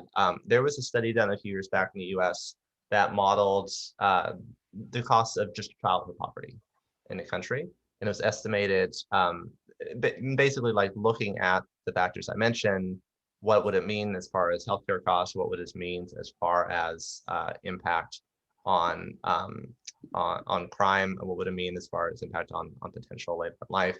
And that alone was estimated at $1 trillion every year.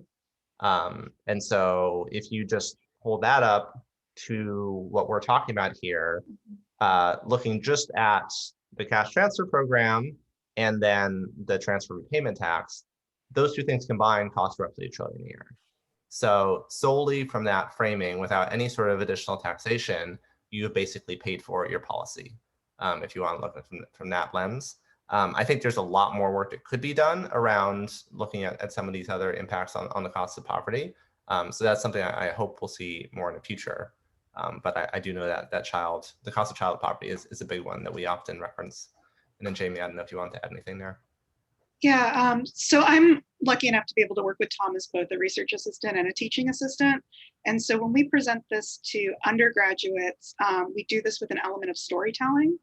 And the results from both the Stockton Incubator and Magnolia Mothers Fund in Jackson, Mississippi, really provide stories that show the impact on people's lives. And so we see how income is a factor for health, for education, for parenting, in a way that really strongly resonates when you start telling the stories of people who are supported by these programs, in a way that offsets the conversation about, well, how much more difficult is it going to be to pay for it, and shifts it into, well, we currently don't have anything, and look at how transformative this can be. So how can we afford not to? Make sure that everybody's lives are brought up to the same standard. Thank you very much. And I think, well, let me just ask you a question myself here. If we assume that, just for the sake of the argument, that UBI would be something that would have these positive benefits, there might still be a question of trade-offs in terms of other policy goals and the prioritization of different programs and policies. So, for example, should people aim for, pushing harder for universal healthcare, or pushing harder for this or that policy? And so, how do you set the agenda for prioritization of this program versus some other programs? What I would say there is, and again, one of the things that we were emphasizing here is that closing wealth inequality and income support are not in opposition to one another. Those two things can and should be complementary. I think that also applies to a large group of other policies. Yes, at some point, there will have to be choices made as far as what to prioritize, but I think that point is much farther along the political process than people often realize. That when Congress is deciding, okay, what can we pass this month or this quarter, you're going to have to make tough choices about what to put first.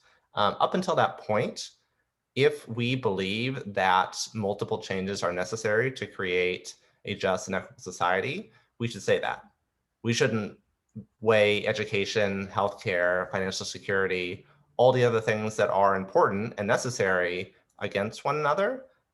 In our discussions around what are needed, we should say that these are all necessary. And then again, at some point, yes, there will be trade-offs and ordering and prioritization that will have to happen. But I think that we do ourselves a disservice and really shoot ourselves in the foot often when we start to have that discussion too early, because it really does play into the kind of austerity perspective on politics that has become so much more common in recent decades, in contrast to a more abundance-centered one, which, if we had the political will, we really would be able to accomplish.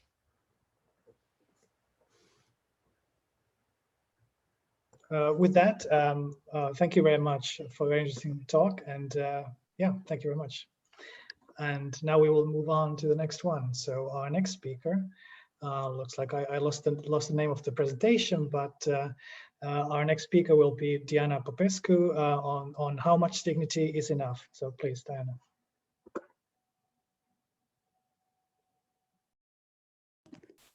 Thank you very much. Can everyone see my screen? Yeah? Okay. Yeah. Thank you. Just looking for verbal confirmation there. My presentation is about the connection between dignity, poverty, and universal basic income. The provisional title is How Much Dignity is Enough? I might change it though, because I do not provide a definite answer to that question. Let me tell you something about what I will be doing. I will first of all identify a tension that I think is under-theorized between dignity and poverty-based approaches to UBI. And I will argue that the dignity-based approach falls under theories of recognition, and the poverty-based approach falls under distributive theories. And then building on Nancy Fraser's work on how to connect recognition to redistribution, I will show why that might create a tension, but that the tension is not irreconcilable. So in the second part, which is the densest, I will argue that Adam Smith's dictum of appearing in public without shame, being able to appear in public without shame, is a solution to this tension that I'm identifying. But I will distinguish between two possible interpretations of the Smithian dictum. A distributive understanding, which has been proposed before in the literature, not on universal basic income, but on the capability approach. So Sen and Nussbaum talk about it, but also on social exclusion. And Brian Barry draws on it, on his work on social exclusion. And I will argue that this distributive understanding has some shortcomings, and I will propose instead a recognition-based understanding, drawing mainly on the work of Ruth Lister and Iris Young. And I will end by saying how universal basic income could allow people to appear in public without shame on this recognition-based understanding, and show how that has a transformative approach about how to think about the motivation for universal basic income. So to start out with, the different motivations for universal basic income that I'm talking about are not the philosophical ones, where I'm very sympathetic to the arguments from the point of view of Republican freedom and also the precariat, which we've learned so much about today. But I'm looking more at the political motivations that we're finding around us today, but also further back in the history of discussions of universal basic income. So Martin Luther King was an advocate of universal basic income, and he said that the dignity of the individual will flourish when he has the assurance that his income is stable and certain. John Wikström, who is a Finnish archbishop, argued that he analyzes the importance of universal basic income from the point of view of human dignity, and the basic income paid to everyone would be less humiliating than any alternatives. Desmond Tutu said that the universal basic income movement aims to enhance the dignity, well-being, and inclusion of all people. And finally, the SNP in Scotland argued that universal basic income can ensure that all our citizens live in dignity.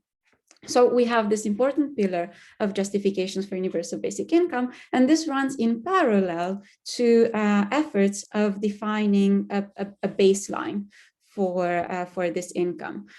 So in the US, it's often stated that an income of around $1,000 would be ideal for introducing as a level of universal basic income. In Europe, a French socialist think tank also tried to pilot to see the effects of introducing a universal basic income at the level of about 1,000 euros per month, and the SNP has piloted initiatives and they think that it's doable to include a universal basic income of about £500 a month. And if you put these two motivations side by side, it almost looks like you're putting a price on human dignity. The problem runs a little bit deeper than that, because the motivations for dignity would fall under recognition theories of justice, and the motivations for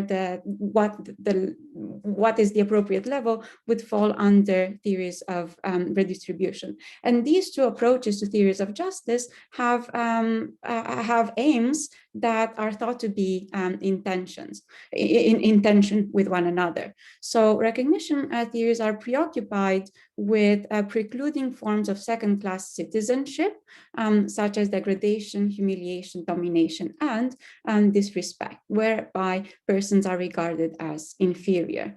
And what advocates of universal basic income from a dignity perspective want is presumably to treat people with respect and to end the humiliation that comes with being dependent on receiving an income of so many factors that are beyond your control. And the remedy for failures of recognition, for ritual humiliation, degradation, disrespect, is the valorization of disrespected identities through changing societal patterns of representation and interpretation. So on the dignity-based understanding, the remedy for the problem identified, that of lacking the appropriate dignity, would be to change the value patterns around the disrespected identities. Theories of redistribution, on the other hand, are much more concerned with socioeconomic injustice. So the main mechanisms that they are concerned about are exploitation, economic marginalization, and deprivation.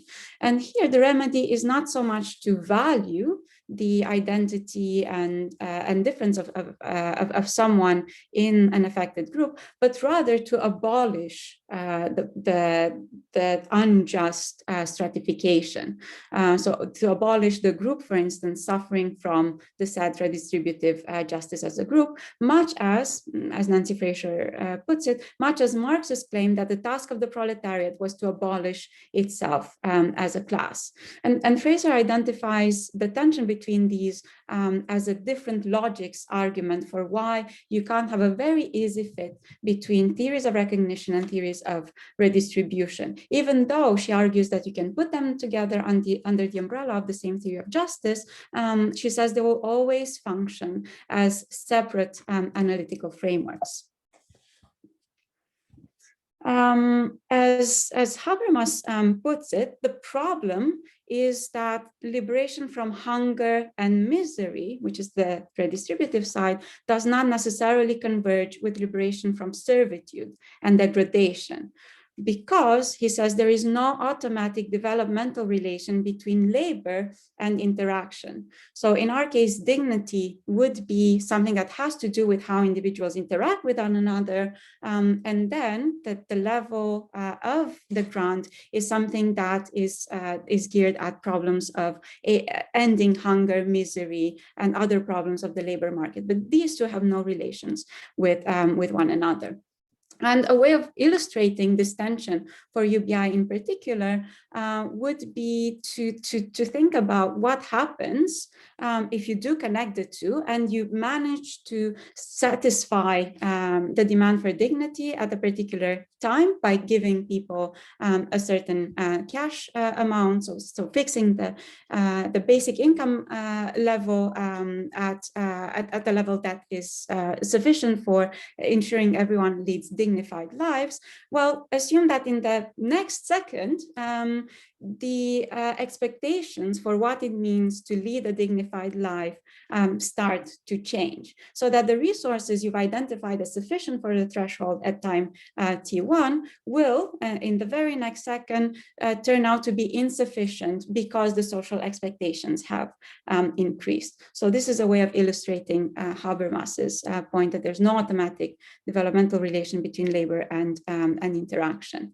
So again, this is not a problem that affects all proposals for universal basic income. For instance, just claiming that we should have a level set at the highest sustainable level is a proposal that's open enough to the discussion that it doesn't face this tension of having to say, okay, so $1,000 per month would be enough for dignity. So they don't have this proposal, and they don't have this problem. And also approaches that only look at the purely redistributive advantages to universal basic income in terms of ending poverty poverty would not have this problem because they don't also claim necessarily to also solve the problem of dignity.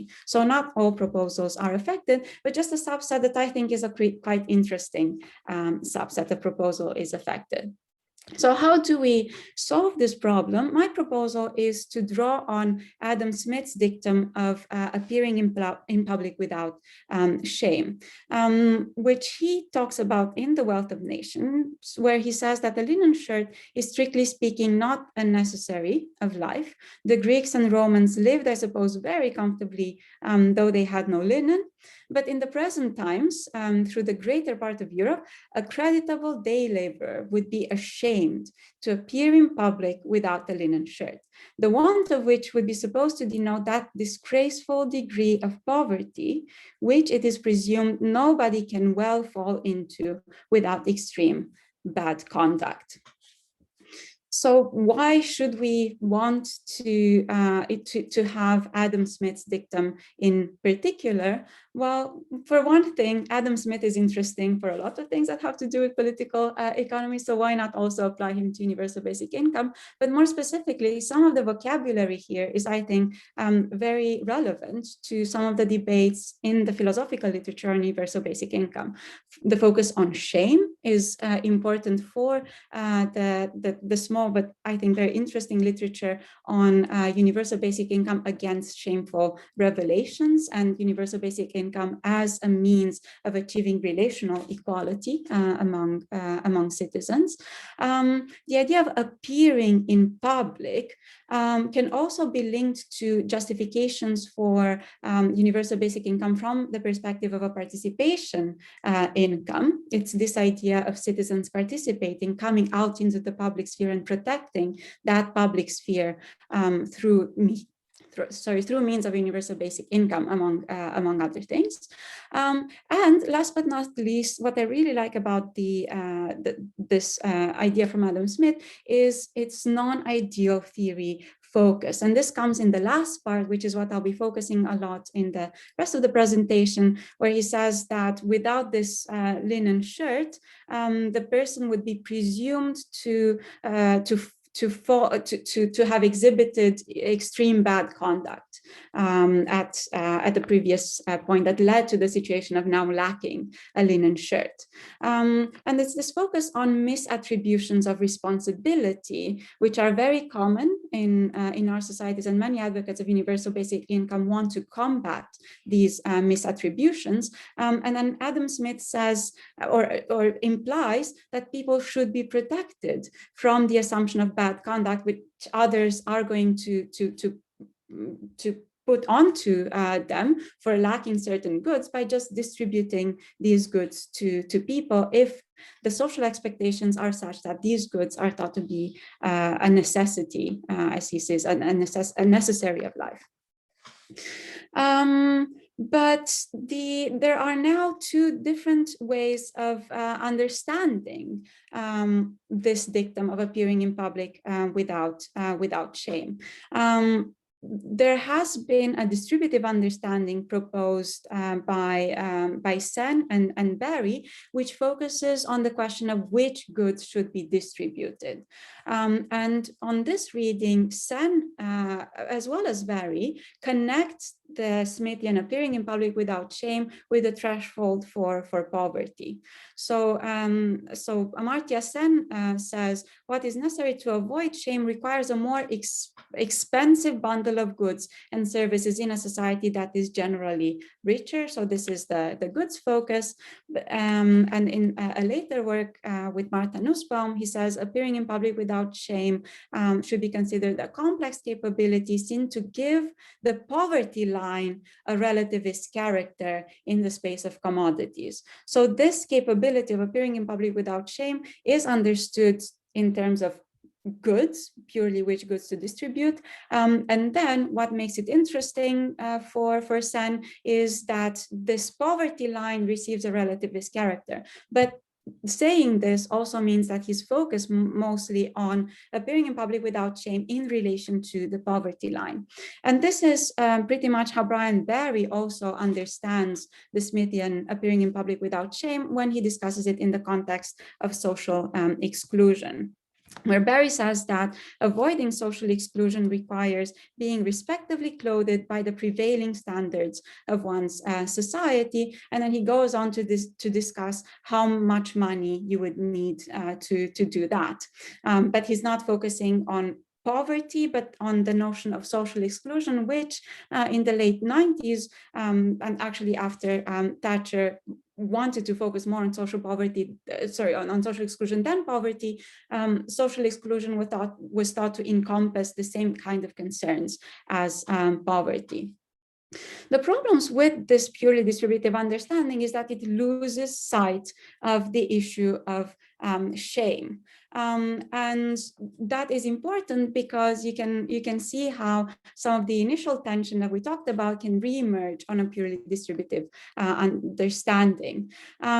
So I have this example, which is that of a scarlet leather linen shirt, which the state distributes to people who don't have a clean linen shirt, but it puts a brand that says something as subtle as state property or as damaging as, this is a person on benefits, and then you have a clean linen shirt, but it has this brand on it. In this situation, receiving rather than gaining a clean linen shirt might itself be considered an instance of bad conduct of the type that Adam Smith had in mind. So by giving the good of a clean linen shirt, you do nothing to combat the shameful component of the dictum. And there's a wider problem intrinsic in the very idea that you can respect someone's dignity by giving them the bare minimum, because it can be said that any kinds of needs interpretation that says you as a person should be considered lucky, or you should consider your dignity respected if you get this bundle of goods, seems to miss something from what human dignity requires, which is not to reduce persons to their bodily needs, but to view people as the source of more interesting claims and desires that they might have. So the problem with the distributive understanding of appearing in public without shame is that it tends to view redistribution merely as a justice dispensing mechanism, whereas redistribution can also be a shame dispensing mechanism, which is what I've tried to illustrate with the example of the scarlet leather linen shirt. So how can we move on from that? Well, my proposal is to focus a lot on just the final part of Smith's dictum. So to make it so that people can appear in public without it being presumed that they have exhibited extreme bad conduct, and to start from the aim being that of preventing misattributions of responsibility. And this would require a relational interpretation of the desideratum of appearing in public without shame, but also of the two components that we started out with. So on a relational reinterpretation of appearing in public without shame, we start from shame and then we recuperate the concern for poverty as a component of that wider concern with combating shame. And this is an idea that can also be traced back to Amartya Sen, as Ruth Lister does, Sen's idea that the absolute core of poverty is shame. And then we can build on an entire literature that regards poverty as a shameful social relation that's corrosive of human dignity and flourishing, which is experienced in interactions with the wider society and in the way people in poverty are talked about and treated. And on this understanding, what is really needed to combat poverty is to combat this way of regarding people who are in poverty. So instead of viewing poverty as falling below a certain threshold of goods, you view poverty primarily through forms of misrecognition, such as lack of voice, disrespect, humiliation, and an assault on dignity and self-esteem, shame, and stigma. So this is step one, to recuperate poverty as a concern with shame. And the second part would be to reinterpret shame from something that the individual person who is thought to exhibit bad conduct can feel, to a wider problem, a wider malady that affects an entire community in which you can have people living in abject poverty. And this is an idea that I developed building on Iris Young's work and her opposition to conditional welfare benefits, because she says in our existing welfare states, we operate with a sort of tautology of poverty, in which we say these people are poor because they are not personally responsible, and the evidence for their lack of personal responsibility is that they depend on public assistance. So there's this tautology that also, and this is the important bit, that also leaves everyone else who's not on benefits off the hook.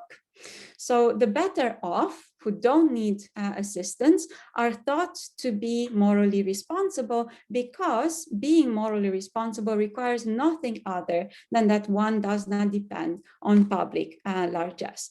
And what reinterpreting shame, as I propose it, would mean would be to question the agency and responsibility of the well-off for keeping some other people in poverty, in the need for benefits.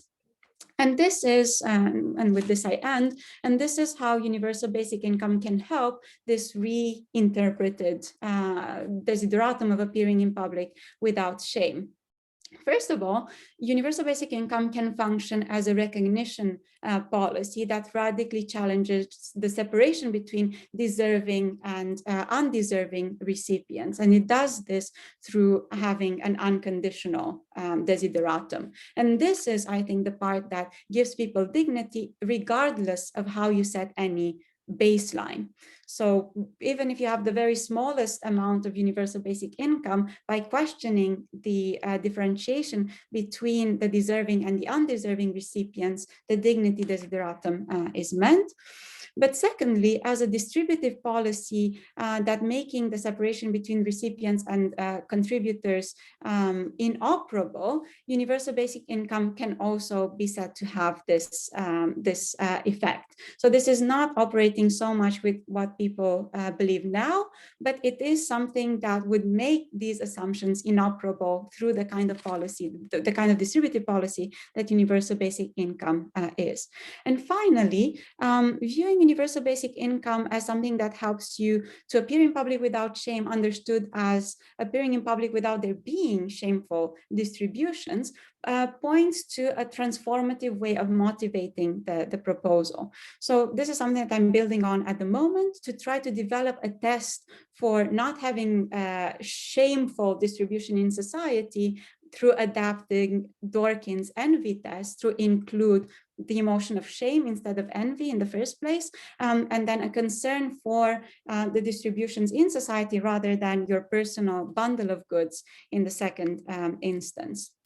And universal basic income can combat appearing in public without shame by also establishing the moral basis of redistribution as being the fact that everyone in society is responsible for not having a society with shame in it, which combats the money for nothing narrative. And then the exact question of the level of inequality compatible with a decent society remains open, but now I think we know where to look for it. Thank you very much. Thank you so much, Diana. That was fantastic. So much. There's so much there to chew on. Let me exercise my privileges to ask the first question, if I may. So this is really great. I have a question about the relationship between dignity and publicness. So first of all, the relationship between dignity and publicness, and the relationship between dignity and shame. So, dignity plays such a foundational role in human rights discourse and in a lot of this developmental discourse. But some people think that indignity, or the lack of dignity, can also occur in private. So you can have private indignity, and I guess you could have private shame. So in the context of private indignity, first of all, does it exist in your framework? And if it does, is it simply the internalized other, sort of the judgment, the gaze of the other, the public, or can there be like, no, if you're alone in the forest and the tree falls and you feel ashamed, can you be ashamed?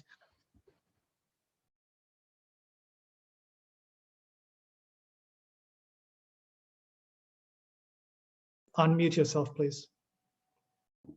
Thanks.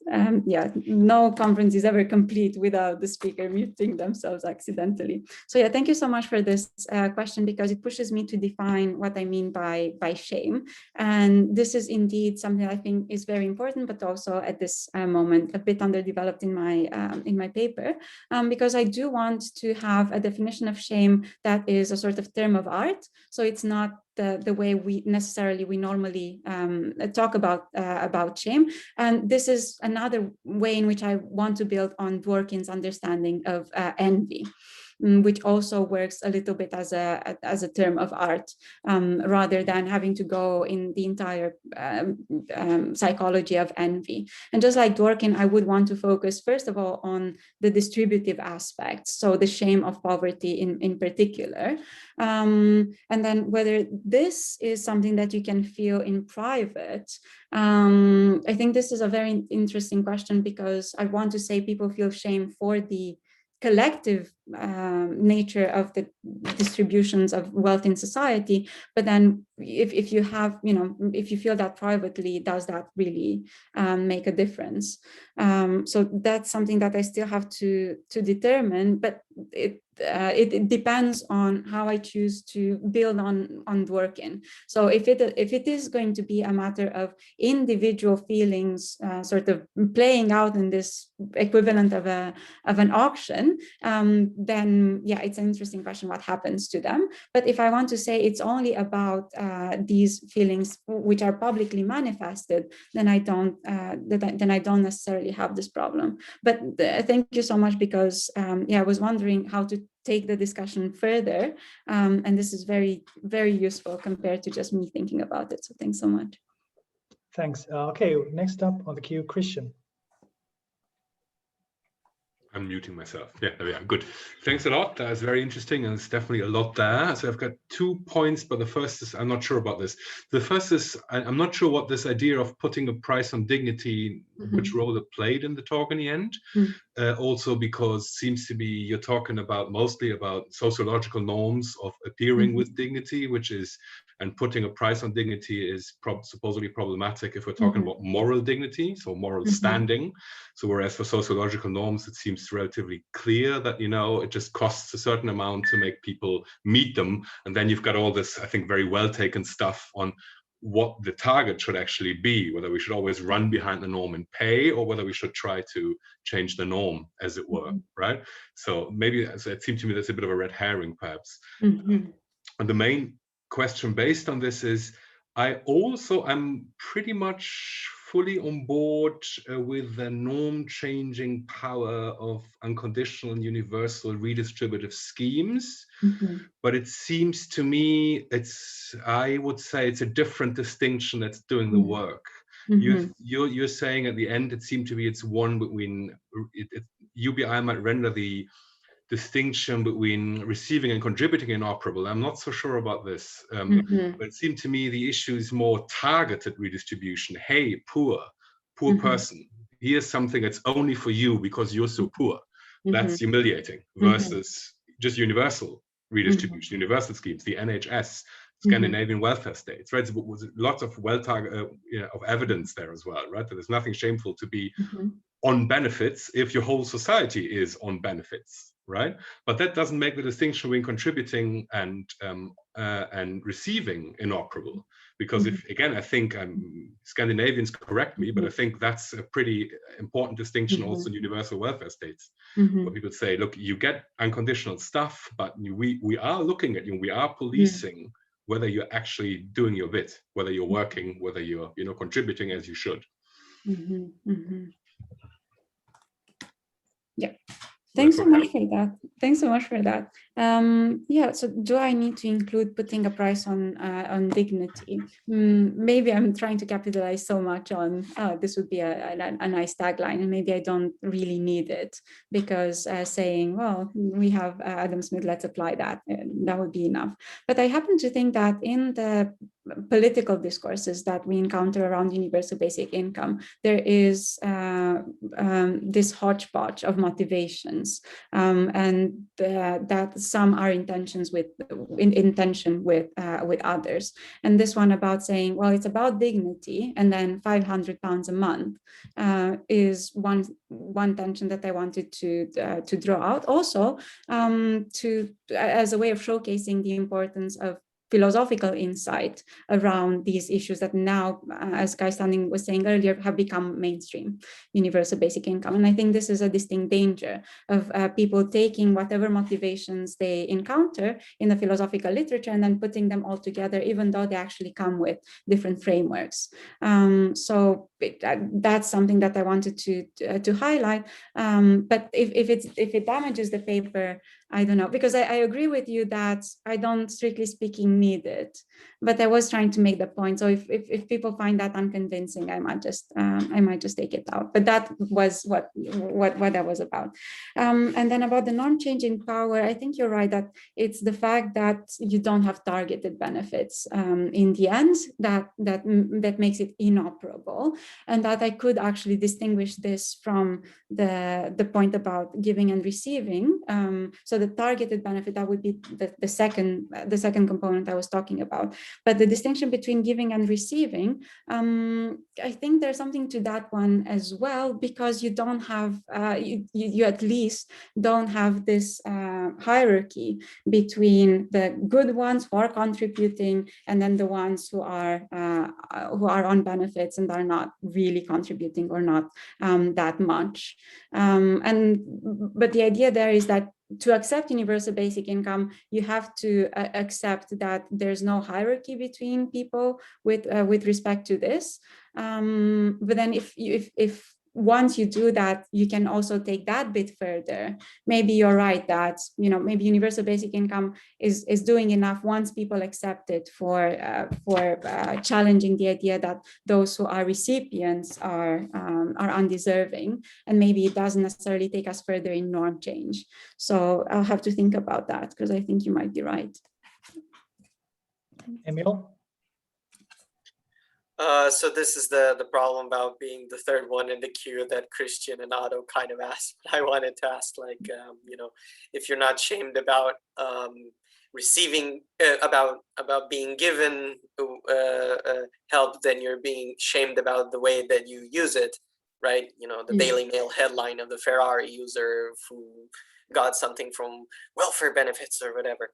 But I guess my question would be something like, take off from what you said, how would you implement the Adam Smith portion, right? Because Adam, to tie it up with Otto and Christian's point, because Adam Smith has this tripartite view of shaming, right? There's not just the shaming that other people are doing to you, which is the sociological aspect, but the shaming that you're doing to yourself based on what you expect other people would see when they see you. So there's like this other dimension to it that seems like it's worthwhile exploring within the Smithian framework, right? What would the impartial spectator contribute to, the Iris Young and the Sen framework in that sense? Yeah, this is very useful. Shaming, the fact that the idea would be that you're internalizing this shame. Yeah, this is a very important idea. Actually, I'm thinking that now I might be able to give a slightly better response to Christian, because I think that the distinction between giving and receiving, once that would become abolished, we would have less the internalized shame about needing benefits. But I don't think actually that I have a very good answer to this. I would say that this is a problem that we have for universal basic income, that people who are in favor of the goods of work might point to, which is that there's a lot of respect or non-shameful behavior that comes from employment. So then when you're only dependent on universal basic income, that could be seen as shameful. My response to that would be that you need to maybe explicitly engage in norm change around this, so that you don't see people who are merely on the universal basic income as as worthy of shame, or they don't see themselves in this respect, and then that could be something that needs to be done independently of what I am proposing, because it would what you need to do would be to redefine the terms of contributions, the terms of public contribution, and this is something that I don't necessarily do, or not to the extent that I should. But I would say that just challenging these distinctions and this hierarchy of peoples between the ones who are merely only receiving and the ones who are giving and receiving might help. Yeah, I don't know if there was anything else. No, I think we have two more questions. So, and we are about the end of our time. So let's just be very brief, please, and let's have Vikhor next, please. Thank you, Diana. That was really interesting. And again, lots to think about in the conceptualization of dignity. I just had a question, which is taking your idea and what Otto mentioned of publicness one step further, of that poverty and class also intersect with a whole range of other identities which have their own stigma and shame associated with them, especially in the public domain of what Christian was also talking about, of respect plus esteem as dignity. I was wondering what you thought a UBI, or just an economic flow, unconditionality, universality, all of these things can do to all of these non-economic sources of stigma and shame, which are very much a part of a publicness, and they intersect with the poor more generally, whether that's in terms of the work that people do, or caste, racial identity, gender identity, and things like that.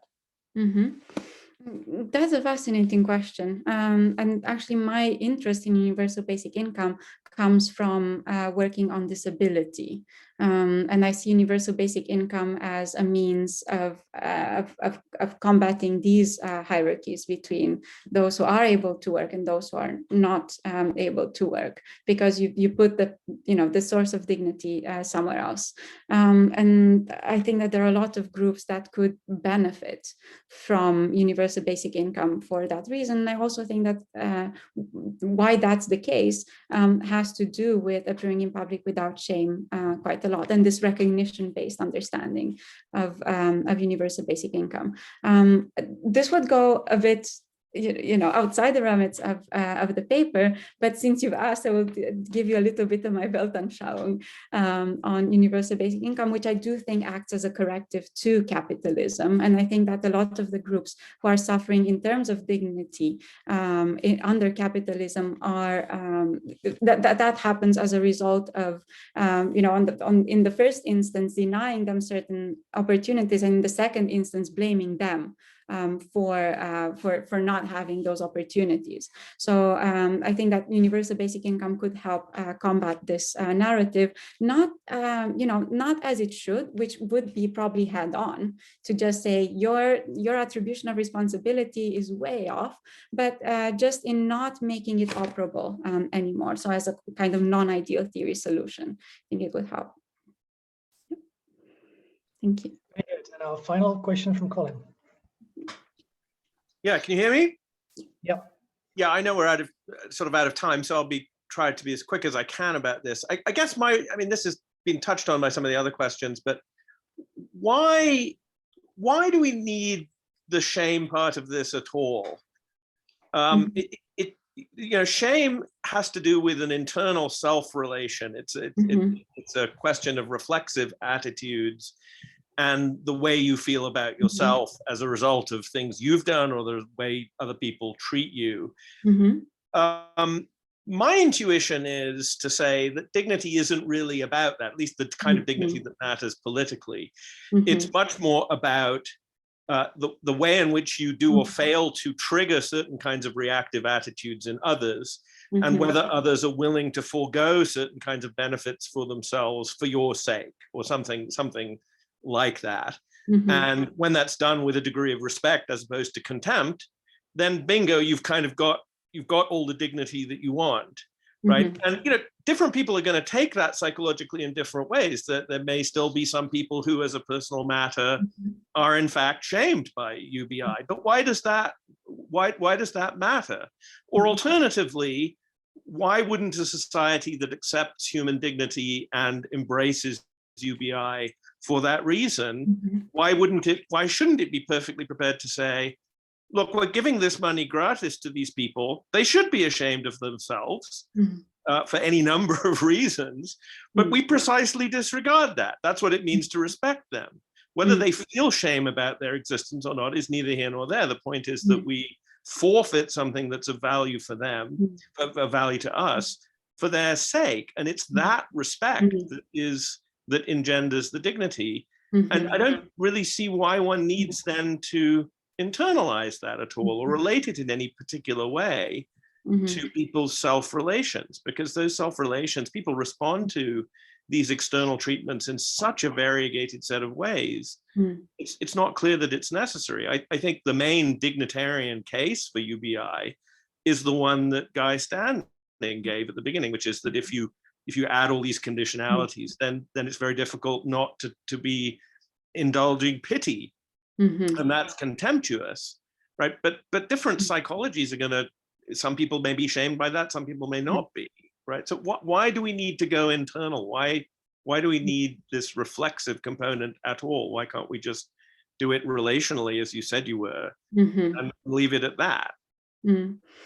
Well, the reason to care about the shame, not just as a matter of the individual, is that you do have groups who suffer from sort of epidemics of feeling ashamed. The Roma minority in Romania, for instance, suffers from the fact that they can't find work, and then work is considered a source of value, and then they feel very much ashamed for not being able to, or because they have these traditions. When you have this individual feeling exhibited structurally by a group, as a result of how the configuration of the labor market and how esteem is distributed in society, I think that's when shame starts to be more than just your own problem because you're thin-skinned or something like that, and starts to be something that we should be concerned about if we have to have a society with a good kind of recognition order.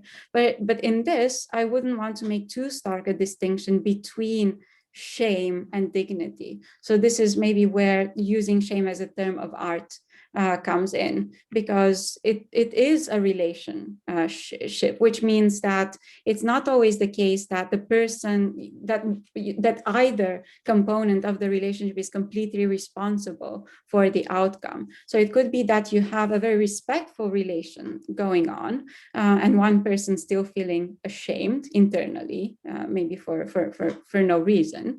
And then in that sense, I would say there is no shame in society if you have only those kinds of relations, regardless of the individual feelings of shame that some people might have.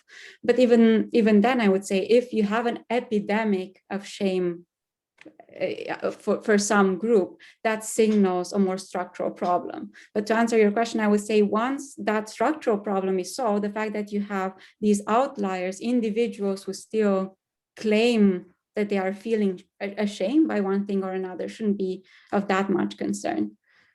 Does that? Okay, I think we should probably stop there. We are a few minutes over time, but that was a great conversation. Thank you so much. And thank you to the speakers. And I think we will have a 15-minute break. So let's continue at 35 past, okay? So in 15 minutes. Thank you. Thank you. Thank you. Okay.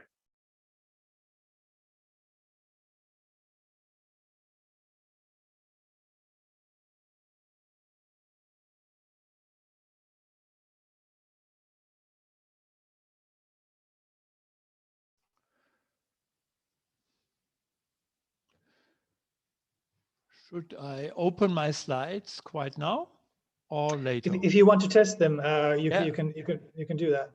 Okay, I will test them. Blah, blah, blah. Great. Okay, it works. Yes. Good. Yes, it does. So we will see. Usually I would like to promise that I will not talk too much and too long, but usually I cannot hold such promises. So therefore you have to interrupt me. Huh? Okay, I will at least send you, I will send you first of all a message when you have 5 minutes left. Okay.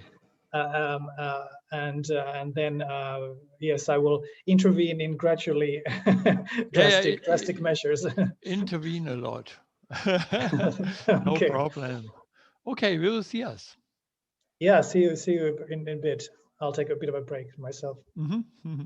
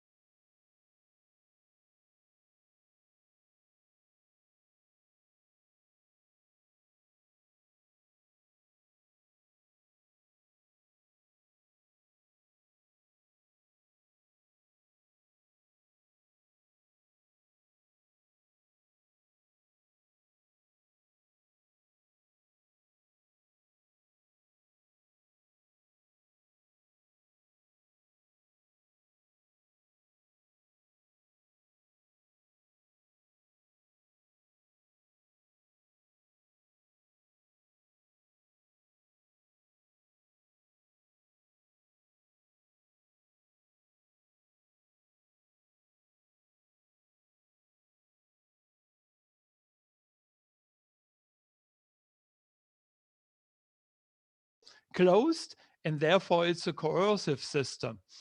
If you have coercion on the private economy, we have the German Hartz IV system. That's a classical workfare system.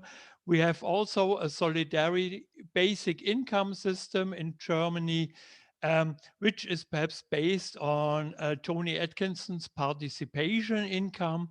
He would like to apply it for the implementation of basic income. Yes, perhaps it may work. But the idea here is that you have to contribute to the common good, which was also phrased today. You have to contribute to the common good, and then you receive some income. So therefore, the solidarity basic income in Germany is not a universal basic income. My approach of universal basic income, to make it short, is that it covers voluntary and fair participation by work and leisure creation. That's very important, leading us towards the liberty of a self-determined, not heteronomous, self-determined, unpaid, paid work and productive and creative leisure. Delightful benefits of work, if it's paid or not, and delightful benefits of leisure time also. And also this gives, together with consuming goods, that what I call modern consumer sovereignty. What is interesting here, because delightful benefit means or indicates intrinsic values of work, I would like to add, if you switch from the lower system here towards the higher system here, my proposition is that we will have also a socialization effect, namely, economists know how to deal with that, endogenous preferences, that the preferences and utility functions may differ. There may be differences. I tried to show it together with Jette Weinel. I think she's still with us in a new paper where we argue that utility function between work and this means unpaid, paid work and leisure time and consumption of goods will be more multiplicative instead of additive. Yeah, in that system here, we simply assume that work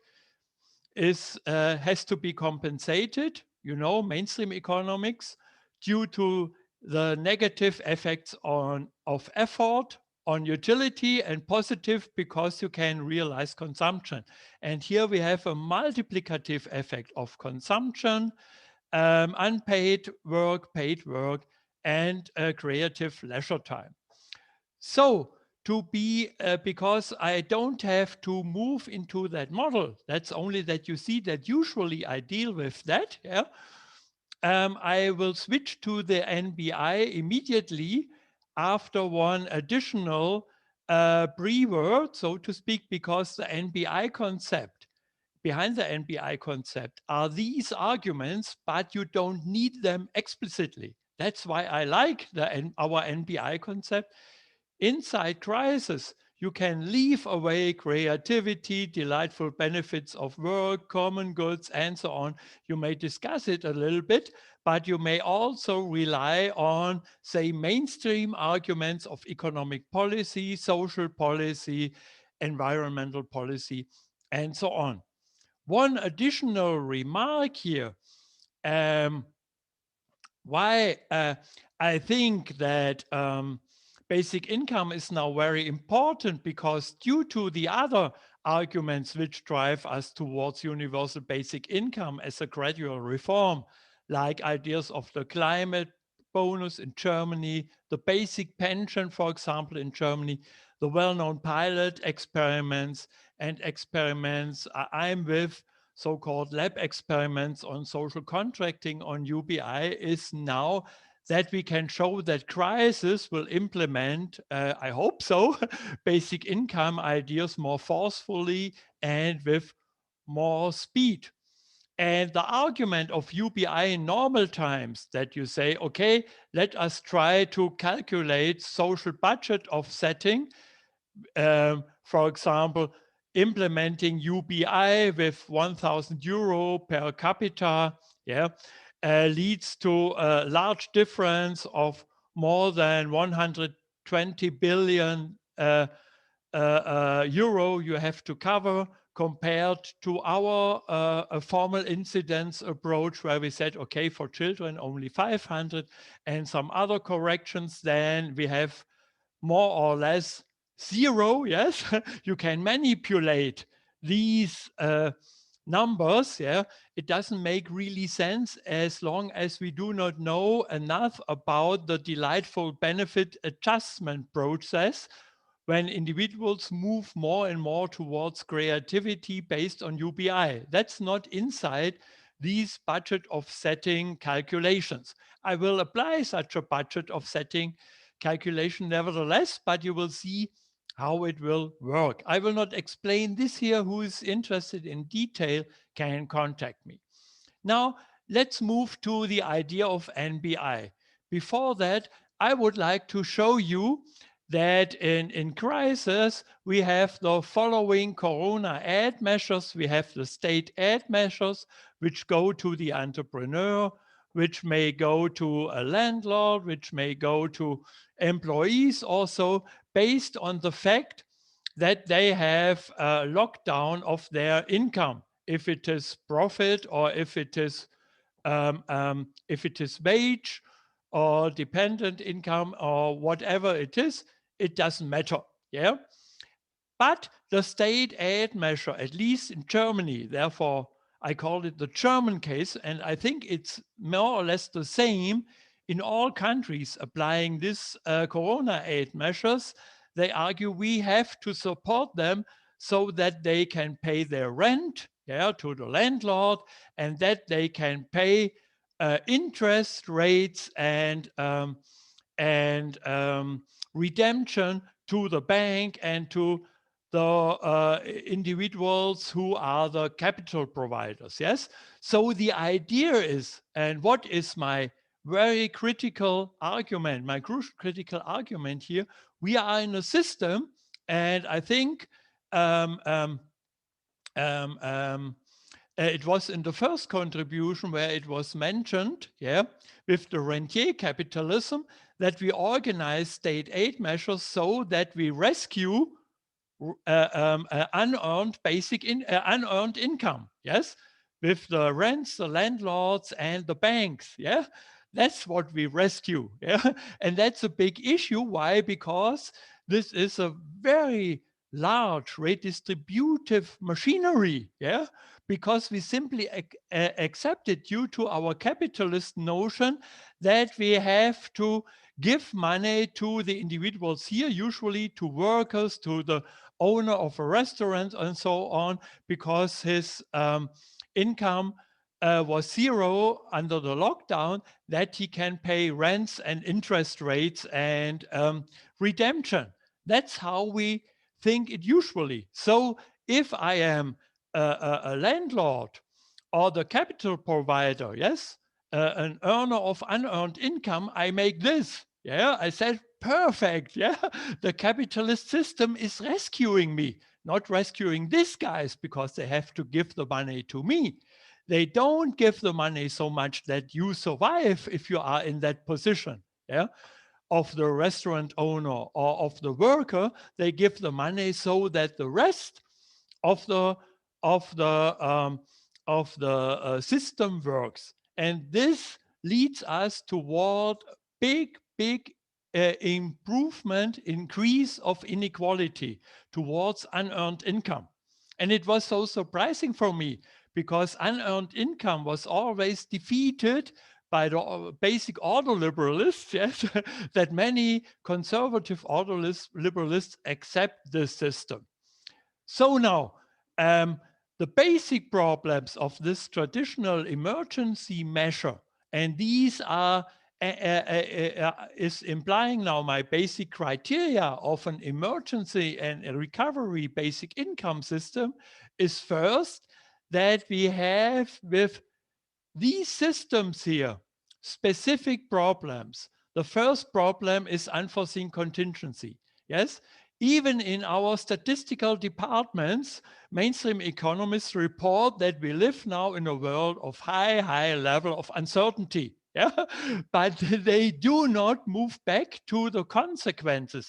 And the consequences are now, if in crisis and if we define the outcome of the crisis, at least partly, as leading us towards unforeseen contingency, very, very large uncertainty, then we imply always bad means testing and very low target efficiency.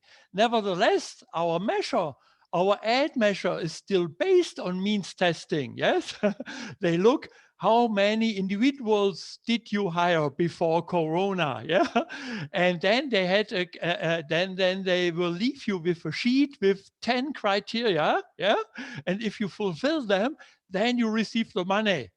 And at least at criteria 7, I will guarantee you, and we see it with freelancers in Germany in a dramatic way, they will end up in non-take up because one of the 1,000 criteria will not be matched. Yeah? And a big problem, non-take up due to very low target efficiency because they do not know how to target under unforeseen contingencies. It changes every week. You know it? That's evolution. Every week a new mutant, yeah? Then we fall back to, okay, our strategy seems not to be quite right, and so on. Means testing is not accurate. We have rescheduling of targets, then target efficiency is very, very low after a week. Yeah, so that any ex-ante competition conception of statistical uncertainty really fails. This leads us to Otto's argument of society as a complex system. But you see here, I solve it in a more conservative institutional economists way than you did. Yeah? Because you are on the evolutionary track.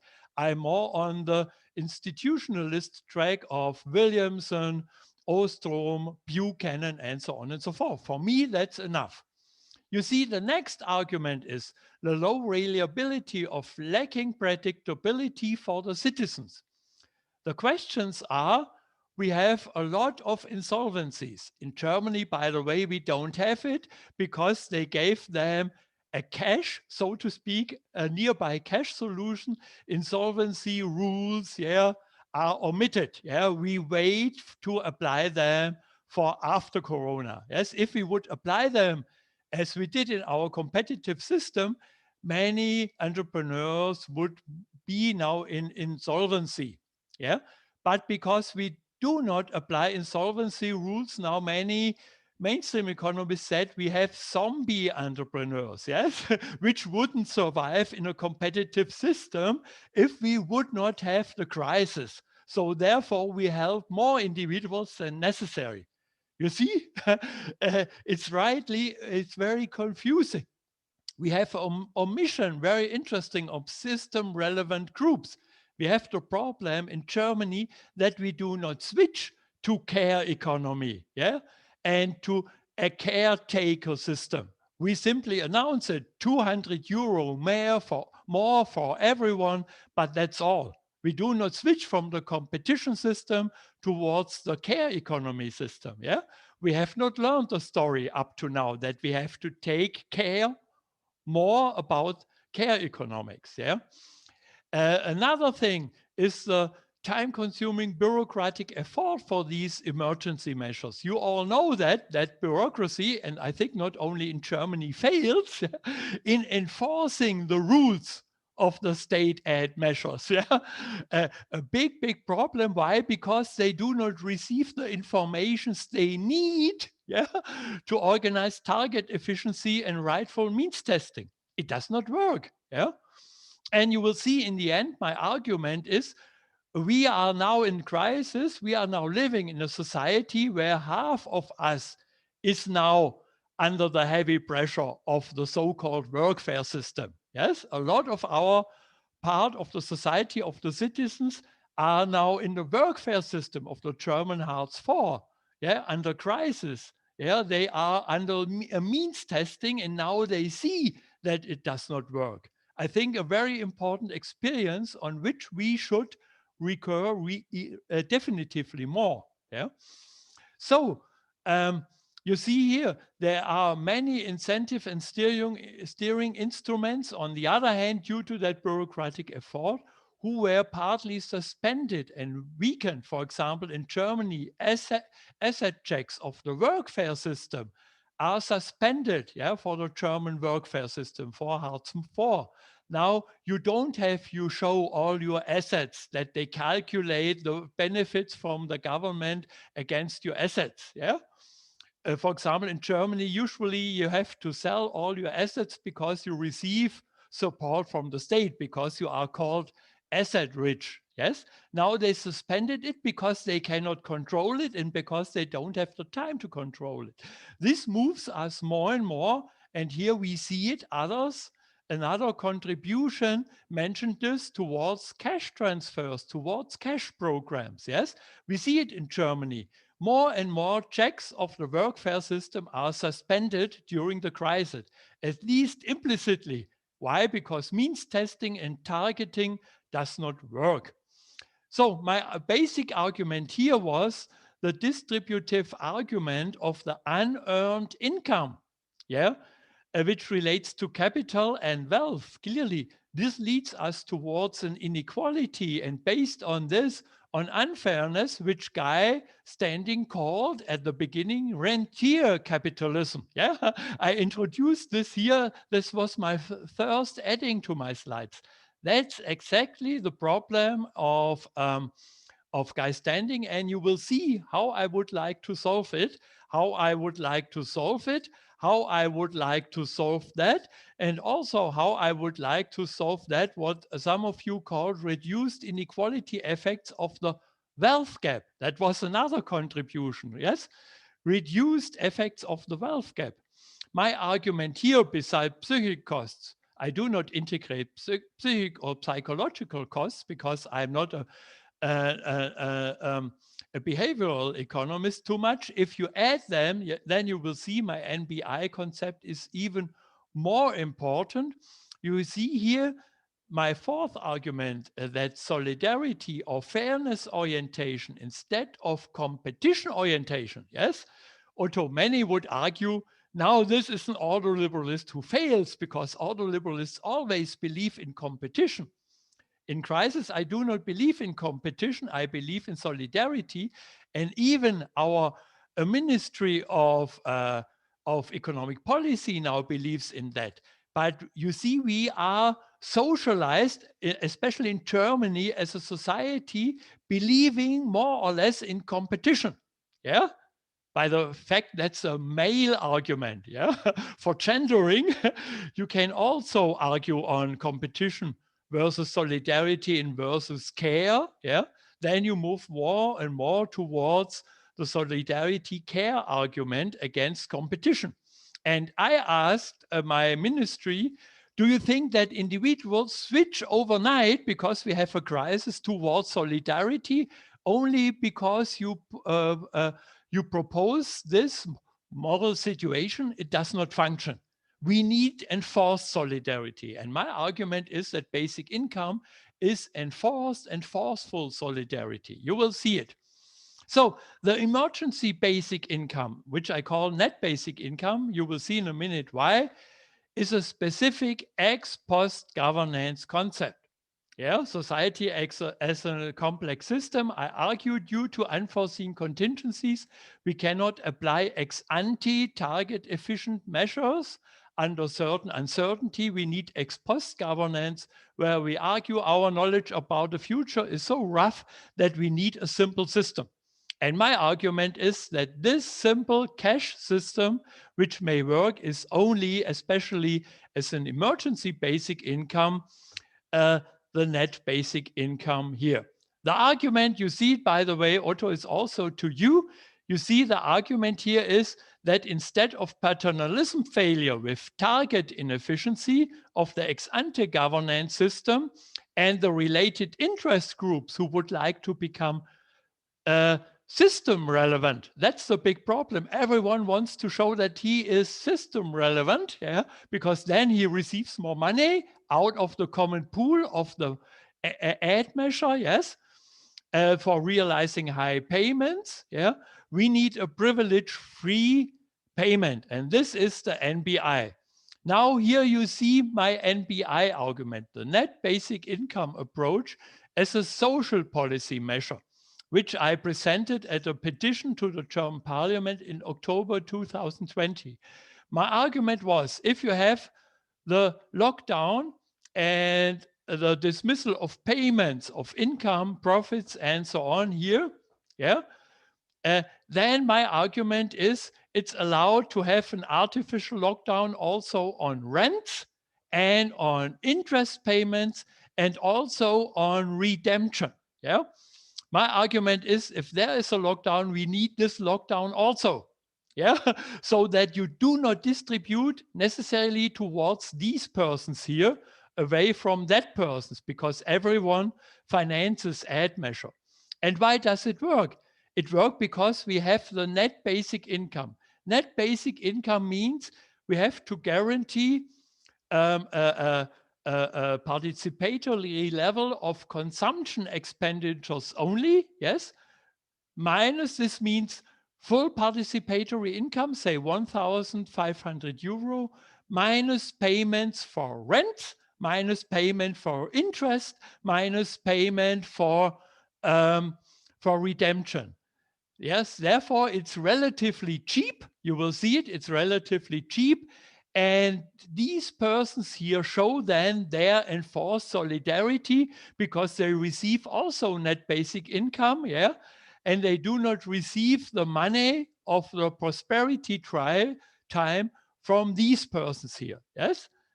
You see, that's a solidarity lockdown of unearned basic income receivers also. And I would say that's completely new. Why? Because we concentrate on basic consumption during the crisis. So this means, for example, Diana, you don't have to pay for your flat if you have one, yes, because if you have a shutdown of your income, because assume that you are a restaurant owner and there is a shutdown, yeah, a lockdown, then you know I don't have to pay my liabilities also. Yeah, I can survive. I stay in my restaurant and I wait when times of prosperity start.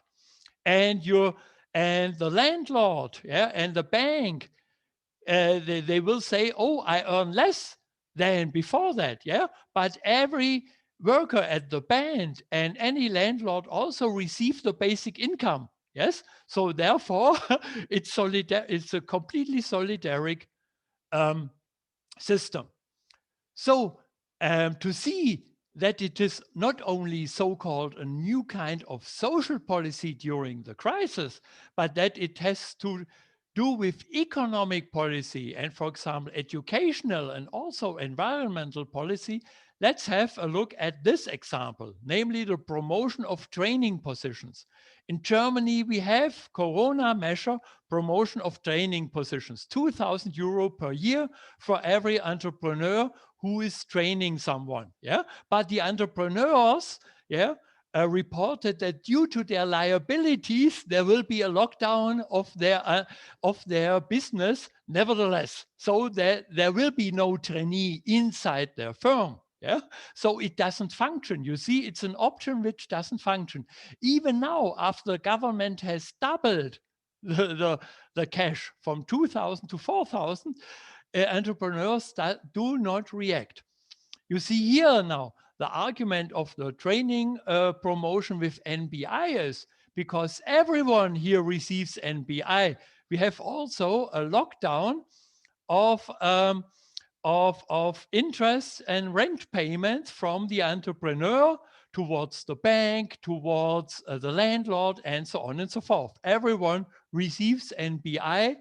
The person who would like to be educated also. Now it pays to take the training position. Now it pays because, you know, I don't have liabilities. I can trainee this person. We don't have to sell something, but I can educate him because I'm secured by the NBI. He is secured by the NBI.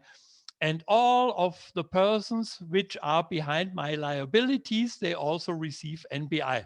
So everyone is rescued, and I will do something for educational policy. You see here, NBI works whereas with the traditional measure behind the liability requirements, it does not work. The next one, environment. You see, for that, I don't have to recur to nice things like intrinsic motivation, creativity. All these things are ruled out here. Yeah? Only that it is basic income. It's really a mainstream argument. Yeah, it's very interesting to see. I have the next mainstream argument, environmental policy measure. In Germany, we have a lot of energetic renovation subsidies, yes, for solar energy and wind energy to entrepreneurs. Yeah, and the entrepreneur may say again, the subsidy during the crisis is what I have, what I cannot apply for my firm anymore. Yes, it has to break down because I have the liabilities to the bank, for example. Why? Because it's only a subsidy. Assume that it was erected, the system, under prosperity, and now it's too expensive. Why? Because he has to pay his liabilities out of the energetic renovation minus the subsidy. And this will be financed due to his income out of the market and due to some rent payments, say from a renter, yeah, from a tenant. Yeah, the tenant may have a lockdown.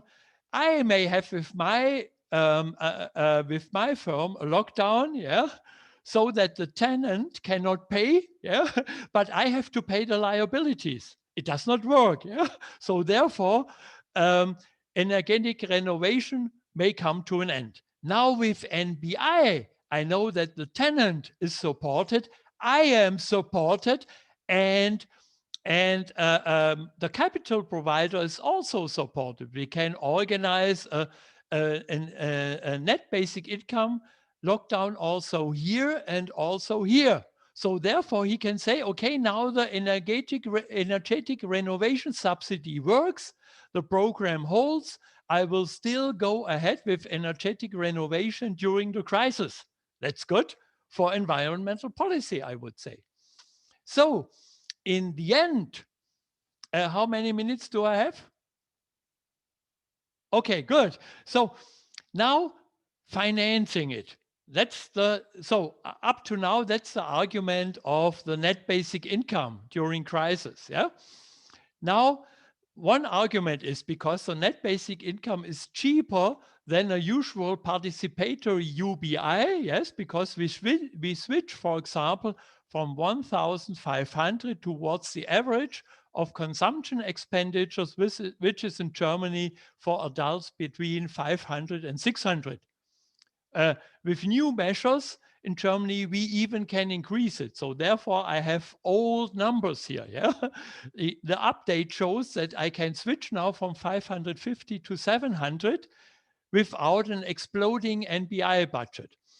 And the argument is, yeah, let us now try to subtract from the Corona aid measures and from the social budget expenditures of the German social welfare state, the BI-related parts. For that, we measured the parts, yes, by the classical arguments. You know, it has to be a periodical payment, it has to be a cash transfer, it has to be individualized, if it works, universal, unconditional. And Louis Haag introduced this also, but this is the argument for my later reform case. It's also, it has to be paid also permanently. Yes, this means as a reform, not only during the crisis, but during any crisis also in the future, so that NBI could be a reform step first for any crisis. And then I try to combine this NBI with a classical UBI system under prosperity. You will see it. So what we have here is we have done some calculations. Here is the total cost for NBI per year, yes, for 2030, around about 503 billion euros. Yes, remember 550 because the individuals don't have to pay rents, interest payments, and redemption. Yes, all that is excluded on the average. It's a rough measure, but you see the principle. For the children, we are familiar with the basic argument. Okay, say 1/2 of it. Yeah, okay. Then we see that's what we need. With the national social budget in Germany for 218, we had now an update with 219, see it later. We have this amount here for the national social budget. From that national social budget, we do the inverse, the reverse. We subtract non-eligible expenditures, yeah, which are not UBI or cash transfer related, yes? These are these terms here. We may discuss it, yes? Friends and enemies of UBI discuss it in that direction or that direction, what we have to add, what we have to subtract from it.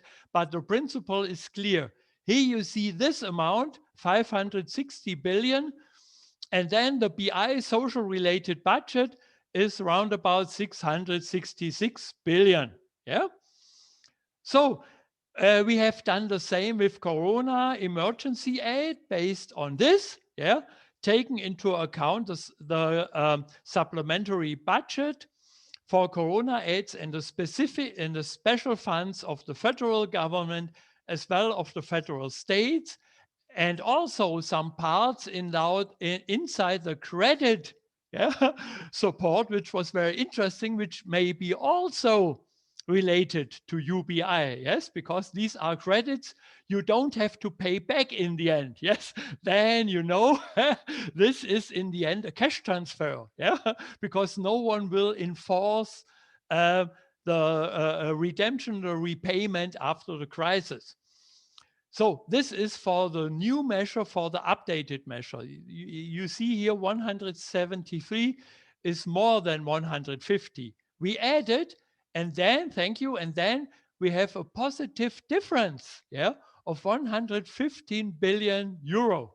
So therefore you can increase the NBI if you wish towards nearby 660 euro. If you wish to do it, then it's more or less zero. So UBI in times of crisis, in terms of an NBI, is cheap, not expensive. It's cheaper than our classical Corona emergency aid plus the BI-related social budget. So if we move to reform, reform means not only emergency aid, that's what I have done so far, but as a permanent social economic policy tool for crisis management. Whenever we have a crisis, we integrate, for example, joint pension insurance contributions. Yeah, we do not exclude that from the system because we can reform this also. In Germany, the entrepreneurs have to pay a part into our social insurance system, as well as the citizens. Yes, yeah, but you can integrate it, and then the payments out of it may increase, yeah?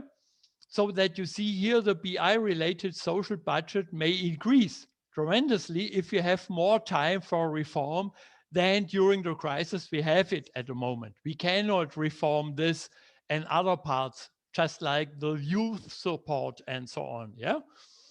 So if you stay in the system, then you may say we will have an even higher difference. And if you don't believe too much in that level, if you would like to move towards this level, a participatory NBI, doubling more or less both, then we have, I would say, a negative difference out of that system as a reform crisis system, which we can expect to finance by public debt or rising additional value-added tax or whatever. This is what we can cover when we know that we would like to finance it in the future by the next crisis.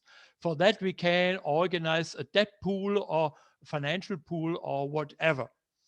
So, to come to an end, yeah, here in principle, you see the idea is that during the crisis defined by not only by economic recession. So my argument of economic uncertainty and exogenous shocks is not enough. That's a macroeconomic measure. We know we have routine failures. Yeah, we have a lot of disturbances and biases of individuals, which are totally different to a normal recession. The argument would be now to add something to NBI that we can move when we are in prosperity towards a participatory UBI. That's also partly the argument of de Vispelar and Morales by arguing, couldn't we implement, yes, when we implement NBI in that way, I propose it, a total basic income system with UBI during prosperity and we switch to NBI during crisis, switching to UBI in next, and so on and so forth. And Ulrich Schachtschneider, for example, tries to organize what we call a transitionary basic income. Perhaps we need something in between, a transitionary basic income system. So if we have developed it, it could work very well. So my last arguments here. In Germany, we have a short time